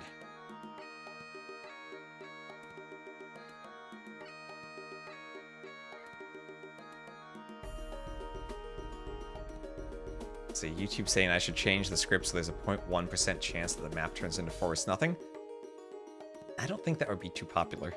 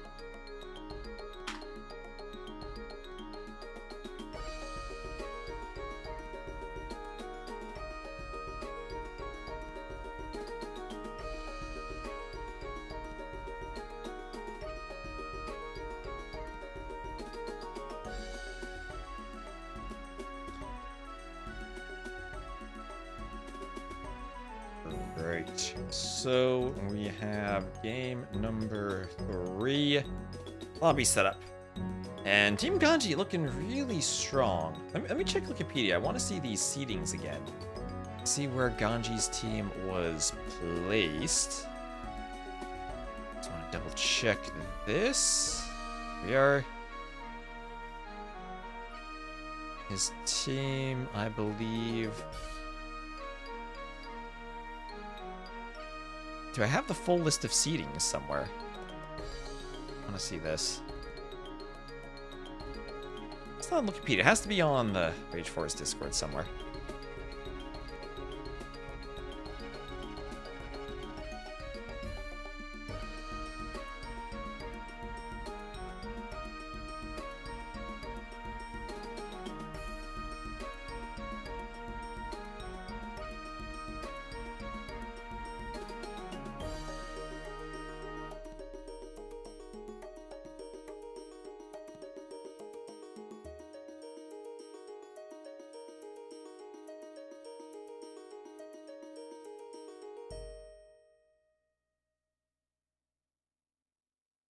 Yeah, also, apparently, I'm being told that Ovenka fell while riding his bike and got injured. So he was originally going to be the 4th for Slam's team, but is filling in. So Ganji's team is seed number 3 overall. Slam's team seed 7. Barles' team Oh, wait.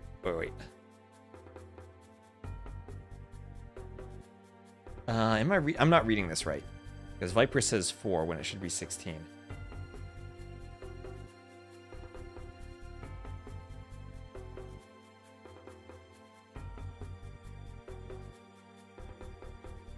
Oh, that was the captains in terms of the initial drafting. Never mind.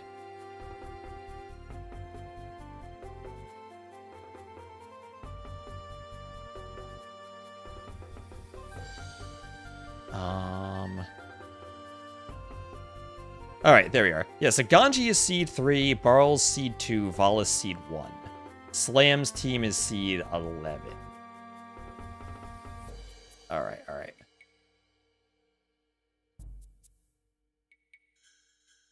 Yeah, there you go. I read the wrong table. I read the captains ranking each other before captains ranking teams. Yeah, so... I mean, Valas, Barles, Ganji, 3 very experienced Rage Force teams. And looks like they're still doing a spec delay. But they're in the final game. No surprise what the civs are going to be. Berbers, Romans, Inco, Wu for Team Slam. Jurors, Bohemians, Wei, Vietnamese for Team Ganji. And Bullet coming on. Bullet will be playing for Team Ganji. No Rodney McKay. It'll be Bullet this time as a Wei pocket. We had seen the Wei used as a flank in a previous game, but this time they'll be the pocket, as we'll have a 1-minute spectator delay.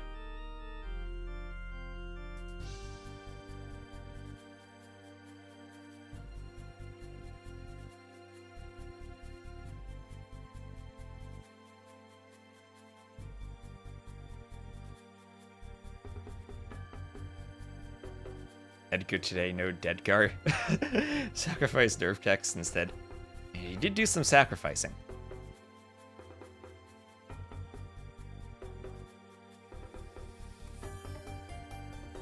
This is the Wei. Wei as a pocket are interesting. But what I've seen Tiger Cav kind of fall off in Imp compared to in the Castle Age. So part of me does actually prefer them as a flank maybe. I need more experience on how good traction tribs actually are as a flank, though.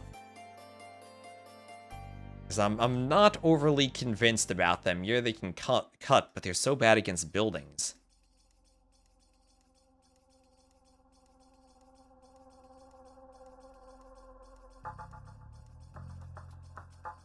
And 3, 2, 1, 0. The game loads. And we'll hop in.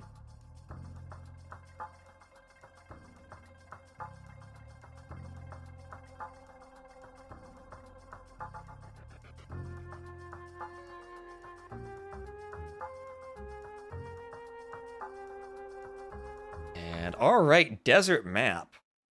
Let's just get the red versus blue going on the scoreboard then. And we will have, look at that, 2 pawns for Slam. His pocket will come take one. And then 2 pawns for the flank. This is an awkward pond. Nolo Xing that pond. Doesn't look like they're going to pause and ask for a restart, though.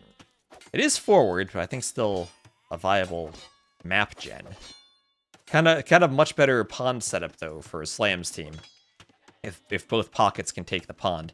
Now, notice that the colors are swapping around. Now, Slam will be with Uzi. Slam will be purple. And Tigger will be with FedEx. And he'll be yellow this time. And Nolo trying to fight, but FedEx getting a good wall up on the side. Yeah, Huiguang is, I think, maybe even better than Tiger Cav. If you get to heavy Huiguang Cav. Also, Inca Pocket for Slam, Inca Roman Pockets, then Wu Berber flanks. Wu, of course, have the Fire Archers. And here we have Nolo actually breaking through the walls. He's the Gajuras, has that Camel Scout. A Camel Scout doesn't get an attack bonus against Cav, though, until the next stage. It has 1 less attack than the Dark Age Scout, but more HP. That balances it out a bit.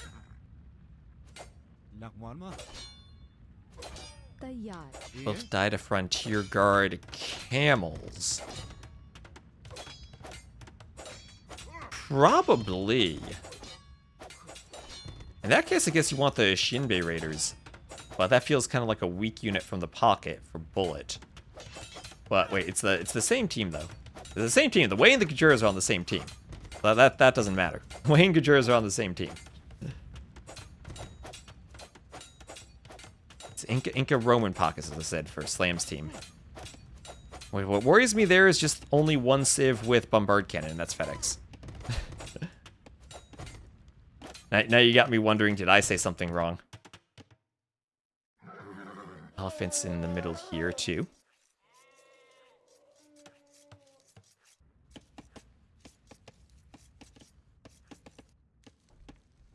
And elephants here being lured by Nolo.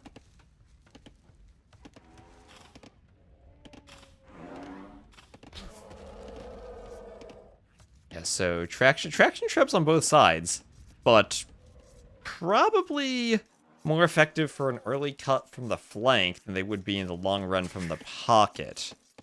I feel like the early imp advantage of being able to train them without needing a castle is the real power spike you get from them. And in the long run, adding them, yeah, they can destroy buildings, but I think they just take more pop space than Trebs.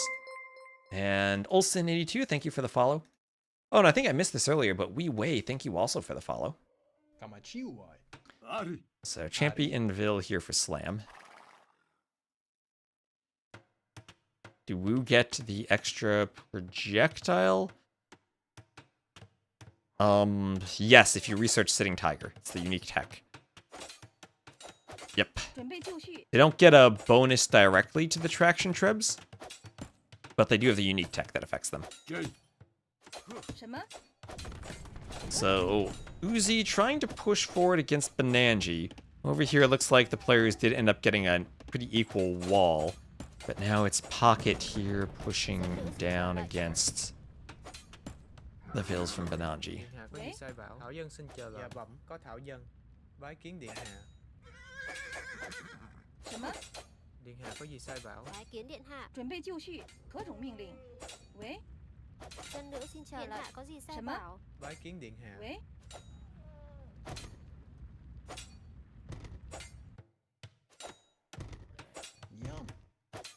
And Palisade Wall up for Slam. And Uzi trying to run a Vil. He's going to try to do walls somewhere. He's got 1 more hit, and he's just going for it. I'm sure he would have loved to have been in range to hit that elephant, and he's going to be hoping that the elephant runs over towards him so he can lame it. Oh, bullet! Bullet! What was that, bullet? He just lost his scout to the elephant. Well, the Vil went down, but so did Bullet's scout, so I guess worth it to kill the scout with the Vil somehow. Suicide by elephant, yes. Oh, I've done that before. Accidentally right-click the elephant with a scout and lost the scout. Oh, it's always painful. Yeah, definitely nobody saw that. We were all looking at it. Bullet will rewatch the VOD and he's gonna hope we didn't catch it. But we caught it. We caught it. Meanwhile, Bullet's gonna be docking over here. Went a long way to reach that pond. And Ganji also docking here. So the Bohemians, the very first Civ pick for Ganji's team. I'll put it on the res counter. That lion built in a zoo somehow in the middle of the wall.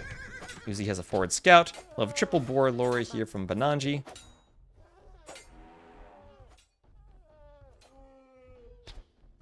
Bái kiến điện hạ.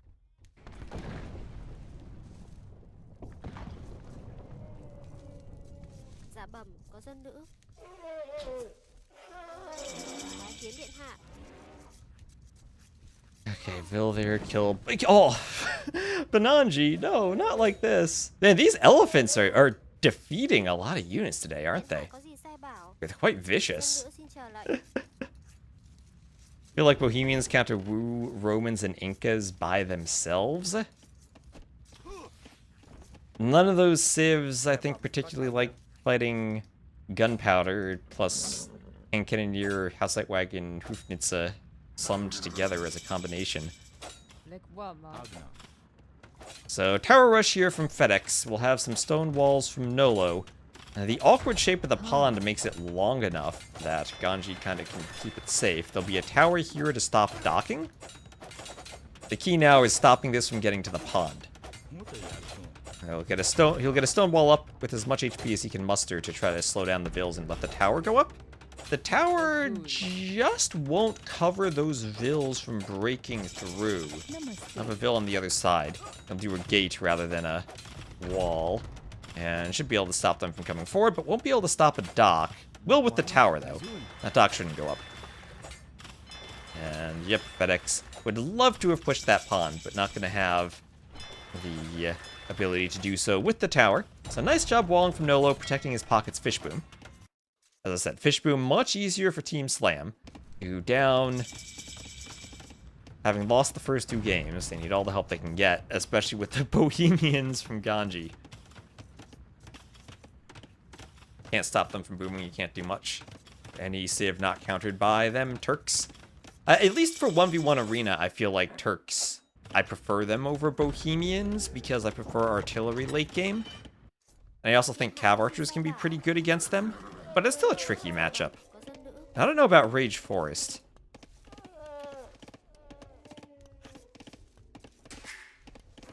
Turks are definitely more flexible with the Cav Archer option, I think. But just the lack of Halb for them can hurt, and the fact that the Halbs are great helps against many different compositions, and especially at protecting your gunpowder from the Paladin pocket.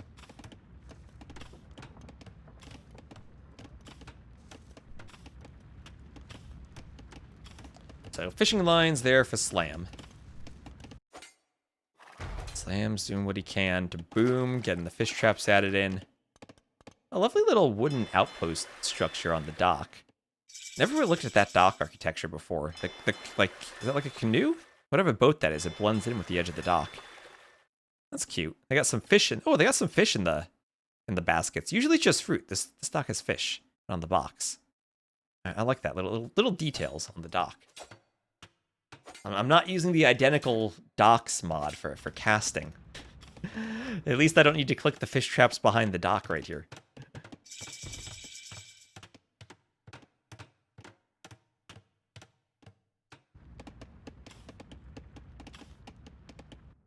So what is that? Oh, there's a zoo over there for that lion. I don't know why Nolo had a Vil over there walling the lion, but he did. Get chopped through to this relic eventually. I mean, imagine that. Both players tried to chop to the relic and then fought each other there.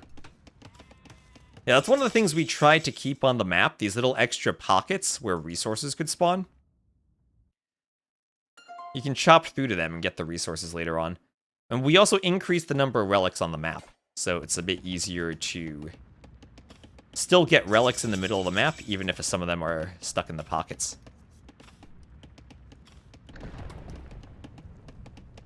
Yeah, Trek Bombard Tower is in Rage Force, but the extra range is extra strong.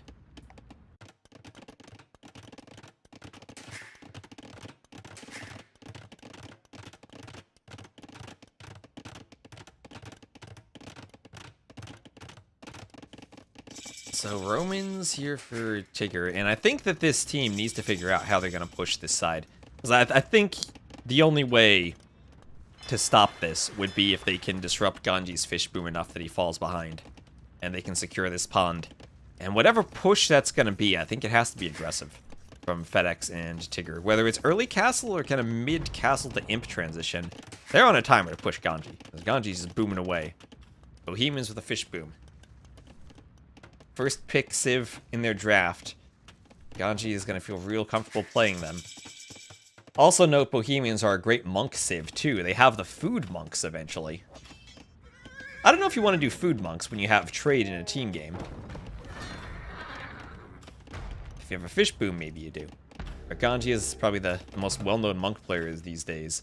That's a tech that might suit him. Yeah, fish boom is great with hull site reforms, right? Oh, there's a hole there. Ganji got a scout in. And we'll try to disrupt the repair vills a bit. Might kill his own scout with the mangonel. Has to be careful about that. Defensive workshop from FedEx. And Ganji thinking, okay, if they want to be aggressive, I'll just add my own mangonel push, and I'll push them. That way, if they're responding, we're even. And I'm going to force the game to go long. If Ganji just booms himself, maybe he gets pushed. See that scout there from Uzi. 6 HP, still being annoying attacking those walls. Everyone else just booming. Now some houses there from FedEx, why not? Faster moving Berbervilles.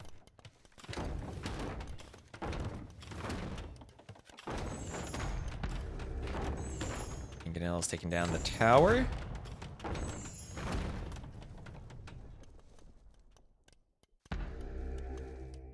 Tower's down, there's an outpost up for Nolo.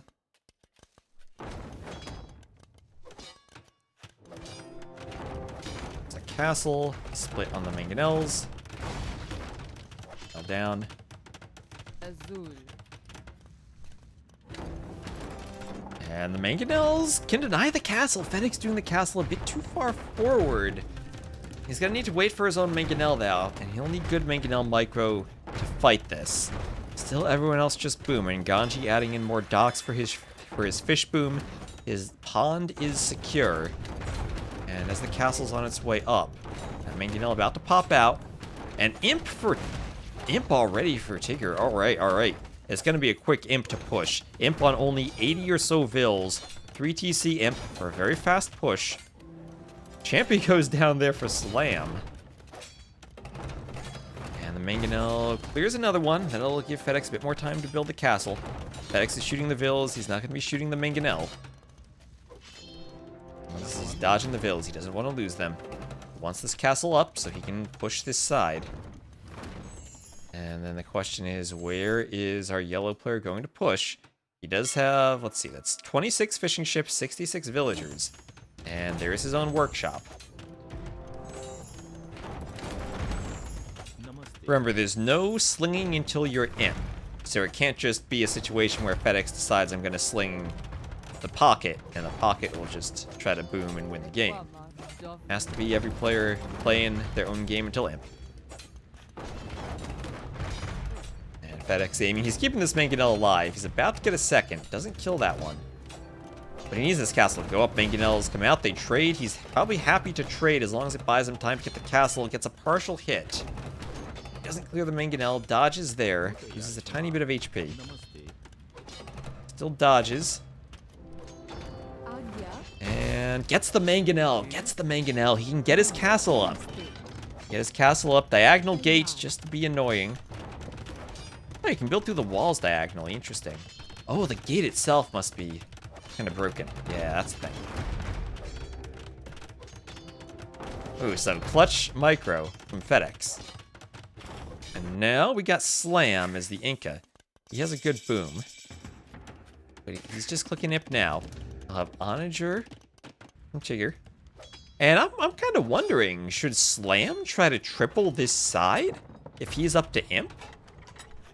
I don't know what the Inca triple with, though, against the Bohemians. Even Castle Age Chemistry and Hand Cannoneers probably kill all of the types of infantry units that you could do. That's a forward bow saw. There's the Inca, and you probably don't want Arbs or Slingers. Slingers? I don't know about Slingers. I feel like it would be Arb Skirm against the Hand Cannoneers. That doesn't feel good for your pocket, though. And Slam, he's not going to go for that side. He's going to go to the west. And his team's going to try for the earlier Imp push. Inca is such an awkward pocket now that I think about it, because you can't really triple all that well. The Romans could be played as a Cav Civ, but hard to do that when you're Imp this early. 5 Onagers, though, so they're looking to cut. Nolo prepared for that, though. He's going to start walling everything. There's another forward castle. There's the Onager. And FedEx can just delete the walls soon. Inca... I mean, Inca have a really good eco. And they're a good civ if you want to play kind of a Halb Onager role. I think they're mostly about early Imp pressure, because they have some options to play that. And you have to play them somewhere. You could put them on the flank.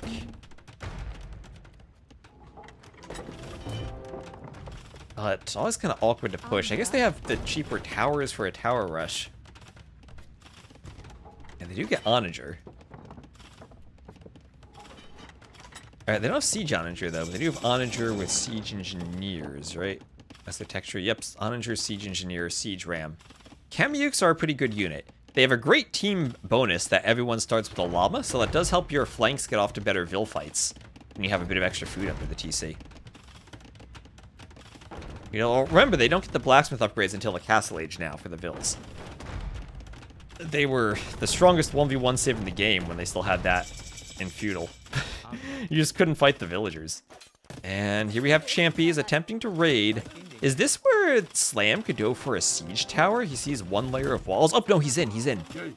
There's a cut. Oh, the pocket had cut both sides. Oh, he's not in.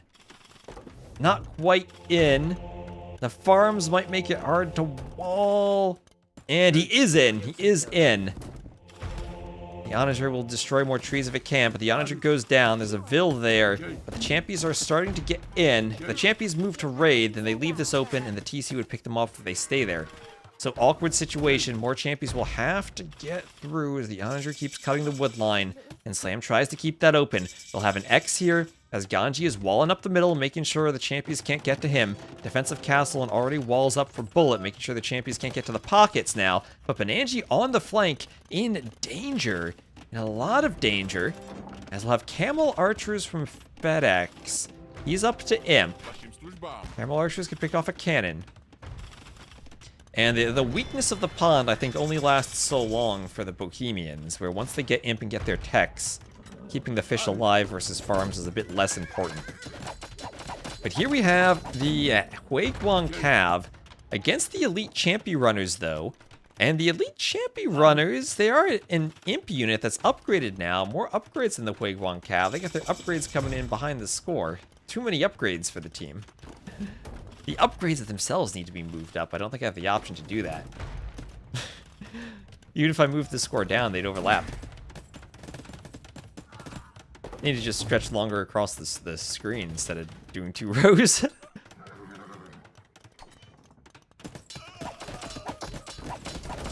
Champions will be terrible against the 10 armored Cav, and now that's here.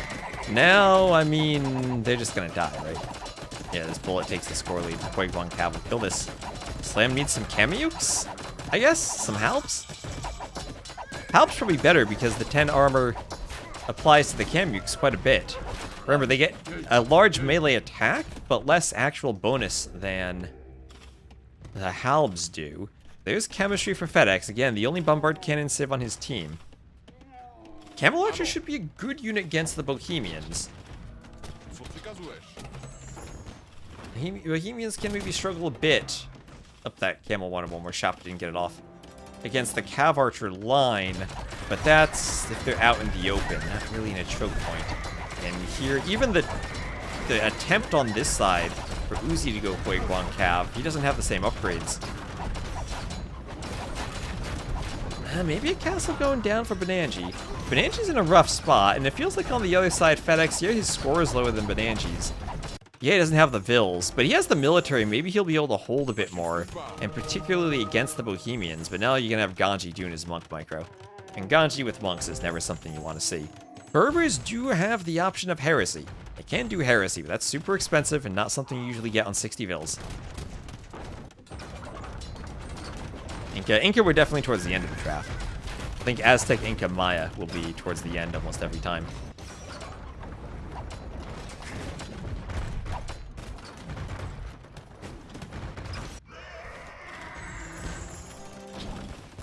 Tupi were at the end, but I still think Tupi are interesting as a civ.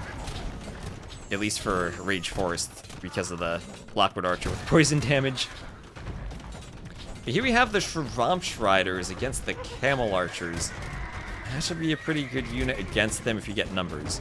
Also Scorpions, where Shravamsh Riders will absorb and use their magic shield against the Scorpion Bolts. That is so silly. The Hufnitsa will also strike down the Scorpions from afar. Nothing that the Romans really can do against Hufnitsa. That's just... The Bohemians now are boomed for Ganji. And it feels like this side is kind of doomed. At the same time, though, enough Halbs have now come from Slam. He's made the transition to Halb. And he's pushing the castles of Bullet. Able to push down here. Uzi's in a pretty good spot. And then we also have now a lot of Halbs from the Roman player. But those should die to the hand cannoneers. I'm struggling to see what this side does against Ganji. Got magic. Acrobatics? Now, the description says acrobatics, but the behavior is magic. They don't dodge the projectile. It just disappears. AoE2 does have a dodging mechanic where their projectile can hit other units if it misses. No 50% damage misses with their Shravamsh Riders. That's a lot of cannon. Those castles will melt.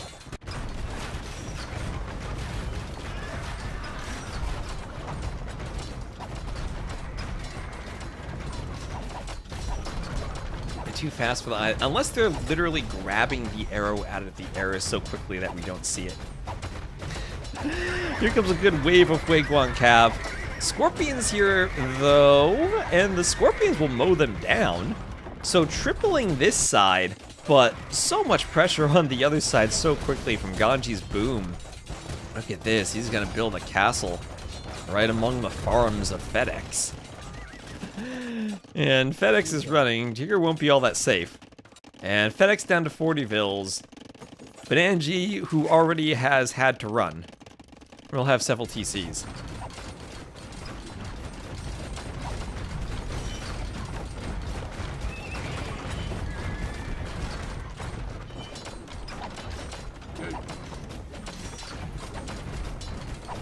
Scorpions here to hit the mining camps. Slam sending stone to FedEx as they try to get more castles up just to hold. He'll try to reboom. He wants some camel archers. They can try to sling him to get camel archers. He's got to be careful that he doesn't lose his market in case he needs to buy and sell. Oh, look at the Hufnitsa. Look at him push. The scores are still close, interestingly enough. The Slam's team just hoping they can push fast enough that they can avoid fighting the Hufnitsa. Good old base trade.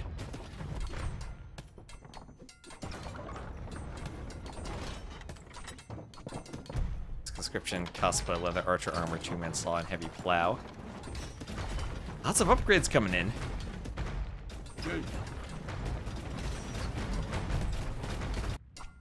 Salve. Castle hitting the hand cannoneers. As the elite Shravamsh Riders now come and raid some villagers. This Roman's pocket won't be alive much longer. They're gonna need a lot of camel archers really quickly, and yeah, they have the production. They're trying to get all the stone over to FedEx, but he's lost so many castles, and I fear he's gonna lose some more. He has the elite camel archer upgrade queued too, and he will have 4 castles, but he needs to get up to, I don't know, 30 plus camel archers before he can fight this in earnest. And there's trade, too. And the cannon will attack that castle as they'll take 2 or 3 volleys. They have 14 Ufnitsa here. And they can't stop the Bohemians. Oh, that castle's down. FedEx wanted to have 5 castles to make camel archers. Instead, those will be 5 castles destroyed by Ufnitsa. Oh, maybe not. 1 down, 2 of them partially survive. Both players will repair. Okay, maybe I spoke too soon. Maybe the 10 Ufnitsa will get back. Here comes Uzi with some heavy Huiguang Cav and a mad dash to fight Frontier Guard camels. There aren't that many camels, though. And try to push the cannon away. We'll have a 5th castle now from FedEx. And all of a sudden, he's got 20 camel archers. And wait just a minute. With 20 camel archers, maybe, just maybe, he can fight this. On the other side, yeah, there are a couple of Shravamsh riders here and there raiding. They'll run into Halbs eventually. Halbs are trying to push the camels in the south. Bullet trying to remake some stables for more light cav. Bananji isn't dead, though. He's getting to Rattan archers.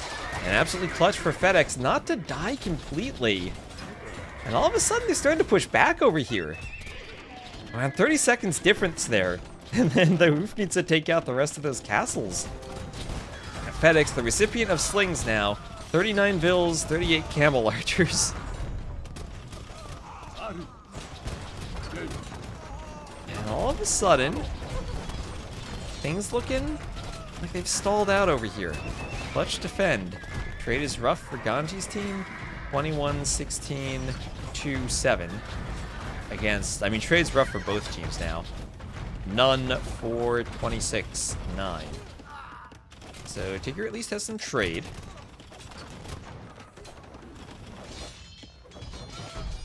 Five Trebs, they can push this castle now. We saw a crazy turnaround in game 1. Can we see the same thing here? FedEx from the brink of defeat. No patrol stacking. Yeah, that wasn't the rulebook. Wood. Bullet needs some wood.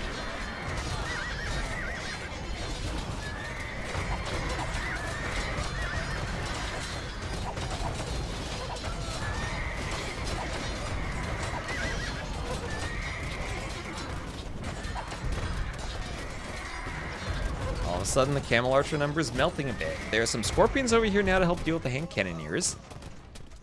Some Traction Trebs to try to deal with the Hoofnits, so they do outrange them at least.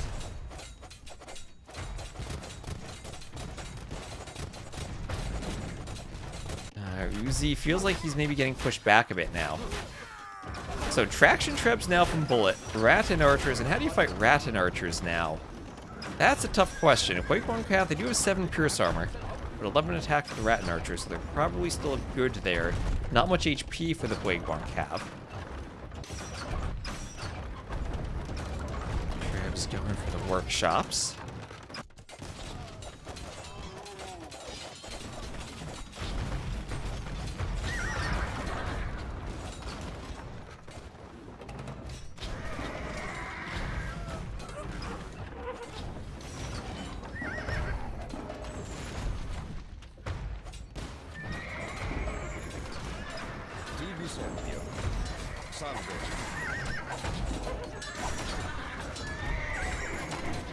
This push here, these are so crazy.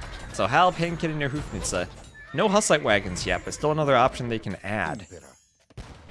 Hussite wagons might actually be crazy to add, because I don't think anything here really stops them. Camel Archers should, Scorpions should. Wait, is there a bit of a raid in the trade? I see some dots here. I don't think there's much. Oh, there's another flank, though. Oh, another flank has been opened. Yeah, up through the middle, some Hussar raids from Nolo as the Gajurs. Remember, the Gajurs have Kshatriyas, a unique tech, which means units cost less food. Yeah, 25% less food, so they have really cheap Hussars. They miss the final attack upgrade, but other than that, are great at raiding the trade with Hussars. Some Halbs for Slam, but that'll distract from the numbers needed over on the right. And FedEx still, he's on 44 Vills. He spent all of the stone on castles? Maybe he needed 4 castles, and then, like, 6 more TCs with the stone to reboom. Because he needs villagers eventually. Yeah, I mean, maybe he only wants to make camel archers. But he needs the resources to make camel archers, and if his teammates are constantly needing to sling him, they're gonna lose their own fights. I mean, Slam is still... I mean, Uzi is still floating wood, right? Uzi actually could consider slinging wood and stone to FedEx for FedEx to make TCs. And then, honestly, Uzi could just sling everything to FedEx. But maybe that's a bit too late now. There's no space for 6 TCs? Right here, if your teammates are slinging you food, you don't need farms. He needs vills. And he won't need farms anyway, right? Because he's making a wood and gold unit. So it's you sling the teammate into the vill count where they can chop the wood themselves. Then at least they can make camel archers and use the market a bit. Selling wood, selling food, right? Because he needs gold. He needs gold somehow. And just look at how effective the camel archers are as a unit. Actually one of maybe the strongest units against Bohemians, but Bohemians are just so good. Oh, the Scorpions. Yeah, they're Roman Scorpions, but you're constantly microing them against the cannon shots. And meanwhile, big fight going on down here. Slam has some halbs and some champies. I don't know how they ever reach out and kill the Rattan archers. It feels like the Huiglong Cav and Bullet are going to hold the line. They're all deciding to fight, but the range support in the back from Bananji should help them win this fight. Halbs all going down. A Treb shot or two raining from the back from a traction Treb.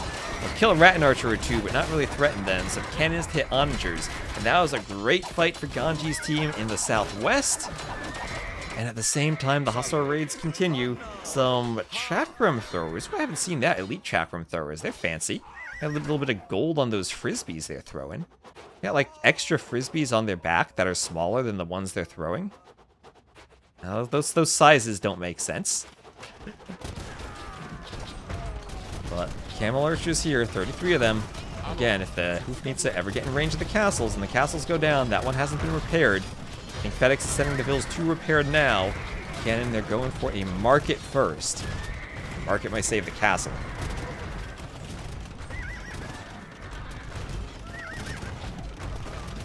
As both players desperate to repair it. Archers pushing. They can't push too far forward or else they'll lose their numbers. And there's one thing FedEx needs, its numbers now. When he doesn't have population. Slam's team down by 100 vills. And Bohemian Imp Skirms too, that's true. Vietnamese are on the team. They'll have Imp Skirms being trained. Those will help deal with the camel archers. Oh my gosh. That's actually crazy. That takes out the biggest weakness. And they should be fully upgraded too for the Bohemians other than thumb rank, but that doesn't matter as much for Skirms. And now bombard towers. So you build the bombard towers in front of the bombard cannon. You have them attack the camel archers, and then you keep the cannon safe. And now the Hoofnitsa can destroy that castle.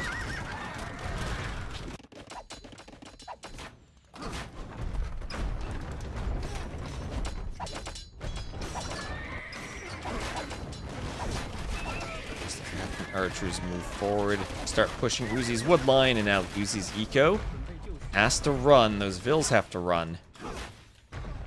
PC down, as there are a few cannon here. Vietnamese bombard cannon. They should have siege engineers at this point, yes. That's being pushed. The trade now is stuck to these markets, and there are hussars raiding the vills there. So the trade is basically cut off. Under attack, the hand cannoneers and the bombard towers. One castle down. FedEx desperate to repair this castle, but it will go down to a Treb shot and another volley from the cannon. That's a lot of bombard towers now. Camel archers hit by the cannon. And Ganji's team looking really good indeed. Indeed.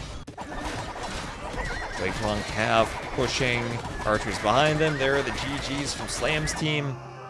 And Ganji's team looking strong with a 3-0 win. Saving Bohemians for the last game when Slam's team was out of civs and could never really get anything going. Ganji, 486 kills. FedEx, 280 kills. And honestly, maybe a bit of a different slinging strategy for getting FedEx into the game could have helped a bit. Maybe Slam, instead of trying to push so much early in with the champions, could have slung FedEx and gotten his eco running. Anyway, let me play an ad for Twitch so they don't yell at me. Or autoplay an ad, that is. Alright. And that. And update the scoreboard. So 3-0 for Ganji's team. And now I can put all the crowns here. And crown them the victors. Because now I got one more set to cast still. We still got to go back to that DauT set and cast the first and the last game. Make 50 traction trebs. They do well against buildings. You make 50. Well, one more set to cast. I'm gonna do what I can to cast literally every game of Rage Forest. We'll see how I do. Instead of Team Valas, I almost wrote Valas Slam.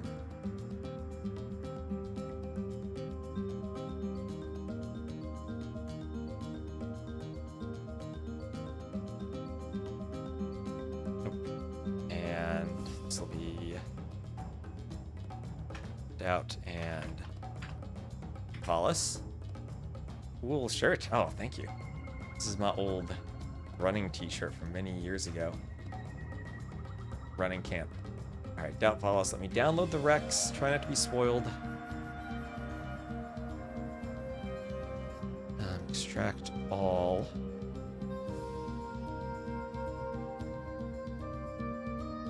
And grab games 2 and 3. Paste them into my saved game folder. Downloads.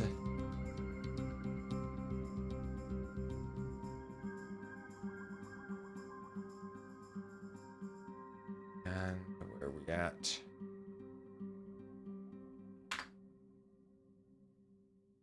Alright, so game number 1. We saw game 2. I'll put the score in after we see... The name is so long I can't see if it's 1 or not. Game 1. After we see the games, I'll then put in the score. I've even forgotten who won game 2 earlier. Hello, Marion. And game 1.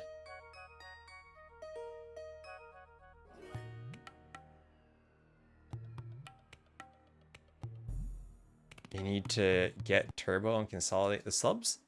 I don't think that's how Turbo works. It just disables... You don't get ads?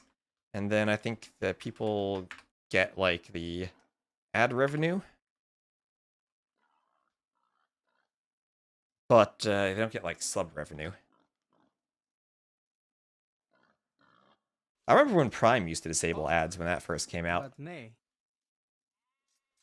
Yep. And just a heads up, this was simultaneous with the 2 other sets. So we have casted game 2. We have not casted games 1 and 3. But it is a play all 3. So anything could still happen in these 2 games.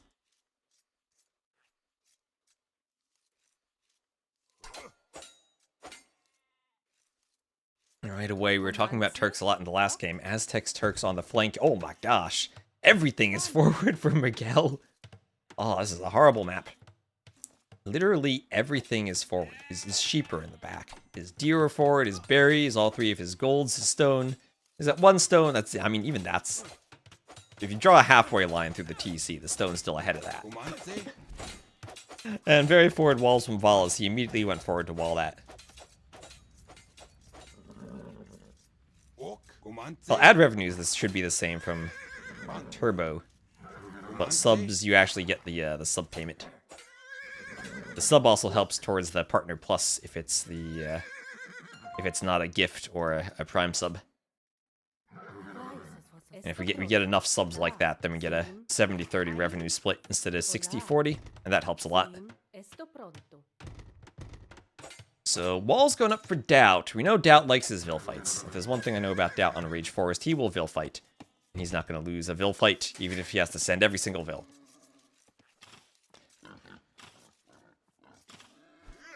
And Boar shot down by the TC. Taken for DauT on the flank. So DauT will be the flank. He'll be Portuguese against Fingita as the Italians.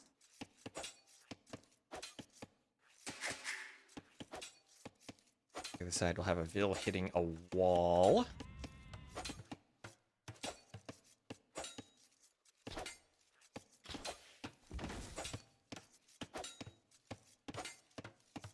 Just double check I have all my stuff set up. I do.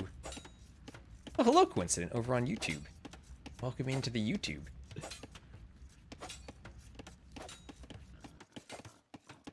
Look at that, we got it showing up on the Twitch overlay. I don't see my chat in OBS like I want to, but it will show up on the stream. And we have the wolf here attacking the Vil. Valas will run away. Gonna wall the Arctic wolf into the corner. I'm always kind of afraid of the wolves on the snow maps because they blend in so well. Hello, YouTube.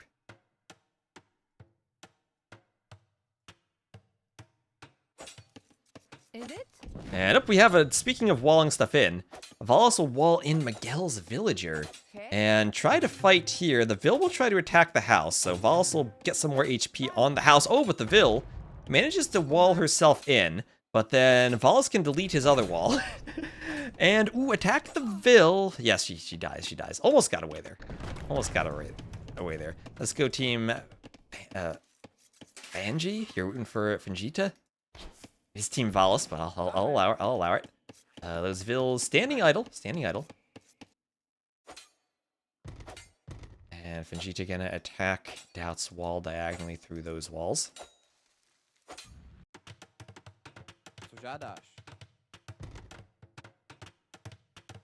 Walls up for Raven. The lumber camp also for Raven.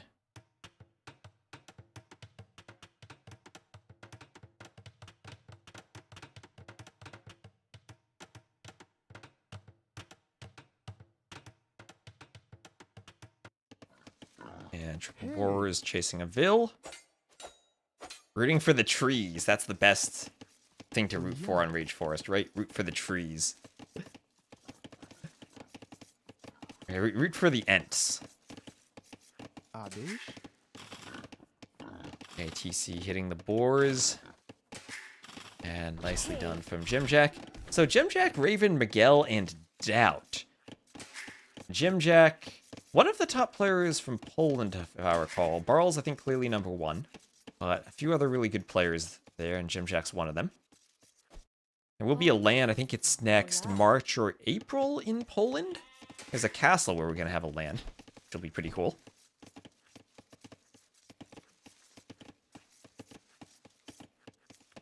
Can't say Ents probably, lest the Tolkien Trust defund you. Oh, a wolf being lured in with the boars along the road. See, that feels plenty of HP. We'll be fine. Yes, TC hits the wolf.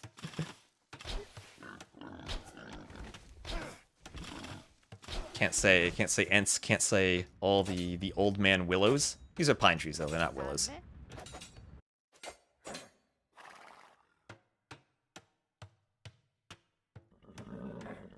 So, scout forced away. And triple boar lore from Raven. GG out doesn't really have the HP there to stop that. But Monos Valas, GG out Vegeta. Oh, but wait a minute. Valas has the HP to stop it. Valas has the HP to stop it. They're trying to de-aggro the boars with houses and successfully no. Okay. The house was on top of the foundation, so the Vil couldn't start building it. So the boar didn't de-aggro. Oh, I never actually thought about that. So if the Vil and the boar are both on top of the house, you can right-click the house with the Vil, and it'll de-aggro the boar. But if an enemy scout is on top of it too, maybe that blocks the ability to start construction on the house, which then would get blocked by the boar. So maybe... Oh, okay, I'll need to experiment with that. Okay, I got some ideas now. Alright, so militia forward for DauT. He'll like his men-at-arms rushes. With the Silmarillion film rights.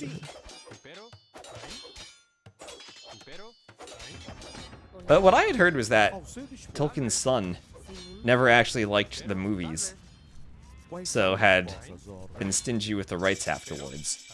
But now that he's dead, they might be less stingy.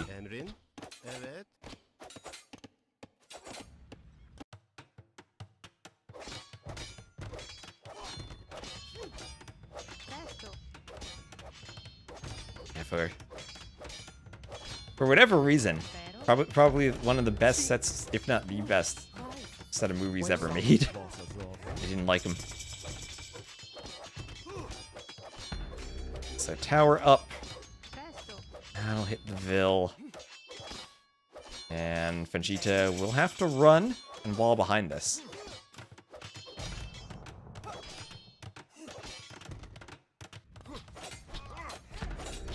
And watchtower up here for Miguel.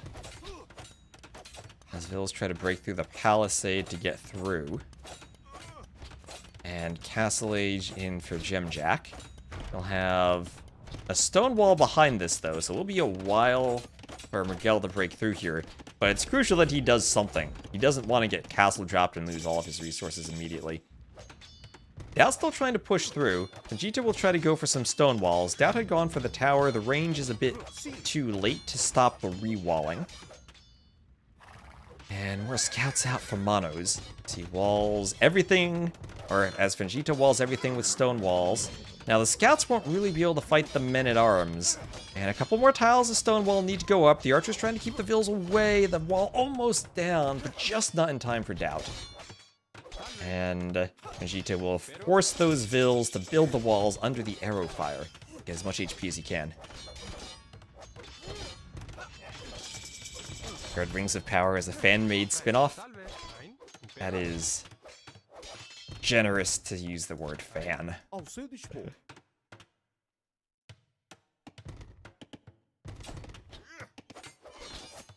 Also weird to have Arwen taking Frodo to Rivendell and using powers instead of super OP hero. It does kind of make sense from the fact that they needed to have fewer characters for the movie to make sense. And if you have one character that appears for basically one scene and then disappears, that doesn't quite work as well from a... You're trying to keep the pacing and get everything combined in the plot properly perspective.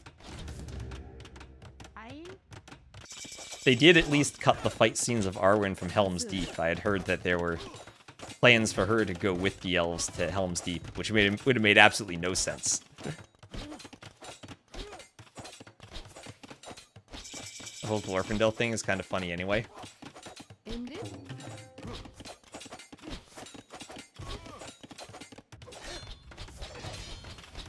I think the biggest thing is that it took away a moment from Frodo, a character moment, when he's across the river, essentially resisting the influence of the Nazgul. Adesh. And they basically just made him ill and helpless on the horse. Evet.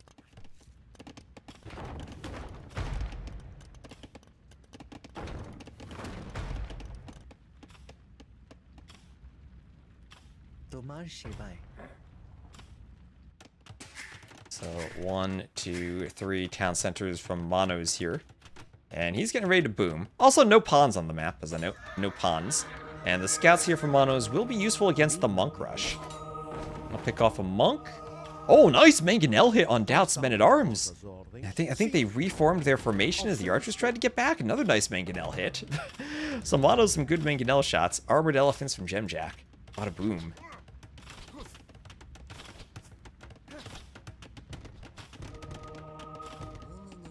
Yeah, Glorfindel gets a free... He and Gandalf, right? They actually respawn. Yeah, Sauron had to work for his respawn, right? Glorfindel and Gandalf, they just come back. So elephants here, push the gate.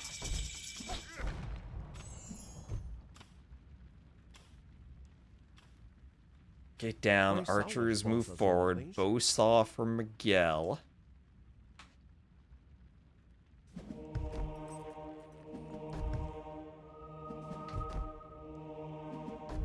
And he's going to ram the workshop while converting it. But here comes a Mangonel.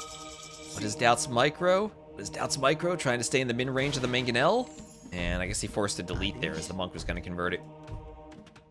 So Mono's still trying to hold. This is a good aggressive push now from Gemjack as the pocket. Those Bengali armored elephants are scary. Not as scary as the Gajura ones, but scary nevertheless. Although now they're kind of undefended as DauT has left them. Feudal Archer, how well will Feudal Archers actually defend this though? As DauT's up to the Castle Age, Manos has out a Mangonel from the back.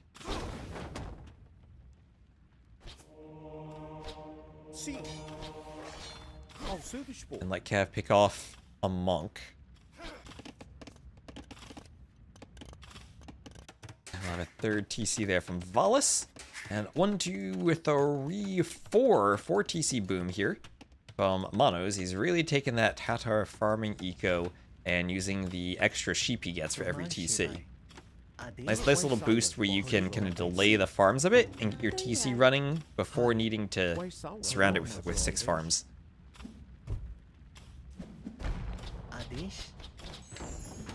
And still a Mangonel defense, as DauT's 15 seconds from the Castle Age. And some defensive monks are coming out. The elephants are just going to try to block the light cav from getting to the archers, but the Mangonel shot on the archers takes them down. DauT wanting bodkin and crossbow, going to the cover of the tower. Oh, and thank you, FGZB, for the sub. Mongols! Run for your lives! Oh, thank you very much for the sub. And the light cav cleaning everything, so Mono's just in time before DauT's upgrades come in. He'll save some crossbows in the tower, but a lot of that push now stopped. Mono's not able to re-wall, though. A few tiles of walls, had he rushed more vills there, might have been able to go up, but DauT just in time to stop that. Heavy plow, bowsaw, and more TCs for him. And he's actually ahead in vills over Vegeta right now. The team's neck and neck in terms of vills. We're going to have a bit of a Mangonel push here from Valas. This side has been mostly walls.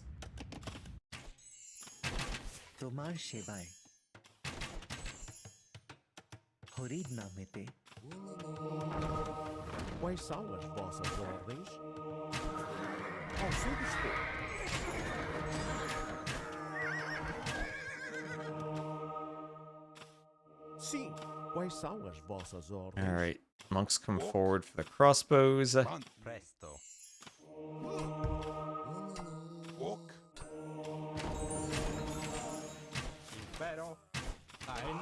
Monks all picked off by the crossbows. Nice micro from DauT. All of a sudden, this push is continuing again. We're going to have a forward workshop and barracks there from GG out, who's up to Imp. Just about finished with his boom. Raven as the Bohemians will be the pocket on the other side. That's Celts versus Bohemians. Bohemians should counter the Celts really well. Need to watch ad-free while scripting the maps.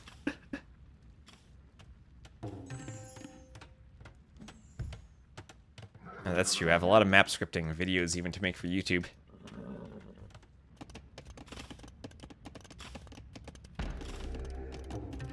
Alright, tower taking out a house.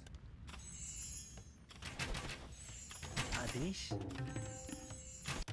we'll have another house here from Vegeta. Going up. Salve. Scouts from Monos will dance around. We'll have Imp also from Miguel. So Valas' team has the score lead. And the pockets definitely are ahead in Vills, especially GG out. I just gotta worry about last game. What do Tatar Celt pockets do against Bohemians? I mean, Bengali's even going elephants will be nice. He has a decent boom behind the push. Kind of an even boom with the Tatars. And also a situation Bengalis could go monks against Tatars late game. Because Tatars lack both heresy and faith. They only go devotion. And yeah, they have good light cav, but that's all they really have against monks. And you start adding some halbs in, and they struggle.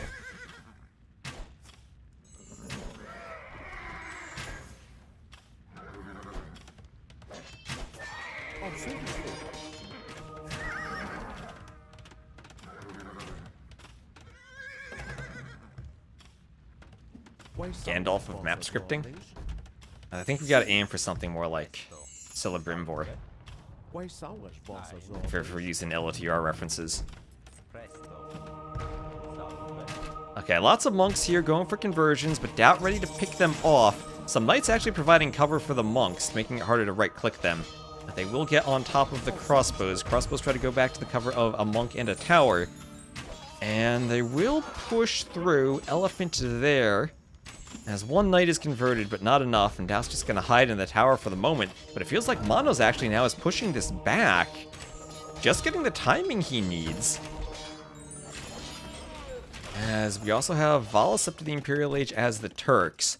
On this side, Celt push here, and maybe the Turks with artillery cannon could cover the weaknesses of the Celts against the gunpowder of the Bohemians. Turks usually late game against Aztecs is an interesting matchup too. Gunpowder kind of counters a lot of what the Aztecs want to do. Also, Italians on this team, so there's no condos on the other team to counter the gunpowder.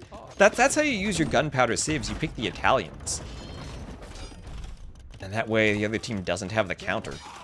So also, Condottieri to counter the Bohemians could actually be sick for the Celts. Oh, actually, I always surprise myself when I see Italians, and then I see, what's this unit? It happened with the Goths. I thought it was a Huscarl earlier, but no. Now it's Celt Condottieri. That'll be extra speedy. Jaguar Warriors from Miguel, the unit to help counter them. But that's if he can force the fight. Right now they're going to destroy a Treb. I think he took out a castle. But now the condos will be pouring in everywhere. Some conversions on the Onager line. But they'll have extra bonus damage against the Bombard Cannon. And the Bohemians, I mean, we saw that composition of Halb, Henkener, Hufnitzer last game. Condottieri should counter all of that. Meanwhile, DauT's still pushing with crossbows on this side.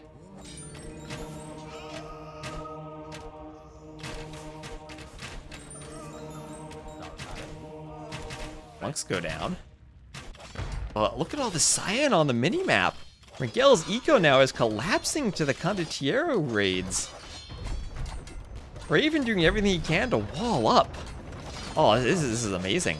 That's insane. Italians take a Civ matchup that I thought would have been extremely one-sided in favor of Bohemians and completely flip it around. Honestly, for Rage Forest, the Condo is one of the craziest team bonuses. Here, the walls down. Condottieri pour in. Oh, look at that. This is Italians on a land map, too. There are no pawns here. Miguel trying to send monks to convert. But no can do here. Oh, look at this raid. On the other side, things are maybe even DauT can push. And he's doing Arb and Bracer. He's the Portuguese. He has a darn good civ for pushing. He's got elephants from Gemjack, but the other side is collapsing. Raven, a great wall to keep the Condottieri out. Trying to go Bohemian. I don't even know what they have on their swordsman line. They do have champion, they have upgrades, but they lack gambesons. And is there anything else they lack? Just gambesons, I guess. Supplies is just there now. They're cheaper. And it feels like Aztecs also against Celts, something you get to Jaguar Warrior Monk and the Celts can struggle there. But the timing of the Condo push was so quick. Miguel wasn't ready for it. He's running now. He's down to 23 vills, and DauT's team is dead.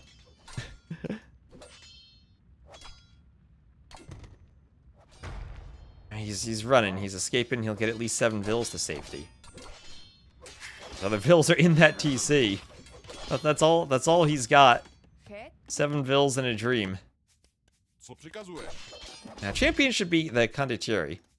But that's a weird transition for the Bohemians. So DauT actually has a good push, though. And awkwardly enough, I don't think Vegeta actually ran vills anywhere. So if Elephant Arb can push, maybe they can defeat Vegeta. Let Miguel reboom. Well, Miguel's going to need to reboom and reboom fast. This is a good push from the Celts, adding in some Scorpions now to deal with the champion swap. Not making progress. Oh, wait, Flaming Camels against elephants. No, they're not making camels. The Tatars counter the elephants. Oh, a converted Flaming Camel. Okay, one Flaming Camel does not kill another Flaming Camel. We just learned that. Elite Keshiks too. Oh my gosh, the Tatars are gonna do this. He just needs more Flaming Camels. these more flaming camels. There they go. Elephant HPs are already super low. The flaming camels from Monos. All the elephants are dying. Okay, he's losing the flaming camels to the Arbs. He's losing a castle. That was crazy, though. You just keep making more flaming camels, and he is making more flaming camels. So forward castle from GG out. He continues pushing, or even do what he can to wall.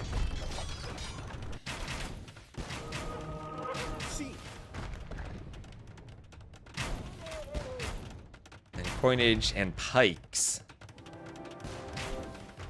Against the camels still strewn about. 11 flaming camels. How will they do against the Arbs? Once you're fully boomed and have a good eco, they're actually kind of cheap to make. How does he pop capped it? Oh, he's just housed. Monos need some houses after losing the castles, it looks like. He goes, well, I guess if you're housed, might as well just use your flaming camels. Just out trying to target them. They're going for the elephants. Going for the elephants. How many elephants will die? The elephants attacking the flaming camel. Almost all of them? They killed a lot of elephants there. This push is still succeeding, though. Problem is, I think this side is much less dead than the other side. Genoese crossbowmen there also to deal with the elephants. Oh, the castle's going down. Monos really needs those houses. Both sides rotating around the map. Gemjack trying to go elephants on the other side now. This is a really good game of Rage Forest, too.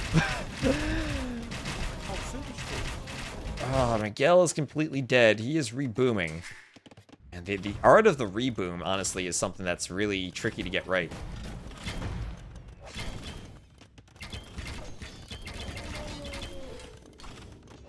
And they're the GGs, actually. They're not going to try it. That'll be a win for Team Valas. Check out the stats. All right. Okay. So, I just see there. Most kills by GG out. Most conversions, we had 11 conversions by Fujita, 9 by Miguel, 3 by Gemjack. Best eco for the Celts, too. Great boom and great Condottiero play. Fast imp from GG out, too, with the boom. DauT top scorer in the team, true. Alright, that is not their draft. We also casted the first game earlier. Do y'all remember who won that? Let me grab their draft. It's on my other browser tab. And throw that in here. And also, so spoiler alert for everyone. This set overlapped 2 other sets. And we casted game 2 earlier between those 2 sets. So the last game we have to cast now is game 3. I am going to run to the bathroom myself, but I'm going to update the scoreboard when I get back. So if you don't want spoilers, you can go back earlier in the VOD and watch that. Otherwise, I'm going to take a quick break, get the ad out of the way, and then update the scoreboard. And then we'll do game 3, which will be our last game of the day.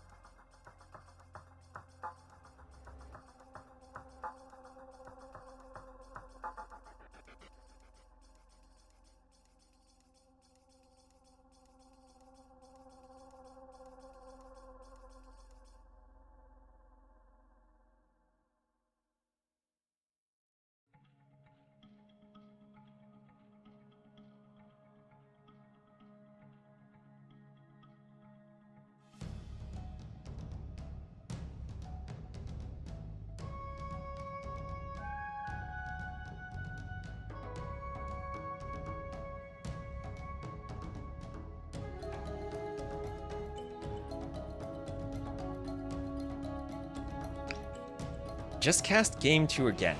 I don't think we're gonna do that. So let me check off the civs, then I'll update the game 2 result. So what just happened there? We had Celts, Turks, Italians, and Tatars against Bohemians, Aztecs, Bengalis, and I'm forgetting what was the final set. Portuguese. Right.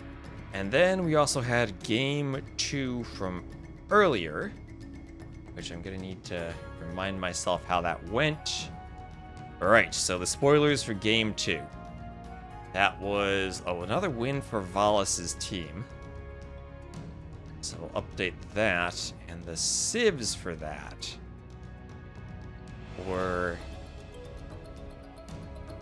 the Maya, Malay, Bulgarians, low in the draft, not first, in Catans, against the Armenians, Koreans, Goths, and Vietnamese. Spoiler. I think I gave enough spoiler warnings, okay? I can spoil something we already looked at. Alright, and we'll get into the final game in Ducks. With these turtle ships, we will send every Japanese ship to the bottom of the sea. We should build as many as we can. Why?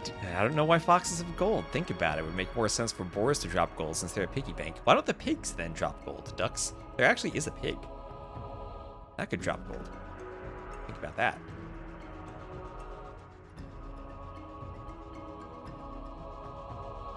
Right. Let's get the colors going. Here we are.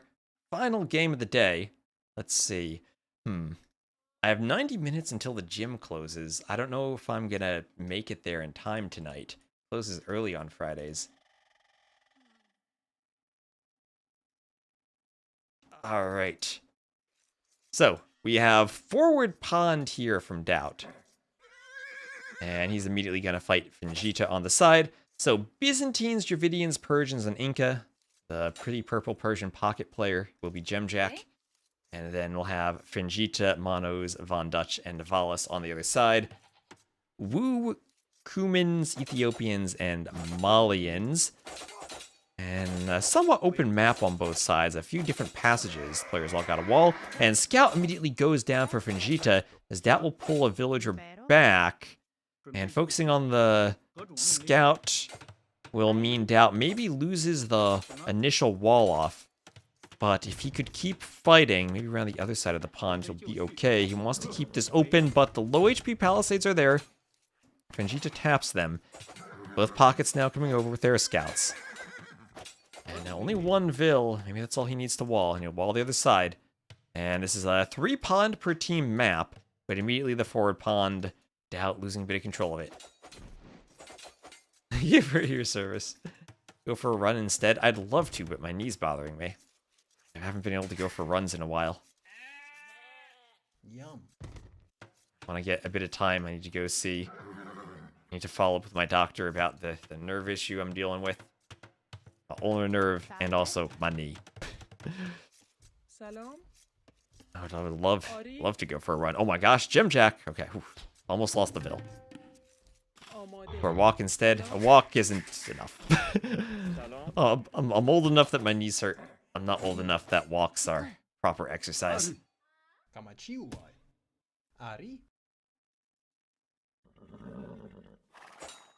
I'm not ready to go from running 100 miles a week in my youth to going for walks. Not yet.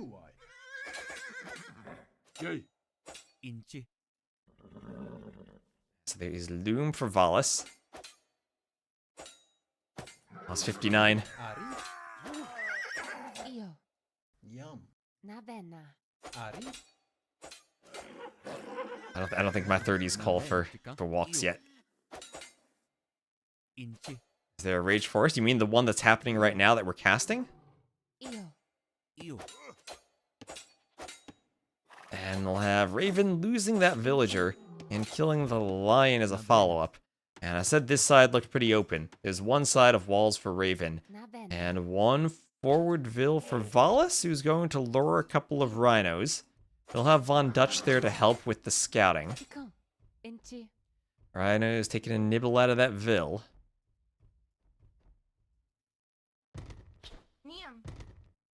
Oh, and one rhino still following. The other has to walk back. Oh, nice Diagro from Raven. Oh, nice shot, but too far away is the Vil. Raven sending the whole Vil forward. Up, looks like they had some pauses and then the double chats. That's a DE thing. The chats are doubled up. There's some walls coming up for Raven. Getting this all walled up.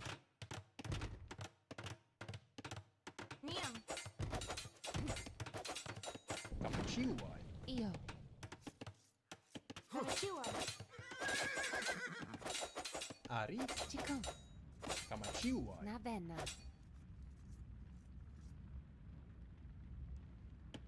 Inti.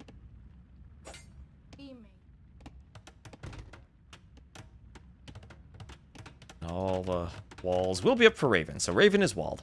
Raven is walled. Miguel will boom in his pond. Gemjack will come to the other pond to boom. Or Miguel will boom in Gemjack's pond. Gemjack will boom in DauT's back pond. And DauT will fish boom in the forward pond. A pond that Vegeta has walled up with palisades. So he could delete palisades and dock at some point. DauT can't transport ship because of the palisades. Group stage, yes. This is the first round of the group stage.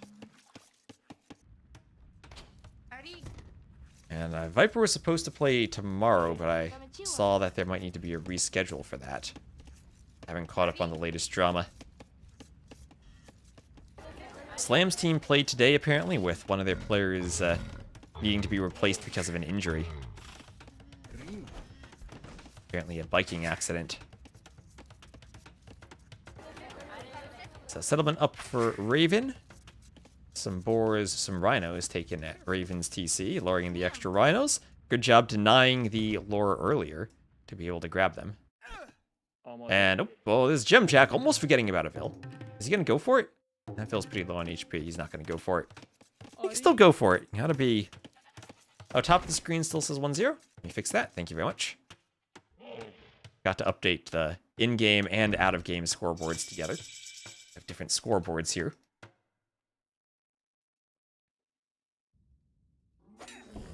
And Lion nibbling on Vegeta's villager. Vegeta Ow. wanting to go for that lure. Low HP Vil. Has to be extra careful here. That's a pretty long lure. Again, Monos is the pocket coming to dock in the flanks pond.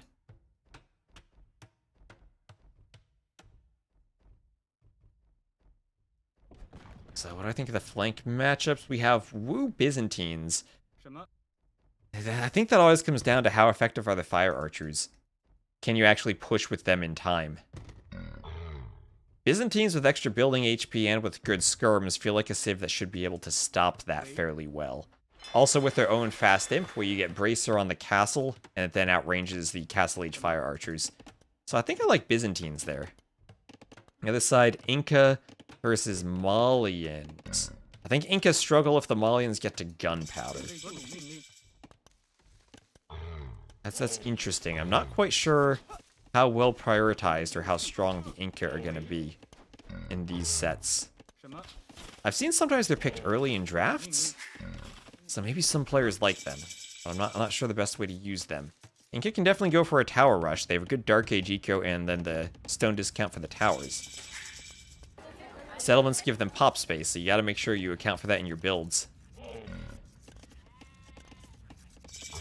I think they're a civ that depends quite a bit on the composition of enemy civs, whether they have the tools to deal with that or not. And Ethiopians could be Ethiopians, Malians, I think could be tricky for the Inca. And here you have Vegeta doing the dock. At the very least, that'll force DauT to do a couple of fires to take down the dock. But they are Byzantine fires, so he'll be alright. And walls will go up. Fires take down docks rather quickly. So DauT's going to commit to 4 fires.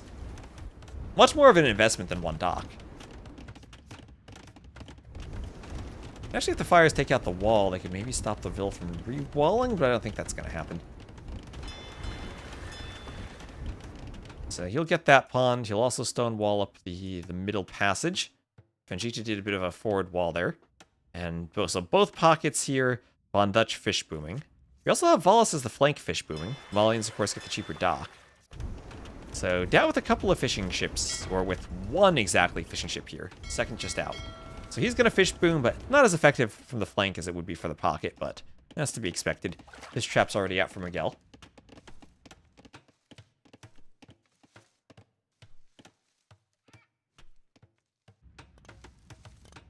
Interesting to see the pull techniques.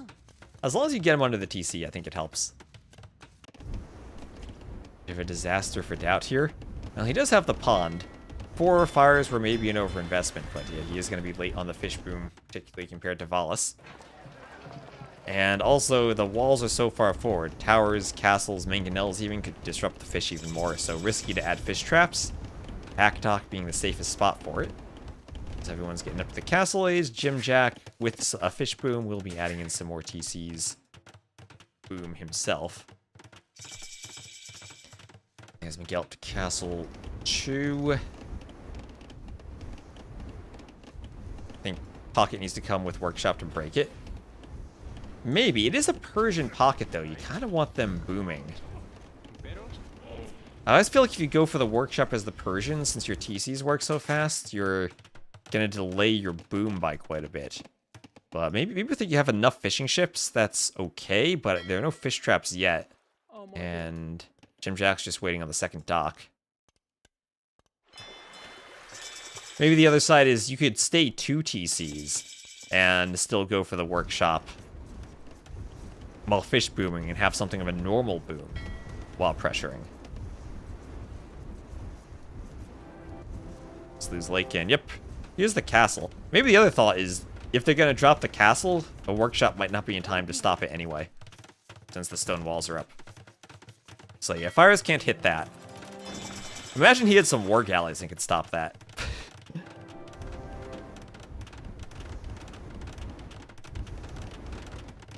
Okay, here would be the craziest move ever.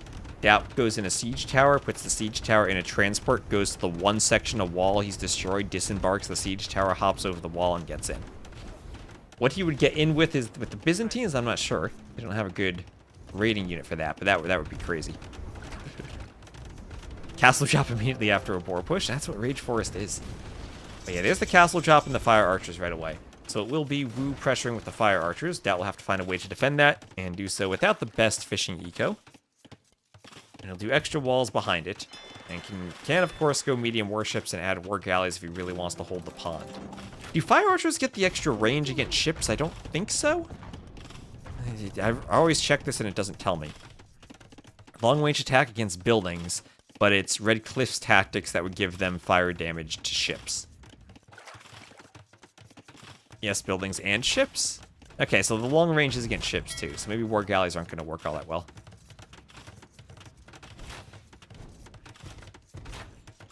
The tooltips are perhaps lacking a bit. So double castle drops. Valas going for a castle drop 2 on the other side. And this is the mangonel push from Miguel. And this is the timing I was thinking on the other side, where the castle drop comes so quickly that it basically denies the mangonel push. We had a mangonel from Von Dutch too, and that'll ensure the castle goes up. If he doesn't have the mangonel, then maybe the castle has to be farther back, or Miguel has a chance of denying it. But Pocket's doing a mangonel, it'll protect the castle, it'll go up. And the castle could shoot the walls and go for Gebeto warriors. And there are some Gebetos there. Expect to see maybe the palisades deleted. And some type of push to get through here. But now it'll be Miguel needs mangonels to stop a ram push on these walls in case that were the case. And he has one already. Maybe he needs one over here too, but he should be fine. There's some deletes as we have some fat slob walls up here for Raven. The Inca do have fortified wall. I think they're the only civ with fortified wall in this architecture. So big fish boom though from Jim Jack. Also Dravidians for Miguel, so the docks will get pop space. DauT loses the dock, he loses the pop space. Oh, his TC is being attacked by the fire archers. He'll do a workshop and do his own mangonels. Not going to disrupt either of the pockets from booming.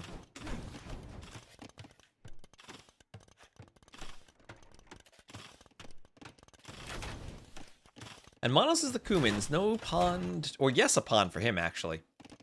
I looked at the 2 TCs. Yeah, he's just in the feudal age still. So feudal age Kumans, 2 TCs, and a fish boom. That's about the strongest eco you could ever hope for. 101 villagers. And he's doing rams. He's going to ram push DauT. And DauT will need to get mangonels out ASAP. At least he's Byzantines and has extra HP on the walls. May need Fingita to delete some of these walls. On the other side, Gebeto warriors. Tricky thing is Gebetos can snipe mangonels. That tower is going to help a ton against them, though. No fletching even on the tower, though, and that hurts. Much stronger with fletching plus bodkin. And remember, Gebetos, they do melee damage. So they actually tear mangonels apart if they hit. And they also help break through walls pretty well, too. What's that? Actually, it's only one attack still. Thought they did a bit more damage. But it's just the other buildings that'll take a lot more damage from the Gebetos than the walls will. So push here. Here come the rams, and the knight follow up there for monos, and the Kumans are doing the ram knight push from the castle age. Should be a pretty strong way to play the Kumans. DauT that castle. There's no way that goes up, right? This is empty C2 DauT. Oh my gosh, the first set of Rage Forest, and DauT deletes the castle foundation. Doesn't have the stone to do another castle. Loses his TC. Runs all of his vills. He'll drop off some stone. He's in desperation mode going for another castle. The fire archers are there. Wait, can the fire archers destroy the castle foundation? They could. DauT deletes it again. 659 stone. He's on the run with everything. His pockets are booming. Oh, DauT. Not like this DauT. But fire archer plus Kumans. Yeah, in all honesty, no surprise there. And maybe the answer was DauT needed to commit more to that initial wall-off war. Make sure that the castle gets back here instead of here, but... that all felt like it started because DauT focused on attacking the scout rather than attacking vills, as now the rams get into the fish boom of the pocket. Galleys won't stop rams. And then even though it felt like he had the better fight from killing the scout, Petard's on the other side, almost destroying the walls. Not quite, though. No, the walls were forward, and once the walls were forward, even though he had the better military, it didn't matter. That's interesting. I always feel like it's more valuable to kill the scout than to kill vills, but maybe early on, if you have to deny a forward wall, you need to attack the vills rather than the scouts. There's little differences in approaches there. I think one Fingita this game just from the initial wall-off. And there's a GG from DauT's team, and Valas' team wins 3-0. So Valas' team, I believe they were seed number 1 overall, but super impressive play from them. That was about as perfectly executed from Fingita and Monos as you could hope for. 35 kills, 1 loss. 47 kills, 3 losses. DauT lost 50 units. Well. That's DauT's team getting dominated there. But 6 hours of Rage Forest today. And also my internet didn't drop out. So that was about as perfect of a stream as I could have hoped for. Thank you also earlier on, Gabby, for the raid. And everyone who has been watching us today. And I can check off the civs for them at the end, give them their crowns.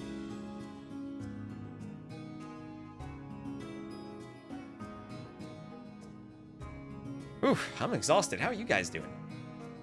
I'm gonna run to the gym, and then I'll come back and update the timestamps on the YouTube video. Let's look for that in about an hour or so. W right there, indeed. Alright, so thank you all so much for watching. We'll be back. I was gonna say tomorrow, because Viper's set was supposed to be played. But we have ACCM versus Lewis at 17 GMT, and also a lot of the League to cast. Oh wait, there's a League set in 14 minutes. And then another one in 2 hours for Hamster Clowns. Ooh. This is tempting. Is there anyone who's gonna cast that? Is Daniela online? Is she gonna cast that?